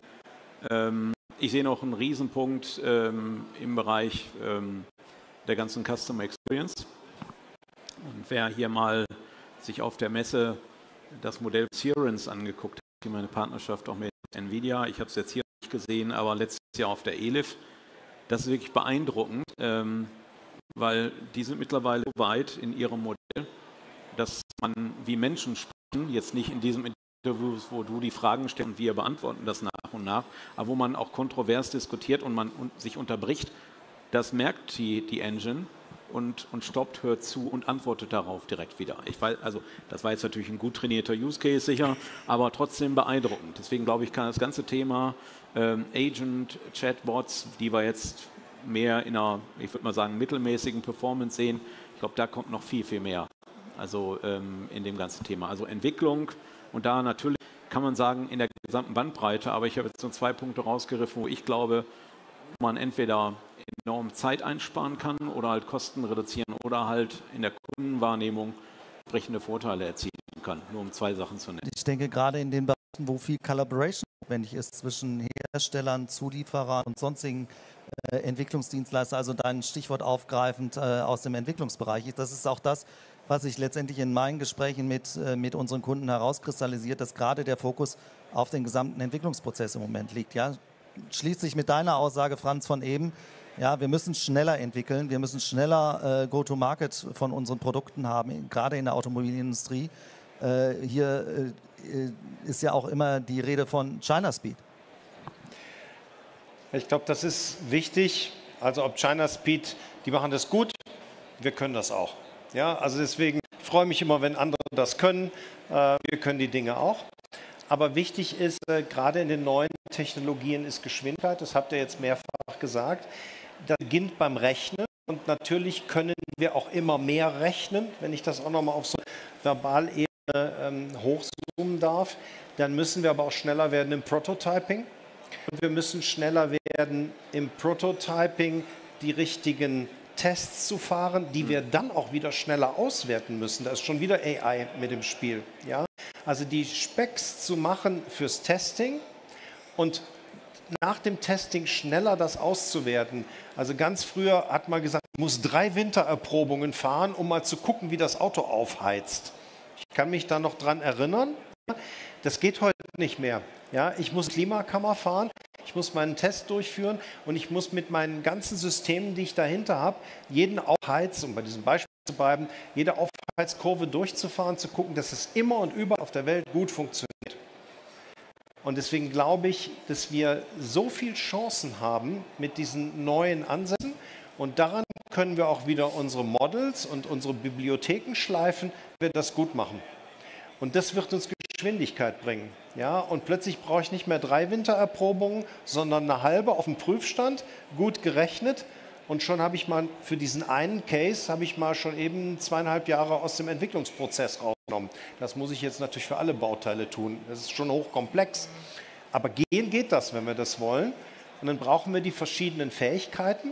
Ja, da brauchen wir die IBMs dieser Welt, die Fahrzeughersteller und Supplier dieser Welt und eine ganze Menge Forschung an verschiedenen Themen. Und das zu organisieren, das neue Ineinandergreifen von Wissen, damit können wir richtig gut werden. Also wir haben alles, was wir brauchen.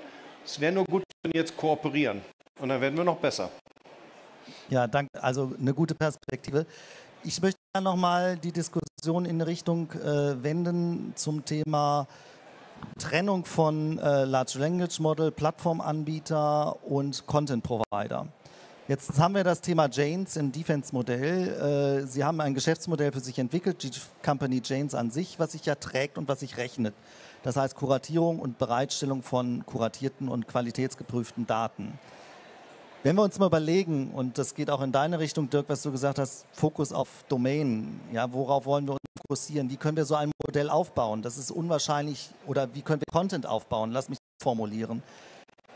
Ist das ein Businessmodell? Das muss ich validieren, ob das auch gültig ist für die Automobilindustrie. Kann das ein Businessmodell für eine Organisation sein, ein Content zur Verfügung zu stellen? Wie können wir Anschubsfinanzierung beispielsweise bringen, um in einer spezifischen Domain diesen Content zuerst zu erzeugen? Und da ist die Frage, ja, wie kann oder ist es auch von politischer Bedeutung, so eine Anschubsfinanzierung, um das Businessmodell zu validieren in einem zweiten Schritt und zu skalieren, das aufzusetzen? Also sprich, wie kommen wir am schnellsten zu einem Content-Angebot in der Automobilindustrie? Franz, was wären da deine Überlegungen? Also wenn du zu dem Content-Angebot, das ist jetzt ein bisschen die Schleife zurückkommen möchtest, musst du nicht die Bereitschaft haben, Dinge einzustellen. Also ich glaube, das ist das Entscheidende. Das Businessmodell daraus zu machen, das ist hochkomplex. Da würde ich heute zu keiner Aussage trauen. Ja? Und ich wüsste auch nicht, ob ich auf diesem Bus schon einen finde, der wüsste. Aber die Chancen, die da drin stecken, sind erheblich. Und deswegen würde ich sowohl demjenigen, der ein Stückchen den Content sammelt, vielleicht muss man den am Anfang sogar mal öffentlich fördern, europäisch, dass man mal einen Anschub hinkriegt. Ja? Aber ich glaube schon, dass dann nachher, wenn wir das haben, dass wir mit all denen, die das auch rechnen können und die AI können, den Versuch verhältnismäßig erfolgreich starten können, so ein Geschäftsfeld zu entwickeln. Das ist wie immer im unternehmerischen Tun. Ja, es kann dir heute keiner sagen, dass das klappt. Aber ich denke, mancher von uns wird da auch schon Geld investieren und sagen, das kriegen wir schon hin. Ja, aber keiner weiß das an der Stelle. Das wäre, glaube ich, mutig zu sagen, ich weiß schon, wie man das Geld verdient in dem Thema. Ja, wir haben eine Perspektive und unternehmerisches Tun heißt, ich bin davon überzeugt und dann packen wir das an. Also ich denke auch, ein positives Statement erstmal und es gilt zu validieren. Ja, wie alles, ich sag mal, im Sinne eines Startup-Ansatzes, ja, zu schauen, ob das tragfähig ist, ja, oder ob es letztendlich dann doch zu einem eher breiteren Ansatz kommt, wo ein Plattformanbieter, auch Content-Provider und auch LLM-Provider ist. Ja, ich denke, das gilt es mal auseinanderzulegen, in welche Richtung die Reise gehen könnte. Und Lisa, vielleicht dein Eindruck von der IBM, wie wir uns mit diesen Gedanken auseinandersetzen.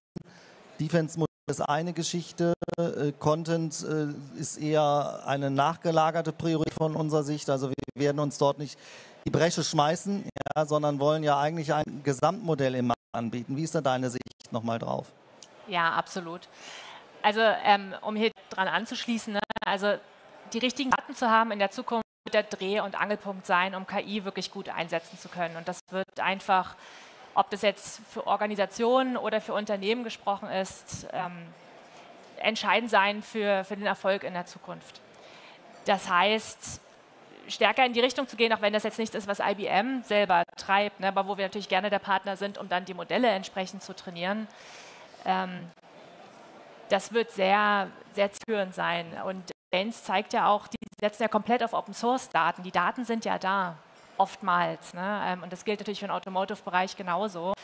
Da gibt es unglaublich viele Datenschätze, auch im Bereich der Forschung, auf die man eigentlich nur aufsetzen müsste. Und dann ist dieses Thema, dass man es einfach validieren muss, verifizieren, weil es ja nichts nützt, ne? Wenn es Open Source ist, aber ich eigentlich nicht weiß, inwieweit kann Ganzen vertrauen. Ja, und dann wird da drin sehr viel Potenzial liegen, natürlich dann auch in der Zusammenarbeit für uns, da einfach unsere Kunden weiter zu enablen, die richtigen Modelle in der richtigen Kombination, ne? Denn auch wenn ich nachher mehr industriespezifische oder anwendungsfallspezifische Modelle habe, werde ich trotzdem immer darauf setzen wollen, dass ich die in der richtigen Kombination zusammenbringen kann und auch mit dem richtigen Mix von, ich sag mal, KI-Technologien, ne? Damit ich einfach das richtige Maß an Kontrolle da behalte, wo ich es einfach brauche. Also ganz lieben Dank. Vielleicht mal meine Einschätzung jetzt. Ich glaube, wir sind alle davon überzeugt, aus der heutigen Perspektive heraus, dass industriespezifische Modelle Sinn machen. Sinn nicht nur vom Fachlichen, um unsere Industrie zu unterstützen, sondern auch um den entsprechenden Grad der Souveränität zu erreichen und zu behalten. Wenn wir uns jetzt mal was wünschen würden im Kontext industriespezifische Modelle, vielleicht so als Statement von euch allen dreien zum Schluss. Was wären eure Prioritäten? Dirk, fangen wir vielleicht mit dir mal an. Priorität für mich wäre zunächst mal das Training, dass in Unternehmen die Mitarbeiter und auch vor allen Dingen die Führungskräfte überhaupt verstehen, das Potenzial in dieser Technologie steckt. Danke. Lisa, deine Prioritäten? Ja, das ist auf jeden Fall super wichtig, auf Datenqualität zu setzen, ja, also zu verstehen, ohne extrem hohe Datenqualität und viel Transparenz, auch im Zusammenhang mit KI, im Zusammenhang mit den Modellen. Wie trainieren wir die, wie funktionieren die? Einfach von so Blackbox-Modellen stärker wegkommen, hin zu einer hohen Qualität, was die Daten, aber auch die KI nachher angeht. Ja. Danke, Lisa. Franz, deine Sicht? Mein Stichwort ist Kooperationsbereitschaft. Also wir haben ja ganz gute Erfahrungen in der Vergangenheit gemacht von Mobility Data Space über Catena X und Autosar, um mal so durch die Historie zu laufen. Und da gab es stärker und weniger stark ausgeprägte Kooperationsbereitschaft. Hier kann man gemeinsam gewinnen oder gemeinsam verlieren. Und deswegen rate ich allen, die hier über Datenschätze auch verfügen, zur Kooperation über Unternehmensgrenzen hinweg. Das habe ich dieses 3-Layer-Prinzip eben gesagt, es braucht keiner die Selbstaufgabe zu steuern, ja, aber in bestimmten Bereichen ist Kooperation dringend notwendig und dann können die Unternehmen gemeinsam mit ihren Data-Partnern können gemeinsam gewinnen. Kooperation ist der Kern. Also, ich denke, ganz, ganz lieben Dank an euch alle drei, ja, für diese spannende Diskussion. Ich denke, wir haben da noch einen Weg zu gehen. Ja, aber wichtig ist, dass wir die Erkenntnis haben, das jetzt anzugehen und dass das ein wesentlicher Baustein ist neben der Infrastruktur, ja, für das Thema Datenschätze zu heben, für das Thema auch über die Daten die europäische und deutsche Souveränität und damit auch den Erfolg der Automobilindustrie nach vorne zu treiben, dass es ein wichtiges Thema ist, dass man das Thema jetzt angeht und auch über verschiedene Kooperationsmodelle nachdenken muss. Ich denke, das ist der Weg sein. Also, ganz lieben Dank und ich wünsche uns einen erfolgreichen Tag, eine erfolgreiche Messe und dass wir alle das Thema als Botschaft mit hinaus in den Markt tragen. Vielen Dank euch. Danke dir.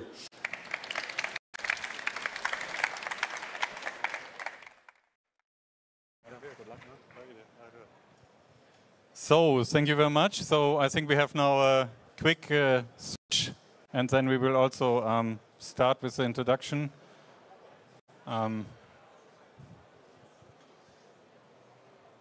So let's also give the audience the opportunity to prepare.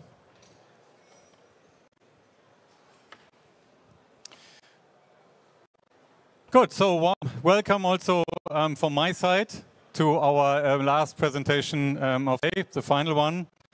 I can share with you when we prepared the setup for the day in January about IAA.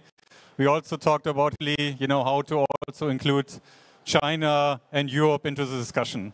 And we thought really about a bit how we can help also to bridge the discussion, because I think we talked about a lot today about, adoption in local markets, either from Chinese companies in Europe or vice versa. And I'm very proud, to have today a very also then balanced setup here for the presentation to explore with you also the dynamics in the Chinese, in the European markets, how also openness and open cooperation can also help and maybe drive also a constructive and successful future. And with that, I warm welcome here on stage today Hui Sang, the Group Vice President, Managing Director from NIO. A warm welcome today. And Edgar Young, the Executive Vice President, General Manager from TISA Europe. And Johan Wieland, ex-CAO, BMW and Brilliance. Thank you very much joining us here on stage. And then finally, Hong To Wai from IBM, Associate Partner, Strategy and Transformation, running the moderation. So, Hong, over to you. Okay. Thank you very much, Peter, and a warm welcome also from my side. My name is Song Tawai, and I am associate partner at IBM Consulting. And yeah, it is my true privilege to be your host for this panel today. And well, what a remarkable group this is, right? Well, thank you for being here today with us. Thank you. To share your invaluable time and experience. So without further ado, I would say we just start in. And I would like to start with you, Dr. Wieland. You've spent over 30 years as executive with the BMW Group. Thereof, we just heard it, 5+ years as CEO of BMW Brilliance. So you have shaped Chinese-German collaboration from day one, and you've also witnessed the rise of local OEMs in China firsthand.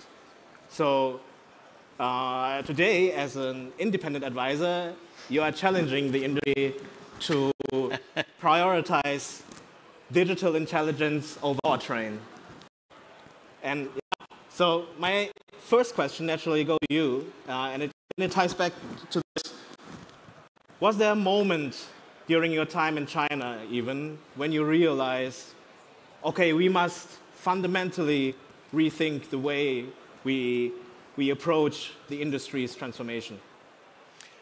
Yes, Hong. Actually, there was a moment like this, a pivotal moment. Yeah, Chinese expert of the automotive industry once told me, "You don't get the transformation in Europe right. The transformation in Europe is not a transformation of the car industry to battery electric vehicles. The real transformation going on is transformation to intelligent, connected vehicles." And when I look at the discussion in the media here in Europe, or in particular here in Germany, all the discussion is about battery electric vehicles.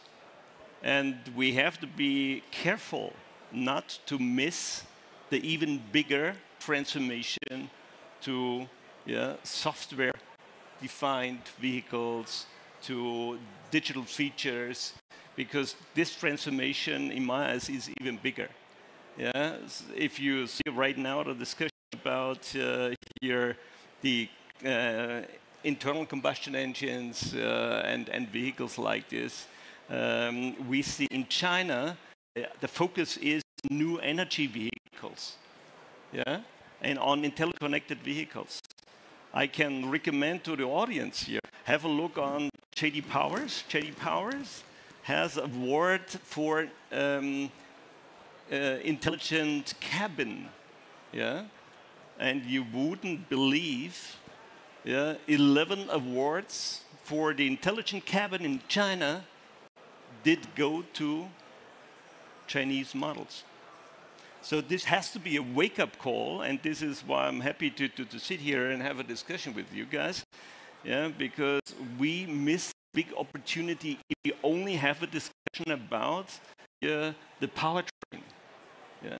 I'm convinced since that day, the bigger transformation is going on the software side, is going on here towards intelligent connected vehicle.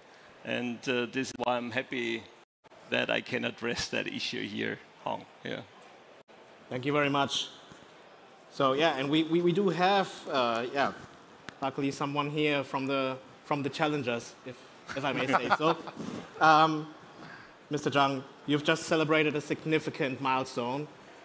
10 years of NIO in Europe. What a remarkable milestone.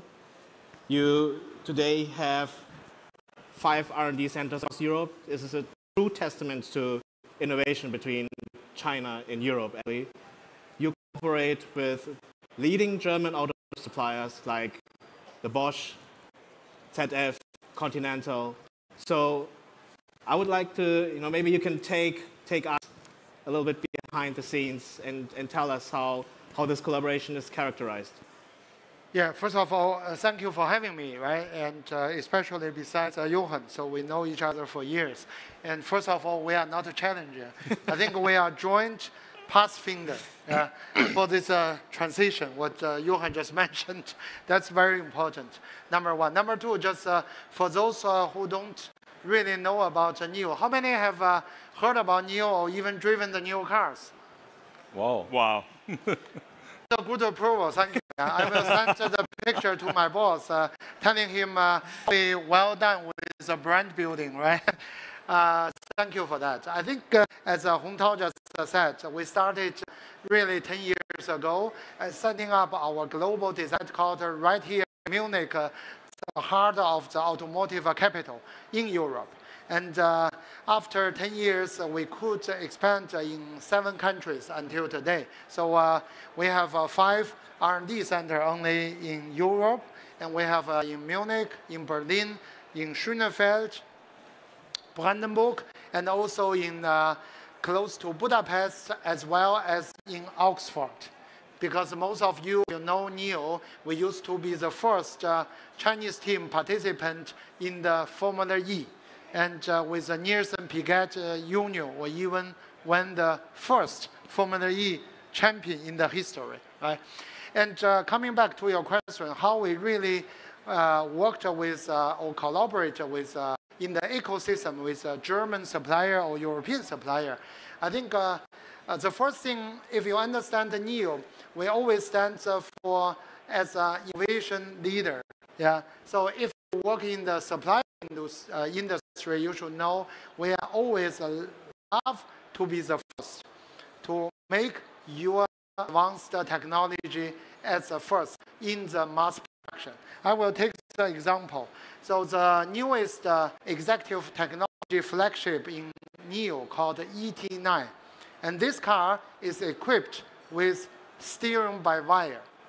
And steering by wire, that's the second car model that received the Chinese government approval who can be produced as a mass production product. And steering by wire, this technology is provided or joint developed between NIO and ZF. And the anecdote behind it is just after, of course, we know ZF for a longer period, and just talk to them in the various fields. And we signed right after the Chinese almost opened the door after pandemic, a strategic LOI between my chairman and also CEO, Dr. Holger Klein. And we started really to put team and effort starting the steering by wire. And after the successful 3 years, we could approve that works.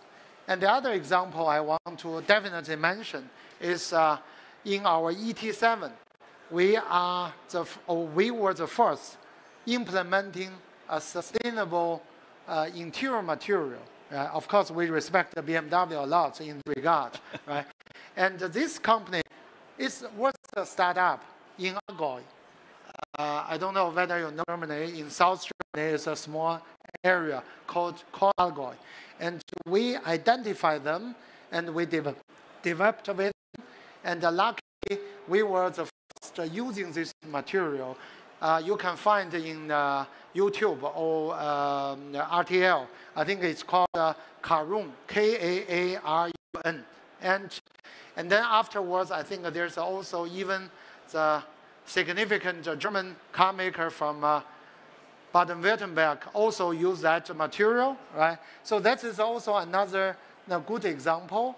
And on the other side, vice versa, our first AI device in car was joint developed with a Chinese startup.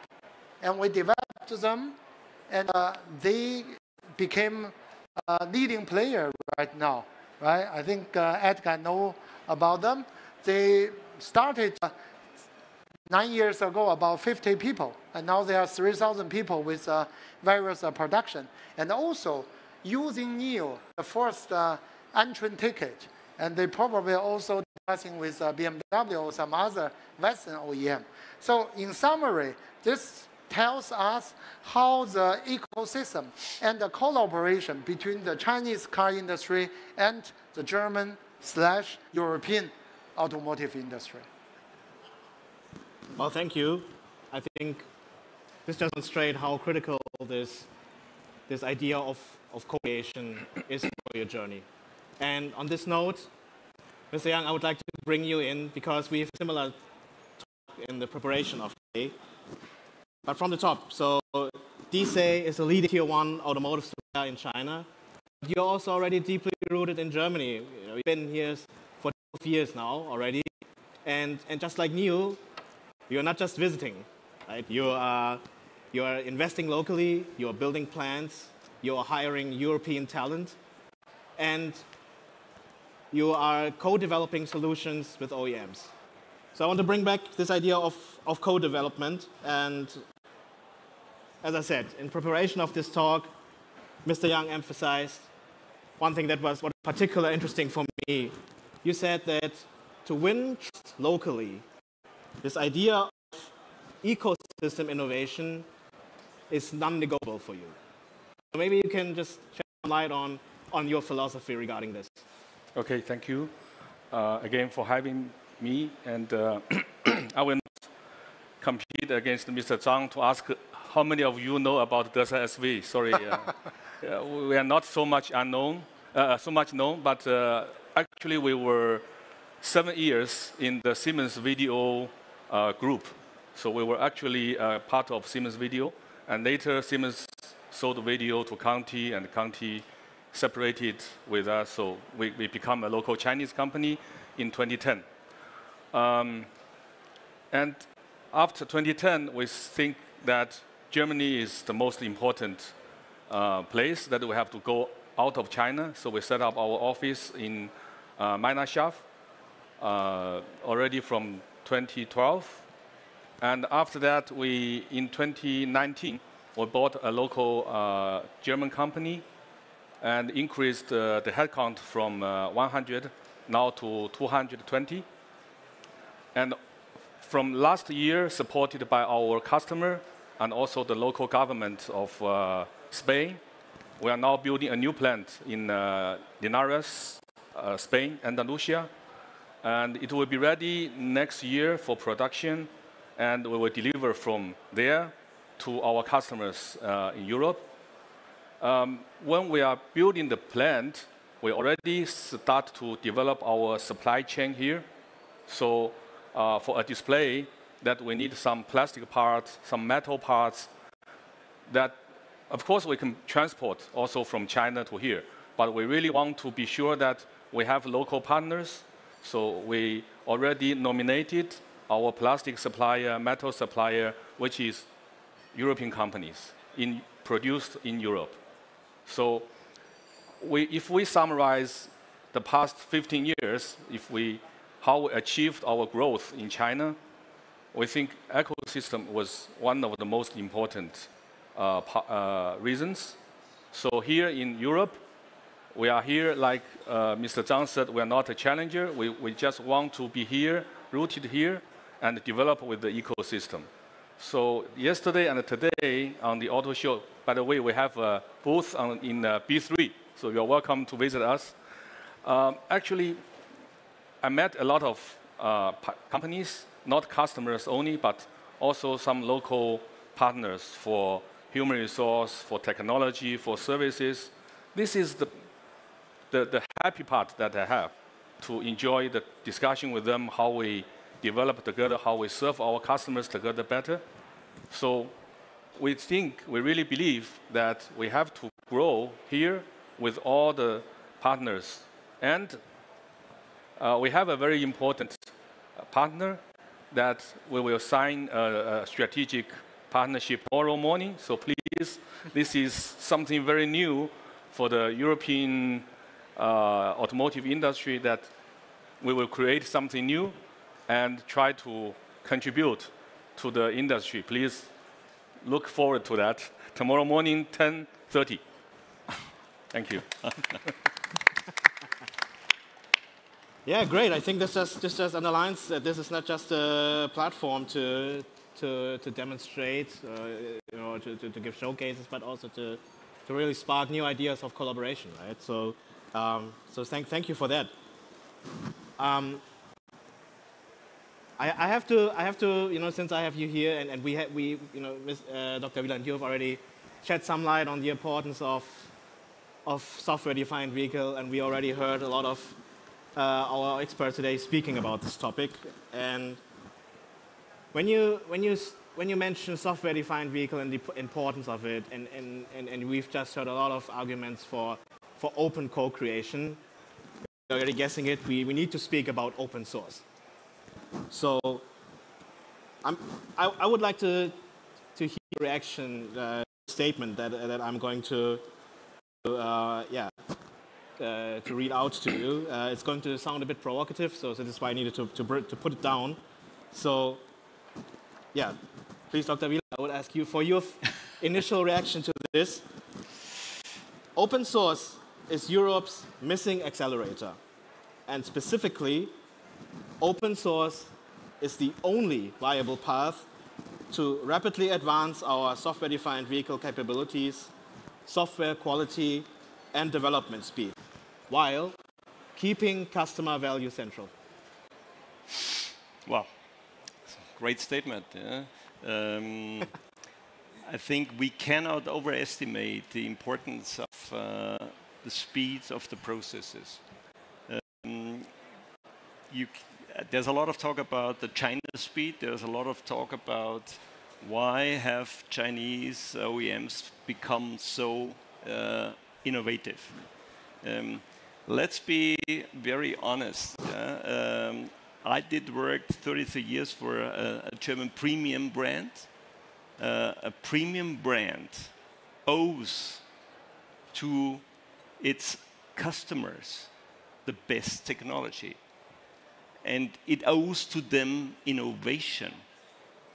If you need 1 or 1.5 years longer, yeah, to bring a new technology to the market, you will no longer be innovative. So speed and innovativeness is a question of competitiveness. So we are talking about a fundamental question, yeah, for the premium brands, yeah, including my former employer, yeah, so, and the brand. It is important that you understand how to speed up, yeah, and this would be my angle to look at open source. I did see there is a lot of political discussion about open source. I take a pure business perspective, yeah. If you want to bring innovation, yeah, as early as possible to your customer, and as long as you want to keep the leadership in innovation, you need to have fast processes. And what I understand is that open source, yeah, helps you to be faster, and open source helps you, what Cheng-Hui was explaining, to adjust better to a market. Yeah? And so far, of course, we could decide, no, we stick to proprietary source only. The future, and that's one of my theses, the future is about open source. Yeah? You will see less and less proprietary sources simply because it's faster, it's cheaper, and it creates more customer value, in particular, of course, for premium customers. Great, thank you. So just pass on to you, Mr. Yang. Actually, I think most of the leading OEMs in China in technology, they develop their software application softwares by themselves at least. For example, NIO is doing really a full stack of the software development by themselves. The reason is because they can react to the consumer demands faster. The traditional way, if the OEM wants to change something, they go back to the supplier, provide a quotation, after negotiation, nomination, development. They can do it in 3 days. So it's totally the reason why that the OEMs are developing softwares. And as the tier ones, we provide hardware with also some base software to to the OEMs so that they can really develop that. So about open source, also people ask us, software, when it is launched, it is already kind of outdated. So for the IPs, we have to continue to develop something new. And I don't think it is a big problem that we transfer the IPs to Europe even. We can share that with the customers if they want to develop based on that. And I think this will also help the OEMs or to answer some questions. How do you deal with China software when it's open, when you can test it? So there is no, concerns should be worried. I mean, so I think that is the good way that we can cooperate with our customers also. We have also some cooperation with foreign customers out of China that we transfer some of the software IPs to them. So there is different ways to achieve it. Yeah, as Edgar said, there was a reason why many of the Chinese OEM, especially newcomers, companies like NIO, XPeng, Li Auto, you name it, right? We started because we have a kind of a lessons learned. I still remember at the very beginning, we tried to work with a German big tier 1, and every time if you want to kind of change management or even OTA, so we need only the communication length is about 1 week until the final programmer sitting in somewhere Eastern Europe received exactly the instruction what you should do, right? So that's one reason. And the other reason, I think nowadays, as Johan mentioned, or you mentioned about the keywords, SDV, software-defined vehicles, and that gives definitely characteristic of kind of a differentiation factors from OEM to OEM, right? And I would say open source or the computation shape will shift and change with the development and involved in the next 10 to 20 years. Currently, you can see many Chinese OEM developed our OS system ourselves, but some of the Chinese companies, for example, using the Huawei platform. So that shows also kind of differentiation factors. But given the fact that the AI is going to change many of every perspective of our life, and it's going to also change how the SDV will going to be involved, I will prognose that the phase, what we are now located, will be also slowly changed, right? And every company at the end of the day will see how I can get that to benefit my ecosystem. The ecosystem, for example, is related talking to a company like a DC. The ecosystem also like the API I'm going to do with some application software suppliers. So my statement will be with more and more AI application, the open source will probably become more popular. Of course, as a car maker, I have to say it depends on the consolidation and the competition landscape. Of course, that's very clear. So, yeah, I mean, we are unfortunately almost at the top of the hour. So before we conclude, I of course want to sincerely thank you for being here with us today. And we are going to wrap this session up a little bit differently than usual. I'm going to give you, I will ask you to give a closing statement. So maybe each one of you could just wrap up this discussion with one sentence that summarizes what we spoke about today from your point of view.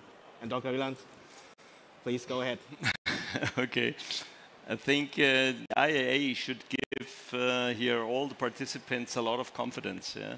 There's a lot of business potential out there, yeah, in particular for new here forms of collaboration, of cooperation. And as a former member of a German premium brand, I'm confident you need to have latest technology. You need to have the innovation, yeah, from the best partners in the world, yeah, adjusted to the market clearly, yeah, and then we can be confident for the future of the automotive industry, also in particular also here in Europe. Thank you, Dr. Yang. Yeah, as I just mentioned, that I'm very happy to be here to meet a lot of partners or potential partners. And if I compare the auto show happened April in Shanghai and this one, of course, this is much more international. And at the same time, in China, there is a new item called AIDV. So when we talk about SDV here, software-defined vehicle, in Shanghai, they talked about AI-defined vehicle. So I believe maybe the next one, IAA, 2 years later, we will be here to talk about more. The AI is already empowering the vehicles, giving us more exciting experiences. I'm looking forward to that. Thank you. Thank you. Yeah, as already mentioned, I think if we look at credo of this year's EAA, it's all about the mobility. I think from what we are talking about, I would say it's all about partnership and collaboration, right? So I don't know what you're doing here in the audience, but as I mentioned, especially in the industry where we're located, you cannot do alone. You're always dependent on partnership, which should be deeply rooted, which should be with a long-term vision rooted, and also which should be built on the trust base. And secondly, as I said, is a collaboration, because I believe between Chinese car industry and German and / European automotive industry, there's a so broad common ground that we can help each other. Of course, there's a certain competition, right? But at the end of the day, we need to first make this transition jointly. So whether in China reduction of the CO2 or in Europe 2035 Fit for 55, I mean, we have different goals defined by the politicians, fair enough. But what we need to do is how we should work together, trying to help each other to achieve the goals, right? In the car industry, in the solar industry, in the AI industry, in the robotic industry, this is the common challenge for human beings. So that's my statement. Very well said. Thank you very much. And with that, a final thank you. Yeah, please.